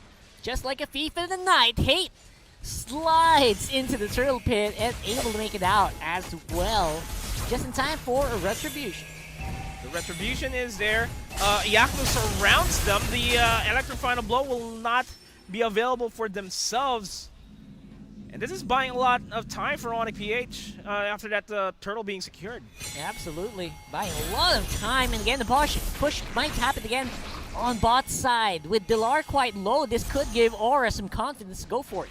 Potentially, a lot of members from Aura PH are on the bottom side of the map. They want to secure this. They want to secure the next turtle. Hopefully not get stolen away. Oh. Koopa goes for the bite onto Lord Hades. He's a big target. Actually, that's pretty good damage already done to the Granger. If you do that, the Granger's not going to be able to engage that much, allowing your team to do some pretty good flex. That's exactly what Onyx is doing here.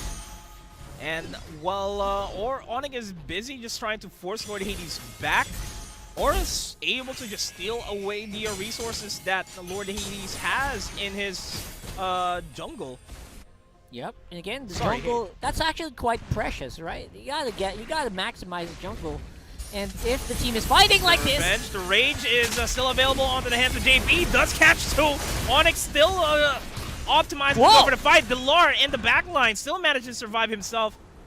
And Kilowatt looking for a potential duel. Spots out Delar. How did Hate even make it out of there? That guy should have went down. He is... That's beast. One lucky man.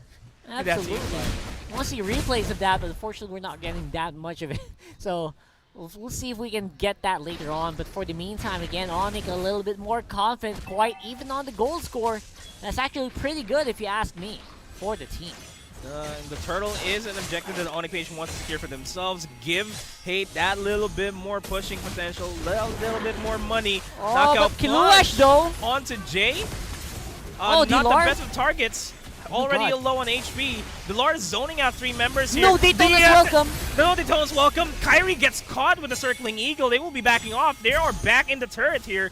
And Aura, they have all the priorities that they need, but Hate is still lying in wait. Man, it is a push and pull of control of the map here in this matchup. And Aura definitely kind of getting ahead of the curve, just a little bit, by the way. Just a little bit. But don't forget Vendetta's on the top side. He's doing some work as well. Yeah, Iakno just doing what he can to create a lot of space for his team. And now he's caught between a rock and a hard place. It's a 3-man push in the top side, but that's still a push. It is a Benedetta. It's going to happen, right? He's going to be able to make it out of situations like that. And that's kind of buying Onyx a lot of space to really breathe in this one.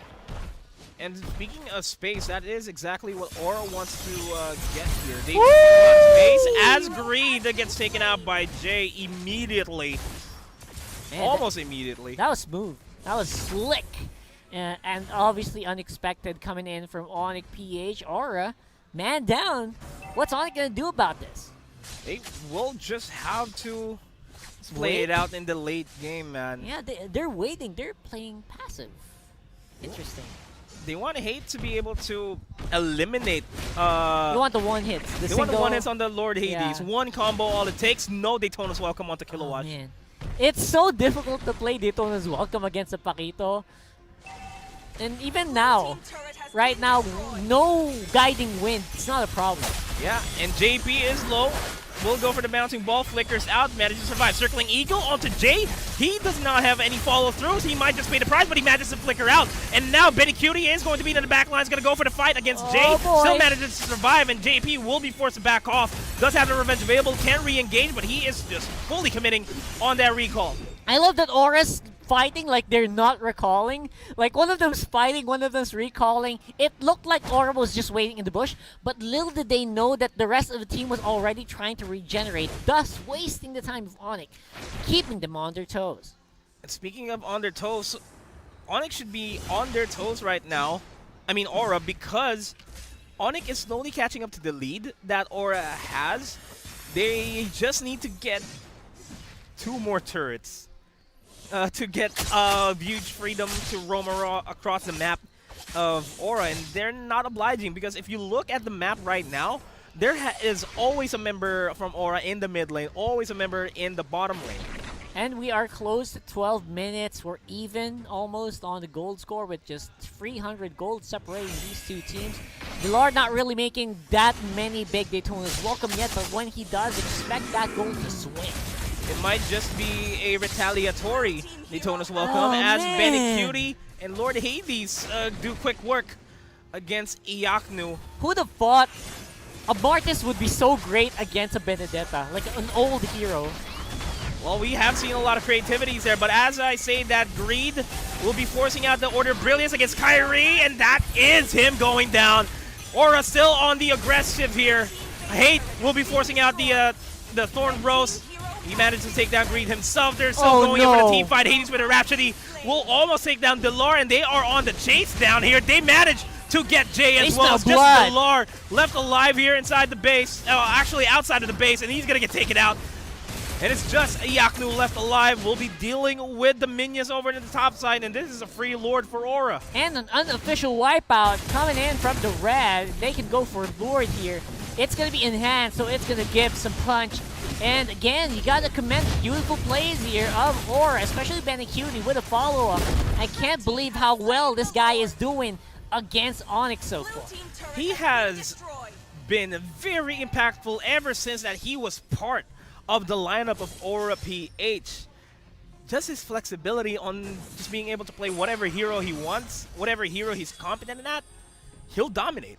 He does. He does dominate, and he does get his way, which is very impressive. Not many people can pull that off, you know. That's true. And if this keeps on going, I don't think Onyx PH would actually be able to come back in this fight if they give Benecutie just a little bit more aggression here in this fight. And speaking of aggression, aggressive pushes in the mid lane and the bottom lane might potentially try to go for the game winner here, as the TPs will start to be thrown out by Kilowash and Benecutie.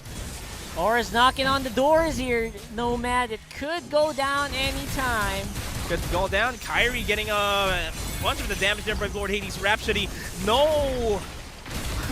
We have not seen any good Daytona's welcome from Dillard this entire game, but they do manage to take down Greed. That is a silver lining in this push. They get Kilowatt stunned up as well. Will be able to make it out alive. They force a flicker as well, kind of prolonging this one, and Benecutie could be in trouble. He does have the flicker. JP, misses Iaknu.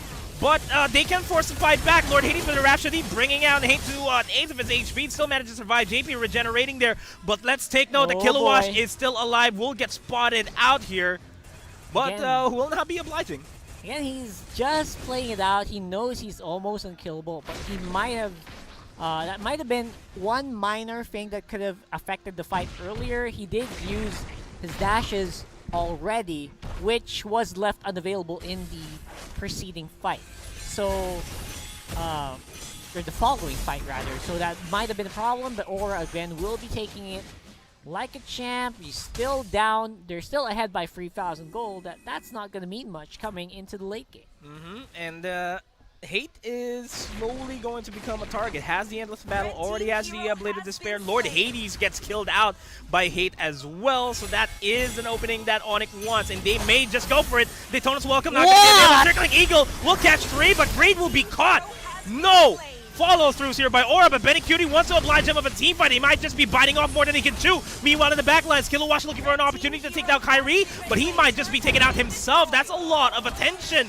That's a lot of resources given to Onyx PH. That's 4 people falling down to just JP left alive. They're giving everything, all the resources. That mid tower going down. It could be the big push on the mid. That's a long death timer. That has to be the big push. But will JP be able to do a Kilowatt? Not potentially going to happen.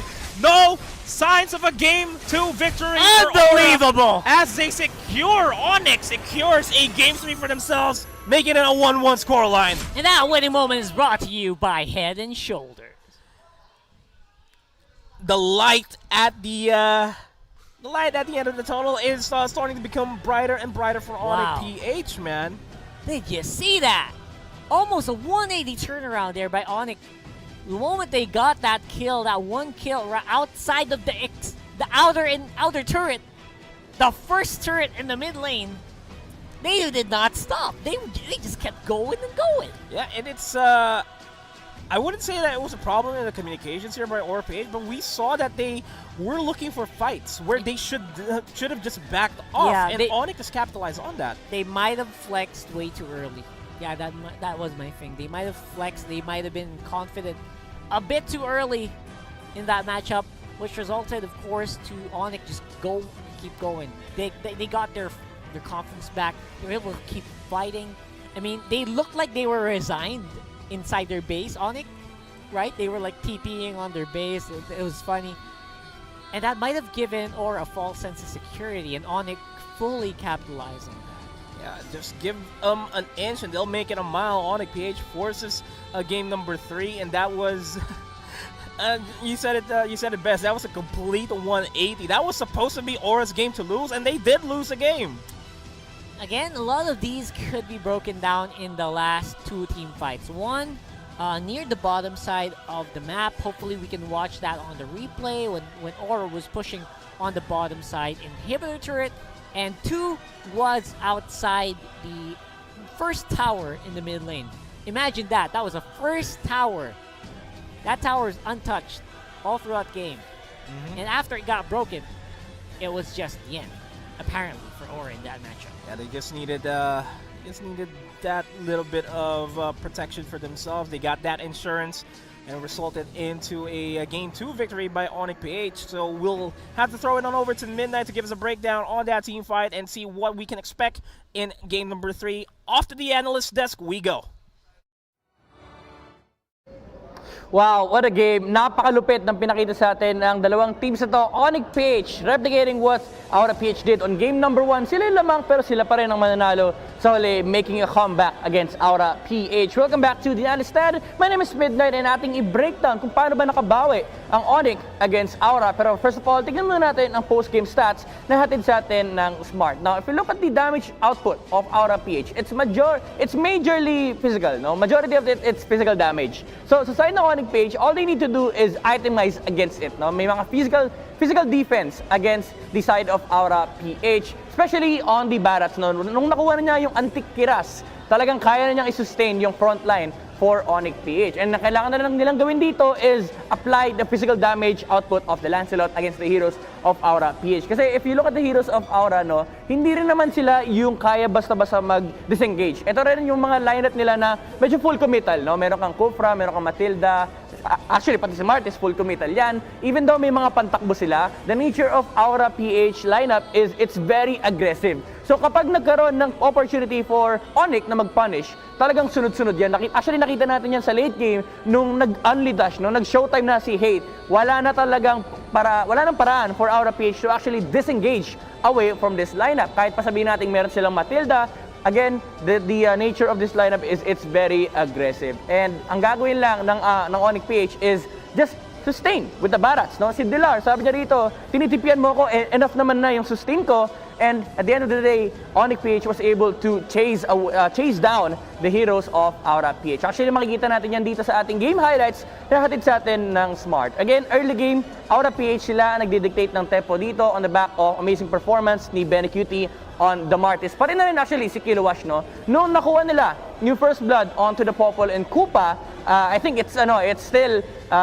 lugi pa rin, no? Lugi pa rin sa trade ang Aura PH kasi na-delay ng konti si Kilowash against the Barats. And playing a Pakito against Barats, kapag lugi ka sa level, malulugi ka sa rotation pagdating ng turtle fights. That's why Onyx PH was able to control the area of Aura PH on that specific moment. Pero binawian pa rin sila ni Kilowash pagdating ng mid-game. He is still a very scary Pakito na kapag nagpapakita sa fights, he was able to put a lot of pressure onto the heroes of Onyx PH. Actually, ito yung moment na yun na pinakita natin kung gaano pa rin ka-useful si Pakito pagdating sa team fight. Yung mga knock-up and yung continued combos, no, yung burst down against Onyx PH, it was enough to secure them the lead after that team fight. Tapos si Benecutie, ang ginagawa niya lang is inaabangan niya si Iyak nung nabanggit ng mga caster natin na lugi kasi pagdating sa trade at sa damage output ang Benedetta against the Martis. That's why it's a very good pick for Aura PH. Could have been a lapo-lapo, pero sabi nila, hindi, pull off natin yung Martis in this situation. Now, Aura PH, all they need to do is to continuously threaten objective. Nakikita nyo si Benny Cutie sa may top lane,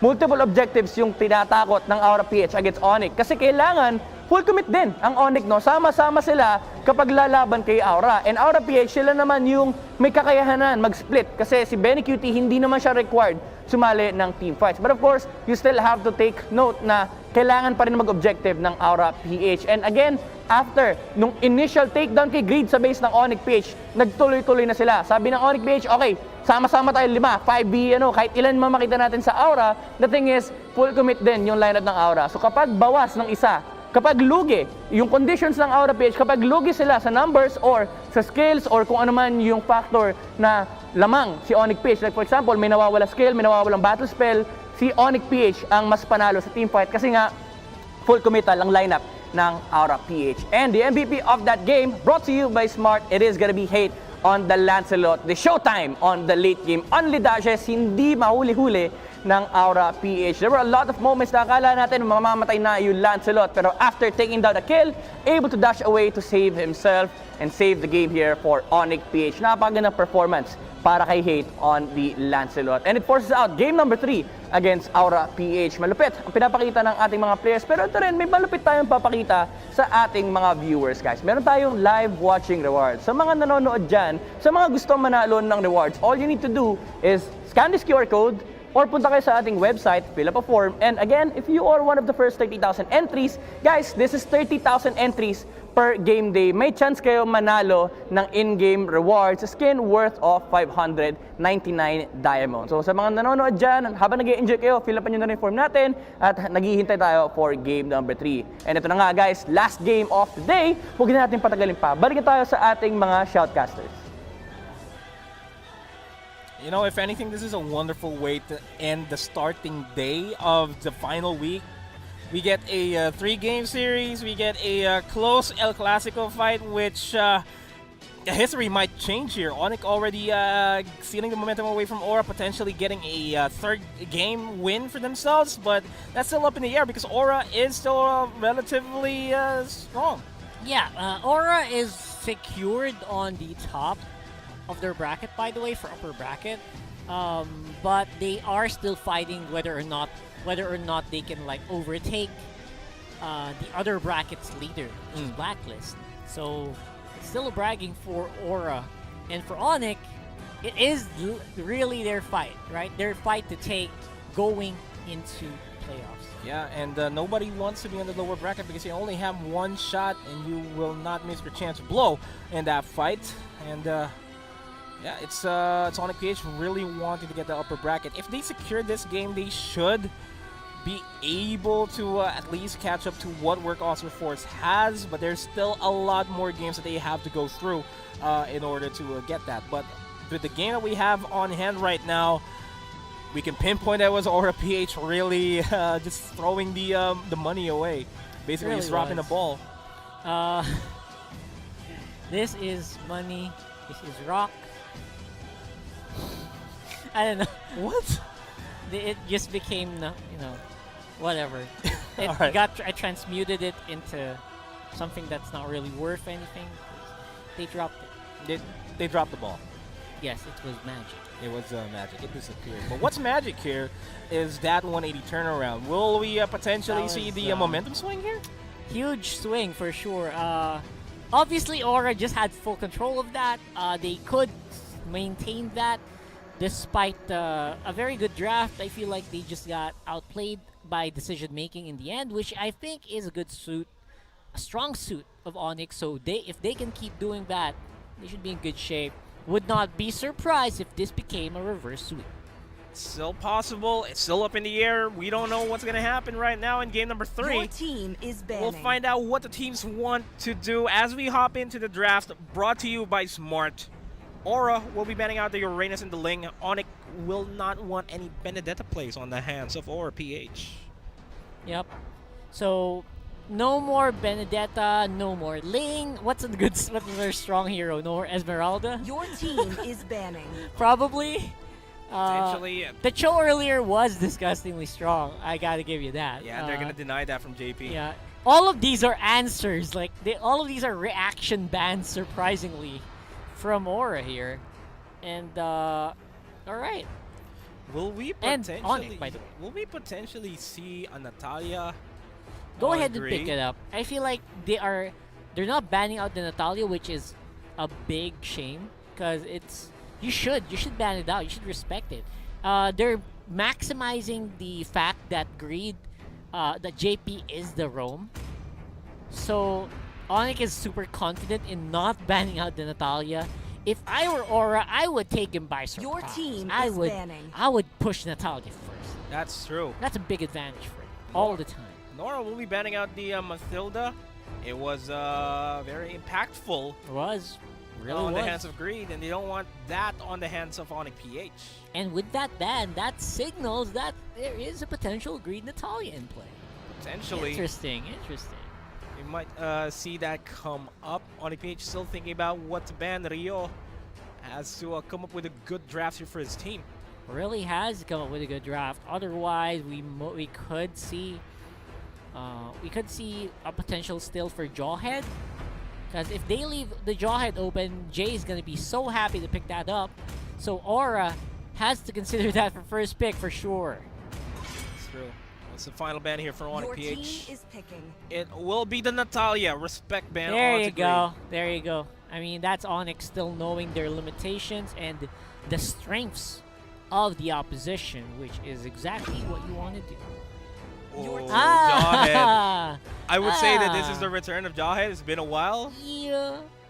But again, that will be on the hands of Aura, giving them a pretty good chance. Teams that pick up the Jawhead get a pretty good win rate, bro. That's true. That's the reason why Jawhead has been banned out more often than not, because you can really have a lot of engagement potentials here and chase downs if you have the Jawhead. You have the unstoppable force to secure the kill onto the marksman or the jungler and the back lines, or the mage has the eject to push your team forward. A lot of potential on this Jawhead. We heard the Lunox, if I'm not mistaken. I feel like the Selena pickup is big. Oh, Selena. Your team is picking. But it's not surprising. The Barracks as well, not surprising. What's more surprising for me is Selena not getting banned recently. I don't know if you guys noticed, but Selena definitely looked like an afterthought for a lot of teams these days. You know? It does. Selena adds a lot to the entirety of your composition. You got the vision, you got the threat in the jungle. You've got multiple avenues to really get information for your team. Yeah. Your team. Oh, that's still a Lancelot. That's interesting. And a Lunox on the side of Aura. Alright. So here we go. I feel like Lord Hades is gonna have a field day on this Lance, obviously. Right? One of his key heroes even before he joined Aura. And again, that's also a big deny pick here for Hate. That's true. There's still a lot of heroes here for Hate to choose from. He's gonna be relegated back to potentially the Granger. That's true. And again, these heroes are very vulnerable to heroes like the Lancelot. So good luck if they go for that. And Your they go for, team is oh wait, Hayabusa. is this a jungle Hayabusa? That It would may just be the case. That would be so interesting, right? It's a possibility. Jungle Hayabusa, we've seen that earlier on the side of Execration, was really effective. Interesting. So, anytime now? I wanna. It may just it's a be Hayabusa. Yeah, it's a Hayabusa for sure. So while we're waiting for the bans here, we'll give it a quick fast break here for Rock Hard. What are we going to be expecting for the last two picks here? Last two picks here for Onyx. I feel like the Alice is such a huge advantage. Actually, I would not be surprised if Aura picked it up because Benny really likes that hero. That's true. Alice is big contention. Lapu Lapu is big contention. Even a Uranus. Like, pick those free heroes, look for them, and they will be there. What I'm thinking about is the bans. Obviously, you want to ban out some of these heroes.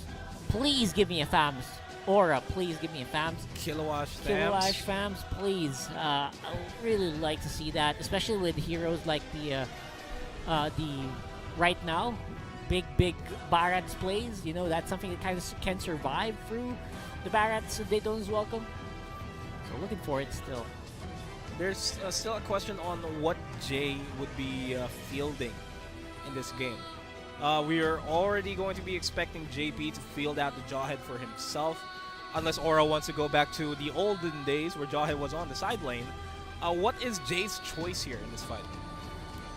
Jay's choice. No Cho, right? So I feel like Jay might be back on Sylvana, surprisingly. I feel like they still need the heroes like the Sylvana, although obviously there's a Selena roam.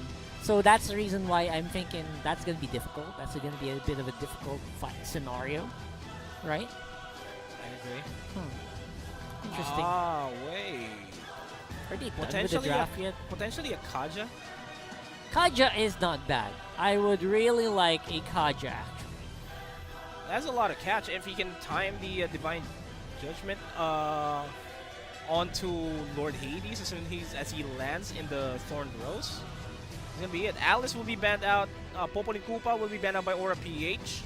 Harith as well. Instead of Onyx, Grok will be banned out by Aura. There you go. Take out that Grok. Yeah, it's smart for them to get out the Alice because Benny is gonna use that for days. But you can kind of still expect them to go for Paquito.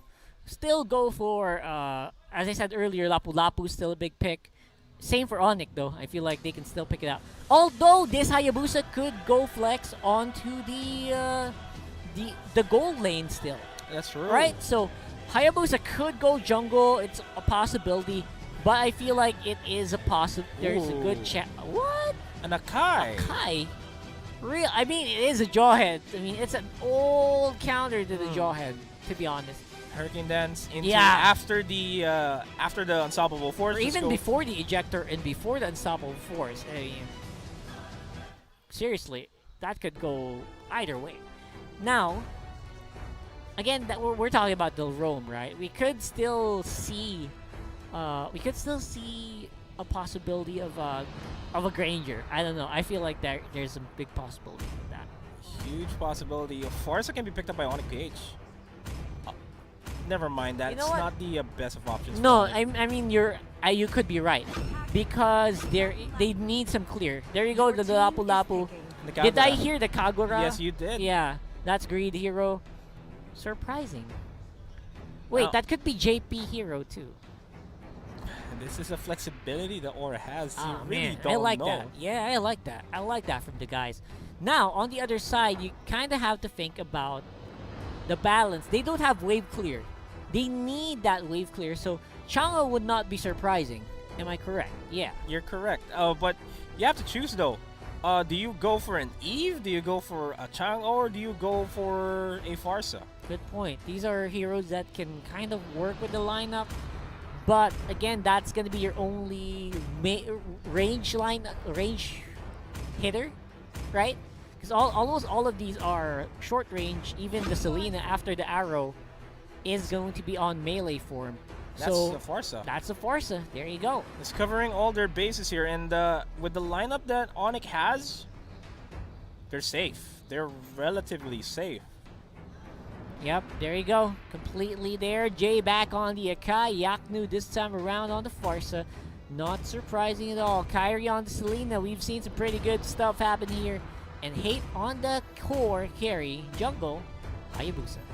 And this is all or nothing for Onyx PH. This composition Seems really like wants to an all fight. or nothing comp. Yeah, absolutely. It's Onyx PH wants to fight. This is what their composition has. And Aura does not have a lot of catches for themselves, but they have massive amounts of burst on the Kagura and on the Lancelot. Whew, it's actually quite painful, man. I mean, good luck. I mean, Jay has to go for the initiate all the time. He has to go first all the time, or else he will get whittled down. His HP will not be able to sustain this amount of front-end damage early to mid-game from the lineup of Aura. And we'll see how big of an impact this composition that Onyx has in this fight as we enter into the land of Dawn. Game number 3 in this best of 3 series. It's all reset. 1-1 is the scoreline if you're just tuning in. And completely different playstyles here from Jay and JP. Completely different heroes, but immediately the ejection onto Jay by JP brings him down to 2/3 of his HP. Yeah, it's nice flow there. I heard that. So for now, it will be again Onyx still on the defensive because again you don't really want a Hayabusa to fight before level 4. He's gonna be stuck trying to fast clear these jungles, and it's gonna be up to Jay to keep Hate alive. In the meantime, again, that is against a Jawhead, very scary opposition even at level 1. And it's relatively a stalemate here. We're not seeing big roams from Jay and JP just yet. Bottom lane, it's the Kagura and the Farsa, not really a matchup that we'll have to focus on. If anything, it has to be the top lane. It's the Lapu-Lapu and the Barats on the side lane that we have to look out for. Yeah, watch out for that Barats. Again, he's very, very tanky at this point, so in early game, that shouldn't be your focus. Focus should be around this mid lane. I'm surprised, actually, that Aura is playing on the defensive here, despite their Jawhead pickup. Yeah, well, typically you'd see JP to really be an impact on the Jawhead level 4. But the ejection is still a big factor. I could see why the Jawhead should be aggressive. Easy. The threat there. Look at these guys. To Kilowash. Hate so aggressive on that Hayabusa. Actually, I was surprised to see him go forward a little bit. Again, if he's that confident with his arrows or with his shurikens, he could do some good damage. And he's level 4 now. Level 4. And can force a team fight now on PH. Trying to go for the ejector, but Jay's going to be able to flicker on out of there. But that is a big flicker. Not going to be available for the big turtle fight. That's the 2 minutes down on the flicker. Dilar already low on HP. Kilowash looking for a team fight, but Lord Hades gets taken out by the Garrote there. By the hands of Kyrie. We'll get the Daytona's welcome out. Boy. We'll try to dish out damage. Turtle will be secured by Onyx PH regardless, but that's already 1 for 2 trade. Kyrie manages to survive, and that's Greed falling down. It's just JP left to right here on that turtle squad. Was expended. That was a little nuts. Yeah, that fight was nuts there. I did not expect D-Lar to pick it up. Again, that was just from the normal skill usage, no retributions whatsoever. He might have actually gotten it with the Daytona's welcome damage. That was surprising. But again, great positioning from D-Lar there from Onyx. Very great positioning by D-Lar. Just using the Daytona's welcome to dish that a little bit more damage on the turtle. That's the icing on the cake. The ensemble force connects onto Jay into the turret. Nice timing on the 1,000-pounder to keep himself alive. That's the veteran experience coming in from Jay here. He knows what the Jawhead's going to do most of the time. He's played this matchup for how many times, right? Countless times for sure. Again, Season 3 champions, he's still got that decision-making in his blood. And Dilar in the tight spot does get the Daytona's welcome. Almost connects it onto Greed, but Hate will be responding here. We'll go for the shadow kill. Almost takes down Greed in the process. The Abyssal Arrow will not connect onto Kyrie, forcing the Order of Brilliance. The ejection does connect onto Hate, though, and that's their jungler going down. That's going to set Onyx back by a bit. That was a beautiful counterattack there by Aura. Knowing that all the cooldowns are expended on the side of Onyx, wanted to go and get something. They got it for free.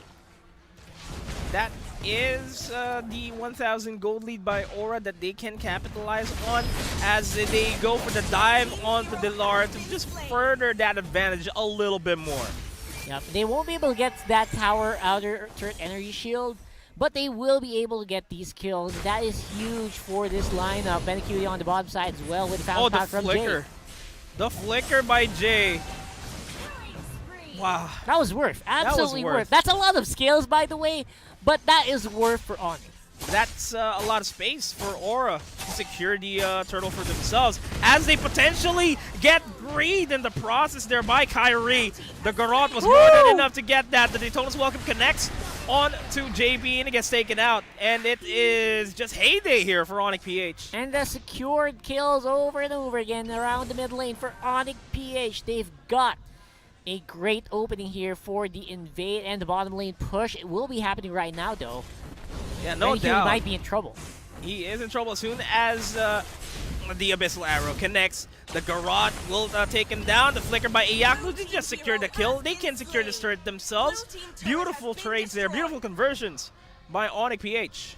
Yep, huge conversion, and that is exactly what you want to see here from a team like Onyx. Maximize on those stuns, convert with the damage output you have in the early game, because later on you won't have that damage. That's true, and they need to snowball as early as they can to get that mid-game insurance for themselves. And Lord Hades might just be caught by the Abyssal Arrow. Kyrie with the presence of mind to just maintain in the bush and lie in wait, Rambo style. Didn't need to collapse on the guy, just need to wait for him to use the punctures, use the phantom executions. Great mind games here coming in from on. Like a true assassin, he lies in wait in the shadow. In wait. But that In is what Hay wants to do. This summer. Wait for Kyrie. Kyrie He's out for blood. We'll go online and we'll look for more executions here as Onyx goes for a aggressive presence here over on the top side, potentially to go for the seal, but they will not be obliged. And the Abyssal Arrow is really the threat here. I'll dare you to cast all game that way. I don't want to lose my job just yet. Lightning Truncheon will be picked up by Iyaknu. It's going to be Jay obviously going on for the hunt. Greed could be in trouble. Goes for Greed. Order of Brilliance will be forced out. The flicker as well into the Hurricane Dance. Good catch onto JP, but no follow-throughs by Onyx PH. Again, they still keep on fighting Onyx. Yeah, Hate is already low on HP. Will be joining in on the fight. Kilowatch will be diving onto the backlines to try to go for Jay. And JP will make it out alive, but Hate will be taken out by the flame shot. Benny Cutie. That's so fun though. You should do that. Benny Cutie on the Kagura with the flame shot. Kilowatch threatening this summer.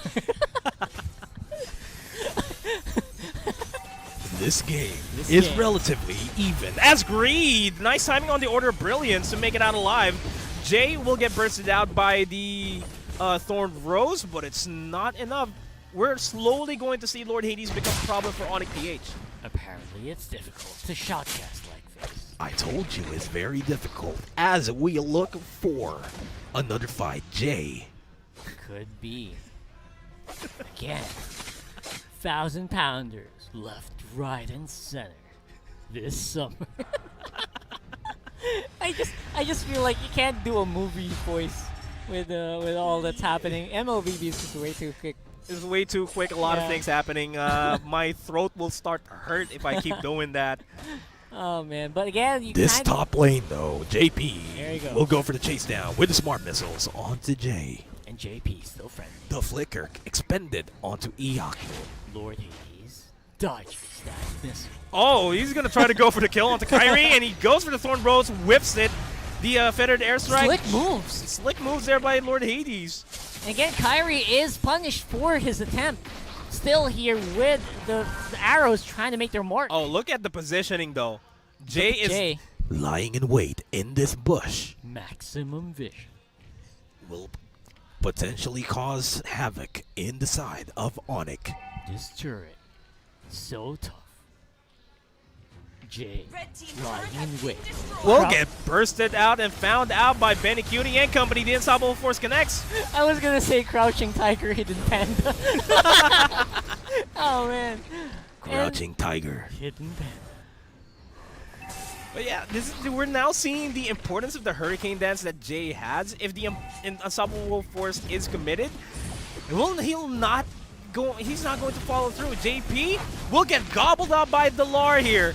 We're gonna go Jurassic in this park. Yeah, gonna go Jurassic on the park. I love that. Again with the theme, Nomad keeping up with the theme. Yeah, we'll try to give again a little bit more of the movie references rolling here, but the Lord will be up. Nice Feathered Airstrike to zone out the members of Aura. And JP is lying in wait, does have the Unstoppable Force available for himself. He's lurking on over towards the backside of Onyx PH, potentially. Yep, and this could be a very easy Lord to take here for Onyx, or at least that's what they think they do. Will this be an easy Lord? Or is it? Because now Aura is on the chase. This Lord pit finally starting off by Aura. Don't do it. Yeah, I'm not gonna continue on with that. Onyx PH is on the tails of Aura PH though, getting the zone out. Beautiful usages of the Feathered Airstrike to get the zones. Lord Hades already down to half HP. Uses the Feathered Airstrike. Not the Feathered Airstrike, the Thorned Rose to keep himself alive there. And Kyrie is looking for a potential snipe onto Lord Hades. Yep. So right now I feel like what are we calling this, right? This looks familiar. This looks very familiar. This is exactly what Aura was earlier. They were quite ahead, then they were kind of slowly getting whittled down. That's true. And Jay is not being as tanky as he wants to be now as we head on over to the midpoint of the game. It's not the best of luck here for Onyx PH, so to speak. Aura is still in the lead. Third pushes is relatively even, and we might just be here for the long ride, man. Yep. So this fight at 11 minutes and 30 seconds, 31k each. Again, earlier we saw this.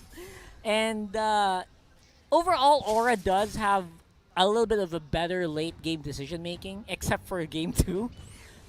Again, true. it's 50-50 because they have great fights in the late game, but they also threw in the late game. So I'm not sure about Aura in this interim. Well, I'm pretty sure that Coach Dale and Arcadia already talk a little bit more on what they could potentially do in the late game. It's really just down to Greed to get the shot calls. As Iyaknu gets caught out here in the bottom lane, Jay potentially looking for the pin down, and he does get the pin down to Benny Cutie, but not a lot of follow throughs here. The Abyssal Arrow will not connect. The flicker by Greed to evade that Matrix style onto Jay. Oh. They still managed to get the kill. The Shadow kill is still available by Hay, but they will not continue on onward. The Thorn Rose timing by Lord Hades. Last minute just to not get gobbled up by the Tyrannosaurus Rex. But Kilowatt will try to go for the kill onto Delar. Jay lying in wait once again. Blender 1,000 pounder. The flicker. Oh, wow. Timing is real. They will make it out alive. They lock down Kilowatt. That's a dead Lapu Lapu. It's still alive. Is still he? manages to flicker out.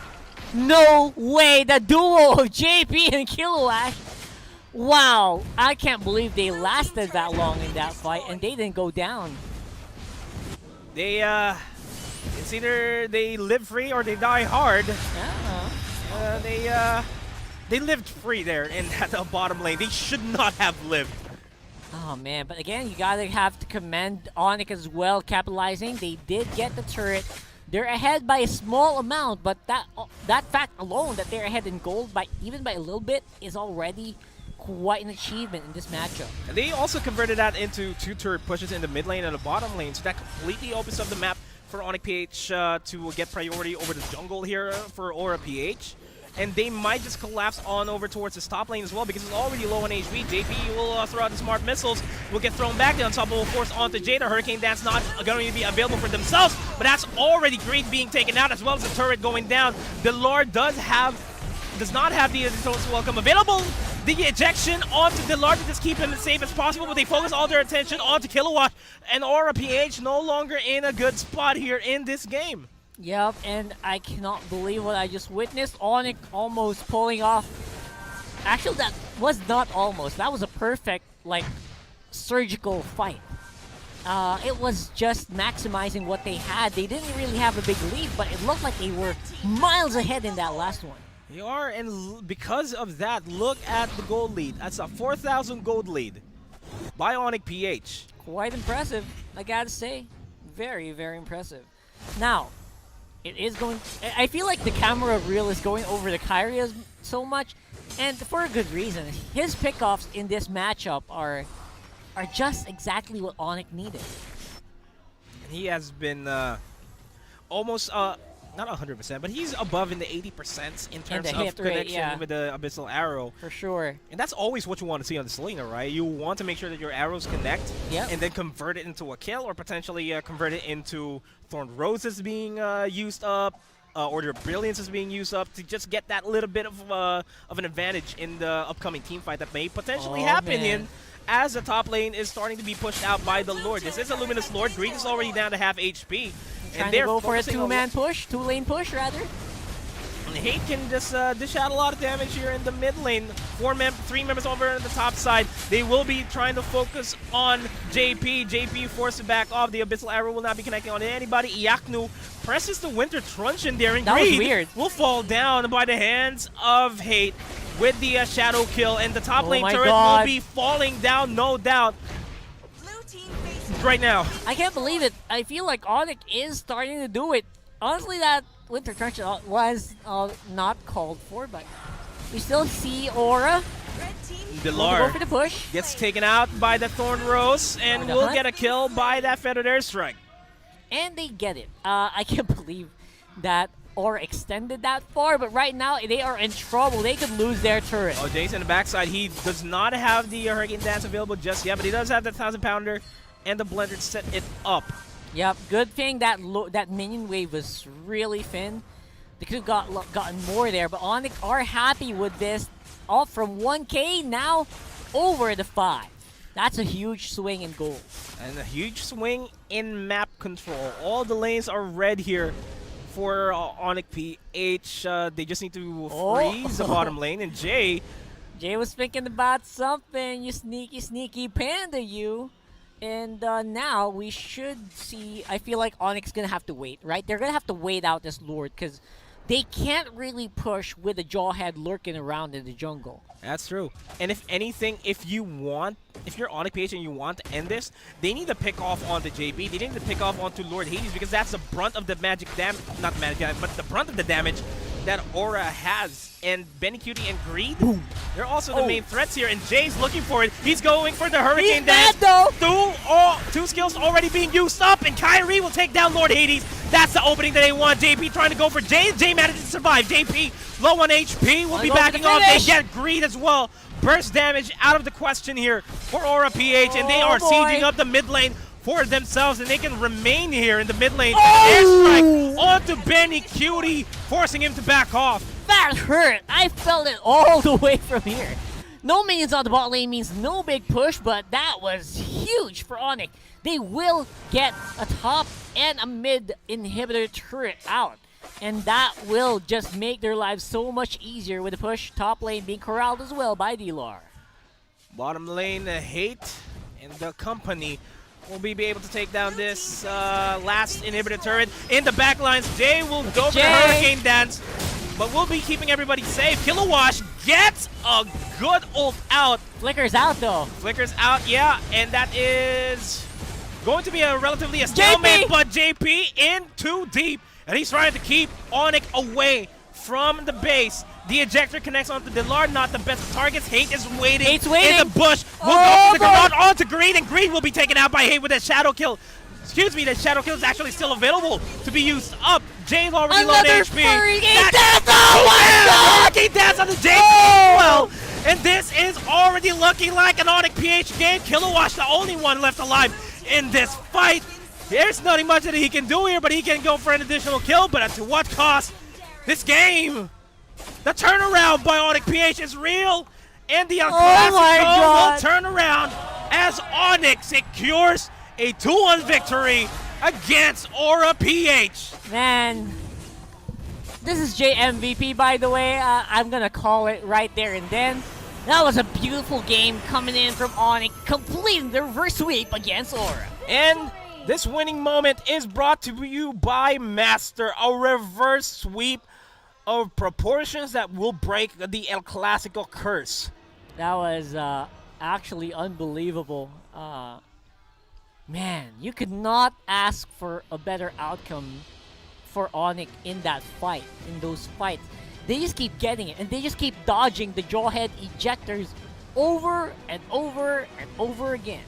And really, we have to give it to all of the single members of Onyx PH, because they know for a fact that if they want to go for a fight, they need to make sure that Jay is able to go for the Hurricane Dances. And with them forcing out the Thorn Rose, the Order of Brilliance time and again, allows him to just go for the perfect sets on that Akai. Yeah, and these are the sets. Man, especially that last one. One here, one here. Pushing onto them. That's a dream Hurricane dance, by the way. That's a dream. That's a dream, and Jay just pulled it off. And, yeah, that has to be a J game. I feel like Aura could have still defended that for some reason. I feel like their defense, their offense, was just disgustingly strong. That's even true. though their inhibitors were down. I thought they were going to have to wait for Lord. Apparently, they don't need to. You don't need to wait for the Lord, but we're not going to be waiting any longer. We'll be throwing out on over to a midnight to give us a breakdown on over to the analyst net to see how Onyx PH won that game. From the words of the great Ocho Gahaba, ouch, pain, sakit, pigati, illness. Yan ang naramdaman ng Aura PH against the onslaught of Kyrie Selena. Welcome back to the Analyst Stand. My name is Midnight and ating i-breakdown kung paano ba denominate ng Onyx PH ang game number 3 against Aura PH. Let's look at first the following post-game stats na hatid sa atin ng Smart. Honestly, this was just Kyrie's game on the Selena. After niya ma-pick up yung kanyang Calamity Reaper, hindi na nga siya nag-Clock of Destiny. Literal lang sabi niya rito, okay, bibili ako ng mask para mag-balance out yung gold natin and Calamity Reaper into Divine Glaive. Ang gusto niya rito is kapag may tinamaan siya, mababurst down kagad. And Onyx PH presented a lot of pressure against Aura PH. Pagdating sa team fight, hindi na nga sila nakakaroon ng team fight on the side of Aura PH. Onyx, sila lang yung nagdidictate ng mga pick-offs. And si Jay, siya yung follow-up dito. Siya yung nagko-command kung lalaban ba tayo ng skirmish or poprotektahan ko lang si Kyrie with his aggressive movements. Again,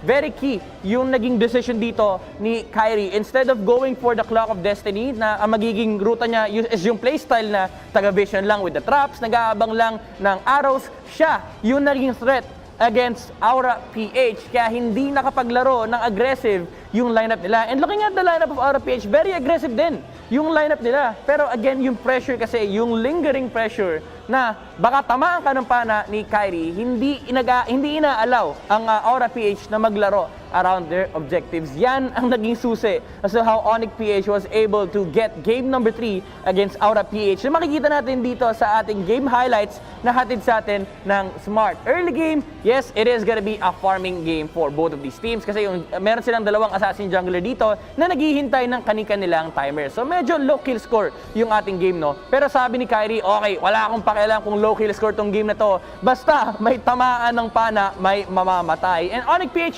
really did a lot in terms of contesting the objectives of Aura PH. Hindi nila hinahayaan na mag-snowball lang yung Jawhead, Lunox, pati na rin yung Kagura alongside a Lancelot. Kasi alam nila na itong lineup na to, kapag nakakuha ng momentum, mabilis mag-build up yan. So Onyx PH, ang ginagawa nila is they contest every lane that they can. Kasi meron nga naman silang Selena at meron din silang Akai na dalawang heroes kaya namang mag-re-engage and disengage from the skirmishes. And makikita natin dito yung sinasabi nating lingering pressure ni Kyrie with the Selena, even getting a solo kill on the Lancelot. And by 6 minutes in, he is standing at a KDA of 601. Literal na nag-target shooting si Kyrie. Sabi niya, bakit di ko kaya pag-practicean tong Aura? And I feel like nagpe-prepare na yung Onyx PH for the playoffs. Nagpa-practice na ng papanain si Kyrie dito. And yung mga team pa siya nakikita natin, nakakakuha pa rin naman yung RPH ng kill against Hate. It's very hard to play Hayabusa, honestly, in this kind of matchup kasi hindi mo basta-basta mapapatay yung mga heroes ng Aura PH. Na the dodge ni Lancelot yung shadow kill, si Lunox may Order of Brilliance, si Jawhead pwede iba ito pabalik, and meron ding pang burst si Kagura. So ang ginagawa nila dito is ginagamit nila si Kyrie as the way of initiation against Aura PH kasi may backup naman na Akai. Instead of Akai actually being the first line of offensive maneuvers for Onyx PH, arrows lang muna. Kapag nakakita tayo ng opportunity or kapag naghiwa-hiwalay ni Aura PH, that's the time they go in. So medyo relax yung game ng Onyx PH dito, no? Kasi marami silang nakikitang information because of the presence of the Selena. And after that, it was just Onyx PH looking for any opportunities na talunan yung heroes ng Aura PH kasi yung follow-up damage napakasakit na. Pumasok na yung Divine Glaive ni Farsa at nandiyan na rin yung Divine Glaive ni Kyrie. So any hero will do sa side ng Aura PH. Kapag nakita nila, kapag nasa harap ni Akai, tatalo ng kagad. Kapag katabi ni Dilar, kinakagat kagad or kinakain. And Onyx PH, after that, they just amassed a huge gold lead against Aura PH, and nakikita na natin yung disparity ng damage output, no? Kasi if you look at the side of Aura PH, yes, you have a Lancelot and you have a Lunox. You need to be near Onyx PH to be able to do that. And it's heavily punishable by the playstyle of these heroes. Si Hate, gagamitin niya lang yung kanyang shadow kill, tapos may feathered airstrike on the Farsa. Again, Aura PH, they try their best to engage against Onyx PH, pero the nature of the heroes will just punish whatever Aura wants to do. And again, this is all because of the presence ni Selena nung early game, and this is what allowed it to happen. Kaya, the MVP of our game na hatid sa atin ng Smart, it is gonna be Kyrie on the Selena. KDA of 1008, kill participation of 82%, and take note, damage dealt of 61,718, really deserving of the MVP spot. Just completely demolished Aura PH on game number 3. Literal na pinana yung opportunity ng Onyx PH, and they were able to hit a bullseye on the back of Kyrie Selena. Hindi na nga the future, no? Pwedeng the Cupid na ang tawag dito kay Kyrie. Napakalupit ng mga pinakita ng ating mga teams and ng mga players, pero huling malupit na ipapakita natin dito sa MPL is yung ating live watching rewards. Sa mga nanonood dyan, may chance kayo manalo ng in-game rewards sa skin worth of 599 diamonds. All you need to do is scan this QR code or check nyo yung ating website, fill up a form, and if you are one of the first 30,000 entries per game day yan, guys. So meron kayong chance ngayon, meron kayong chance bukas, at meron kayong chance sa makalawa na makakuha ng mga in-game rewards. Kapag pasok kayo sa 30,000, mananalo kayo dito sa ating live watching rewards. That's it for the last series of the day. Pero bago tayo magtapos, balik muna tayo sa ating mga shoutcasters. And that is Onyx PH getting the mojo back after that loss that they had. The loss that they had against NXP, and this might just carry over into the next set of games that they have towards the remaining games that we have for the regular season. Again, I think Kyrie absolutely was just he was everywhere, right, in that game. But obviously, I'll have to give it to Jay. He probably improved the best out of last week, because last few weeks ago, last few matches, he was not really in form. This time around, he improved so much. The calls are right on point. Very minimal errors. And again, props to the whole of Onyx for the beautiful reverse sweep against one of their all-time rivals, Aura Philippines. And if ever Aura and Onyx will face off again in the playoffs, much like in the previous seasons that we've had, it may just be a completely different story for this old rivalry that we have all known and loved since Season 4. And if anything, this might just be a preview of what we may expect from the other teams going into the playoffs. Shifting momentums, yeah? Shifting momentums, that may be the storyline. I mean, who has been consistently winning might not always win out. Who knows? It's all about who's going to be fast and fierce, and we'll be throwing it over to Mara. But before that, MPL Philippines Season 7 is presented by Smart, the official tournament telco partner of the MPL. Download the GigaLife app today to discover and enjoy your favorite double giga offers all in one tap. With the GigaLife app, napakaraming yung pwedeng gawin. Mag-add ng load, mag-subscribe sa Smart at TNT offers. At syempre, you can easily check your load balance all in just one tap. Simple, di ba? And that has been me, Nomad. This is Rockart on behalf of TDZ. And Reptar will be throwing on over to the panelist desk with Mara to get a quick word with one of our members from Onyx PH, as well as the final thoughts of the panelists in the desk.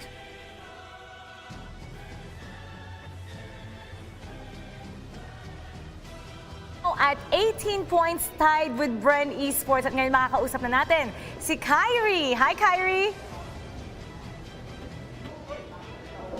Hindi ko rinig.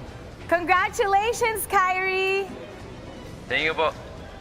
Alam mo, nung Game 1, mukhang kayo yung lamang, pero pagkatapos mag-Athena Shield ng kalaban nyo, biglang sila yung nag-dictate. Pagpunta natin sa Game 2, neck to neck, at may moment doon na akala namin mananalo na yung Aura, but na-flip around nyo yung situation. Paano nyo na-turn around yung moment na yon?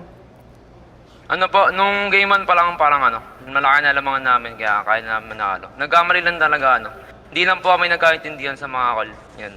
Tapos nung game na nakabak namin. Tapos nung game 3 na po yung Serena. Confident na po ako na mananalo kami kasi ilang beses na po rin po namin pinapractice yun. Yun po. Sa moment na hindi kayo nagkakaintindihan, sino yung nagsiset aside, nagiging vocal sa inyo at kinakalma kayo? Sino yung pinaka-vocal sa inyo doon? Siguro po si Kuya Jay. Si Kuya Jay, pati si Dila. At ngayon, napatid nyo ang inyong losing streak. Gaano ka-importante to para sa inyo? Paano nag-change ngayon ang mood at mindset ng iyong koponan? Personally, sa'yo? Siguro po mas kami. Tumaas yung confident namin. Kasi para sa mga susunod na laban, yun nga po, natalo po naman yung Aura. Yun, isa po sa malakas na team. Ano ang mensahe mo ngayon sa lahat ng mga manonood natin at kung meron kang gustong i-shoutout? Yun, thank you po sa lahat na sumusuporta sa Onyx. Pati shoutout na rin sa Irinatics, sa Jaynatics, sa Dilarmy. Pati sa Hate Nation, pati sa sa mga fans kay Marky, pati sa Mili, Dolormi. Ay ba? Tsaka kay Kuya Bimo. Yun, tsaka sa sa Rice Del Sal family, tsaka sa Ignacio family. Yun po. Congratulations! Good job, Kyrie! Enjoy nyo ang araw nyo ngayon. Friday night, go ahead and have fun. Congratulations! Thank you po. Watch out para sa ating mga exclusive discounts, giveaways, and more kapag bumili kayo ng Mobile Legends gaming pin on Coda Shop using your smart and TNT load at codashop.com. At ito, gusto namin syempre manalo din kayo. Nakascan na ba kayo ng ating mythical raffle draw? Pwede kayong sumagot ng ating mga katanungan na sobrang dali lang. Alam ko kayang-kaya nyo yan. At kapag kayo ay napili at the end of the week, on Sunday, meron kayong mga in-game prizes. Hindi lang yan. Meron din tayong live watching rewards, bagong QR code. Fafom! Nandito yan. Kailangan nyo lang i-scan first 30,000 kada game day. Pwede kayo manalo today, bukas, and Sunday. Good luck sa inyo lahat para makakuha kayo ng skins and diamonds. And speaking of diamonds, 300 diamonds will be given to you by Oppo A94. Ito yung mga sagot ng ating mga viewers on how they live their life at full speed. Una dyan, si Max Schofield. Sabi niya, I live my life at full speed by giving my best on academics, cherishing every moment of my life, making good friends, and playing Mobile Legends. Hashtag live life at full speed. Tamang-tama nga yan. Dapat kahit naglalaro kayo ng Mobile Legends, nakatutok pa rin kayo sa mga studies nyo. Sabi naman ni Sehu Leo, I live life at full speed by surrounding myself with the right people. Alam nyo, tamang-tama yan. Dapat yung mga friends nyo, naghahatakan kayo pataas, hindi pababa. Kapag yung circle of friends nyo sobrang good, ikaw din mahahatak pataas and your life will be great. Live life at full speed with Oppo A94. Oops! Okay, sabi ni Elnior Soliman Tapaya, I live life at full speed by playing Mobile Legends with friends and family because the more, the merrier. Alam niyo, pag 5-man talaga, mas mabilis makataas sa rank. Good job on that. Play with family and friends. Sabi ni Reng Reng, I live life at full speed by sharing happiness to people around me. Tama yan. As long as you're happy, then ang dami mong magagawa talagang pag good vibes ka, marami kang magagawang tama sa buhay mo naman talaga. Angel, Celine, Balbacal, I live life at full speed by walking on my own path without hesitation that no matter the outcome is, I will end up smarter than before. Wow! Isang motivational speak, ano mo yan, nakuha. Okay yun ah. Congratulations sa lahat ng ating mga nanalo. You all won 300 diamonds brought to you by Oppo A94. Live life at full speed with the all-new Oppo A94. Get yours now for only 13,999 pesos.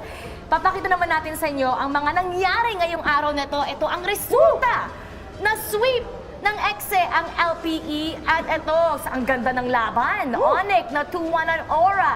Anong masasabi mo dyan, Manjin and TDZ? Ang masasabi ko dito is kahit na ito na yung final week ng MPL at nagkakaroon tayo ng glimpse ng magiging resulta sa playoffs, kailangan pa rin natin na-expect yung mga unexpected dahil yung Onyx ay nagpapakita ng gilas pa rin, pare. Oo, tol. Hindi ko akalain na magiging ganun kaganda yung laban natin. Expected nung Aura, pati coming from behind, tol. Ibang klase pinakita ng Onyx PH, spotless sa kanyang execution, pati si Kyrie. Pati sa execration ng first series natin, nakita natin na iba yung form na pinapakita ng execration of Drop. Tulad nga na sinabi nyo kanina kasi lose streak sila, ibang klaseng gutom yung ipinakita. At they grabbed the win for today. Ang kailangan naman natin silipin ngayon, yung standings, dahil updated na naman siya. Ang Aura, still at number 1 with 25 points, Work Oster Force at 21. Tignan nyo, itong Onyx, umakyat sila sa standings. They are now at the number 3 spot. Bumaba ang Bren, but they're both tied sa 18 points and Signal at number 5. Sa Group B naman, Blacklist International, 27 points. Dahil maganda yung pinakita ng Exe, umakyat sila sa ating standings with 18 points. Itong Omega and NXP tied at 17 points. Grabe. At ang LPE right now, well, 8 points naman sila. So ngayon nakikita na natin kung sino yung nakapasok sa playoffs. Yeah, props to Signal Ultra and LPE. They did their best, pero nakita na natin yung top 8. At ngayon, maglalaro na lang itong mga top 8 kung sino-sino yung makakalaban nila sa playoffs. Nagmamatter na ngayon yung magiging standings nila kasi at least nagkakaroon sila, teka, kailangan ko ngayon mag-prepare sa Blacklist. Kailangan ko ngayon mag-prepare sa Aura. Ganun na ang magiging preparation mga teams. Nagkakaroon na ng form, especially sa upper bracket at sa lower bracket natin. So, itong naiiwan na series natin to, it's all about kung sino yung mapupunta sa taas, kung sino yung mapugalaro sa baba. Kasi life ng mga teams yung binibilang nila all throughout to the whole playoff. At saka, biruin mo, no, isang panalo lang, nagbago ka agad. Nagbago ka agad. Nag-switch ka agad. Tulad ng Exe. Second ka agad yung Exe. Started from the bottom, now we're here. Ito naman ang magagandang nakita nyong highlights for today. This is a smart top 5 plays of the game.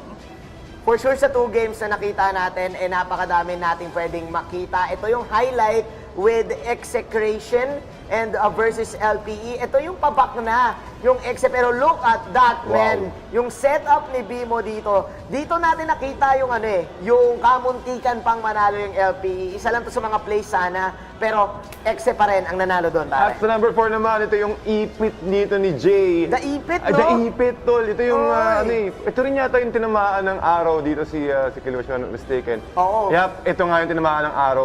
Sinubukan pa niyang gumilid, but with the angle para kay Kyrie, ito na shutdown kaagad ng Onyx yung Aura PH with that pick-off. Parang kabisado ni Kyrie yung mga pixels ng pana niya, men, no? Ito, crucial to nung game 1.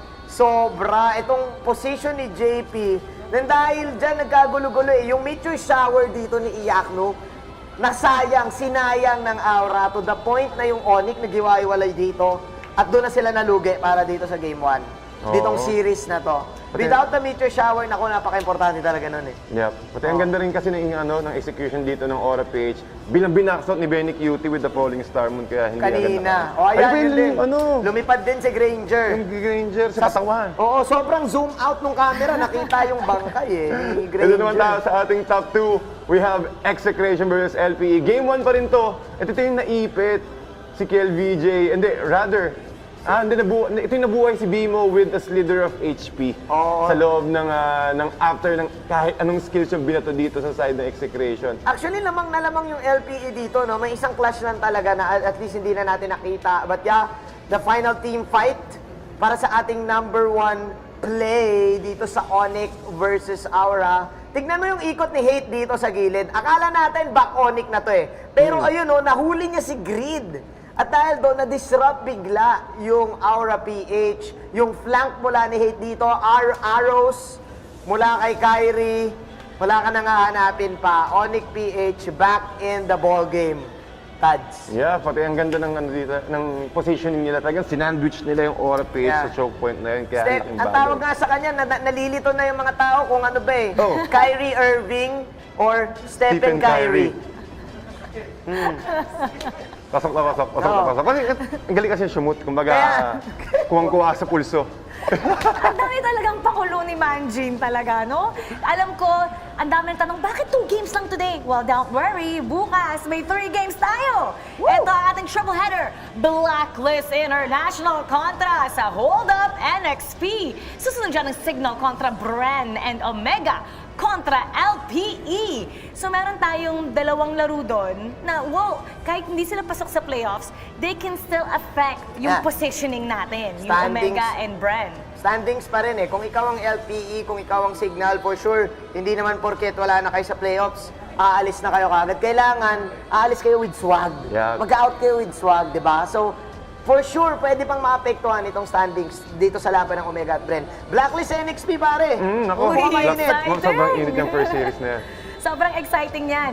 Exciting din yung mga comments na nababasa ko habang ang ating Oppo A94. Get yours now for only 13,999 pesos. Ito ang mga shoutouts natin dyan. Nandito si Michelle Nas, Alvin Abaro, Jap Solomon, Rojan Polido. At meron tayong comment from Vong Gumandam. Uy, gumanda na, may pa. Sabi niya, it's okay, LPE. Nice game. Bawi na lang next time. I still support you guys. Hey, unang sabak pa lang nila ngayong season 7. At iba talaga pag pro scene. Iba. Props, GGWP sa buong LPE family. Kay na Coach, kay na Coach Panda, everyone dyan, kay na Sir David, GGWPs. Sabi naman ni Clarice Navares, wow! Congrats Exe for securing playoff spot! Go, go, go! Tignan nyo, kaya dapat wala kayong mamiss na laban kasi sa laban lang ngayong araw na to, from number 4, nasa number 2 na sila. O, di ba? Ganun lang kadali.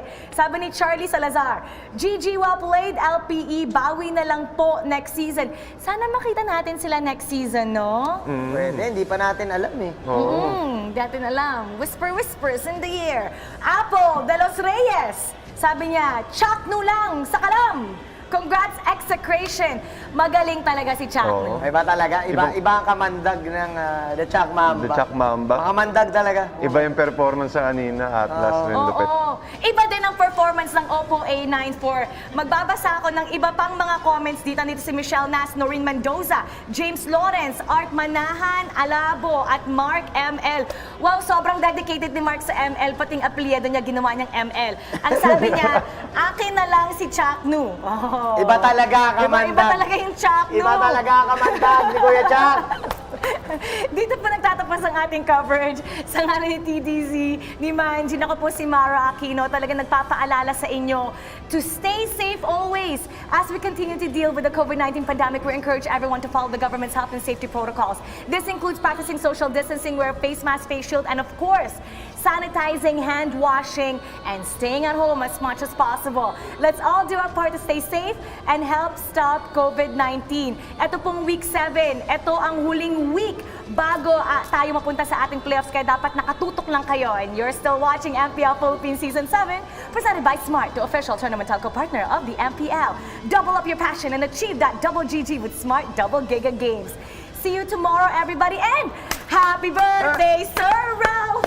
Happy birthday! Sa isang napakabuting boss. Happy birthday! And see you tomorrow, everybody! Keep it good vibes!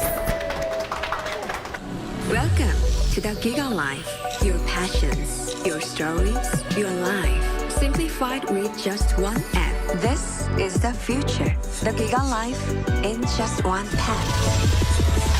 Experience more Giga moments when you make the smart choice. With the Philippines' fastest mobile data network. How do I know it's T1? Simple, smart ako.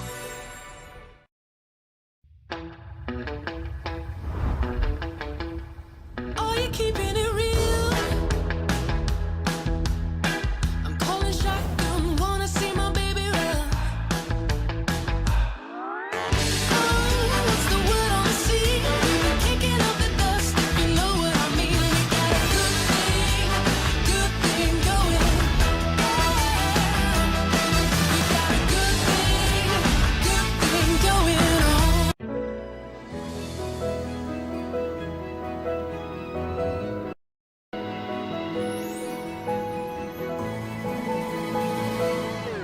Moment na sana, pero hassle ang kate. Yung kati na yan, dahil sa dandruff yan. You need Head and Shoulders. Unlike beauty shampoos, tanggal ang dandruff that causes kate. No more hassle sa moment. Goodbye na sa kate dahil 100% dandruff-free ka. Sikreto ng mga gwapong Master Gamer? Para fresh all day, bring your clay game with Master. New Master All-in-One Clay Wash. Fights germs, controls oil up to 12 hours, and helps prevent pimples. New Master All-in-One Clay Wash. Sikreto ng mga gwapo.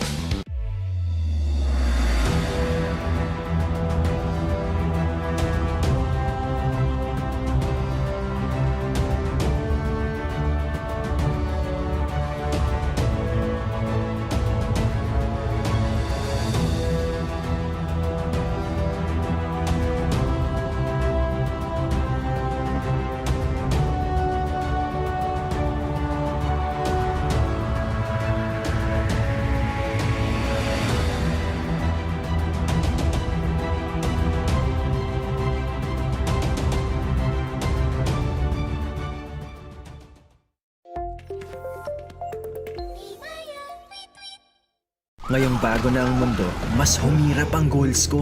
Kaya yan with Enervon Active because it has 12 immunity and energy power-ups. Bagong mundo, ready ako!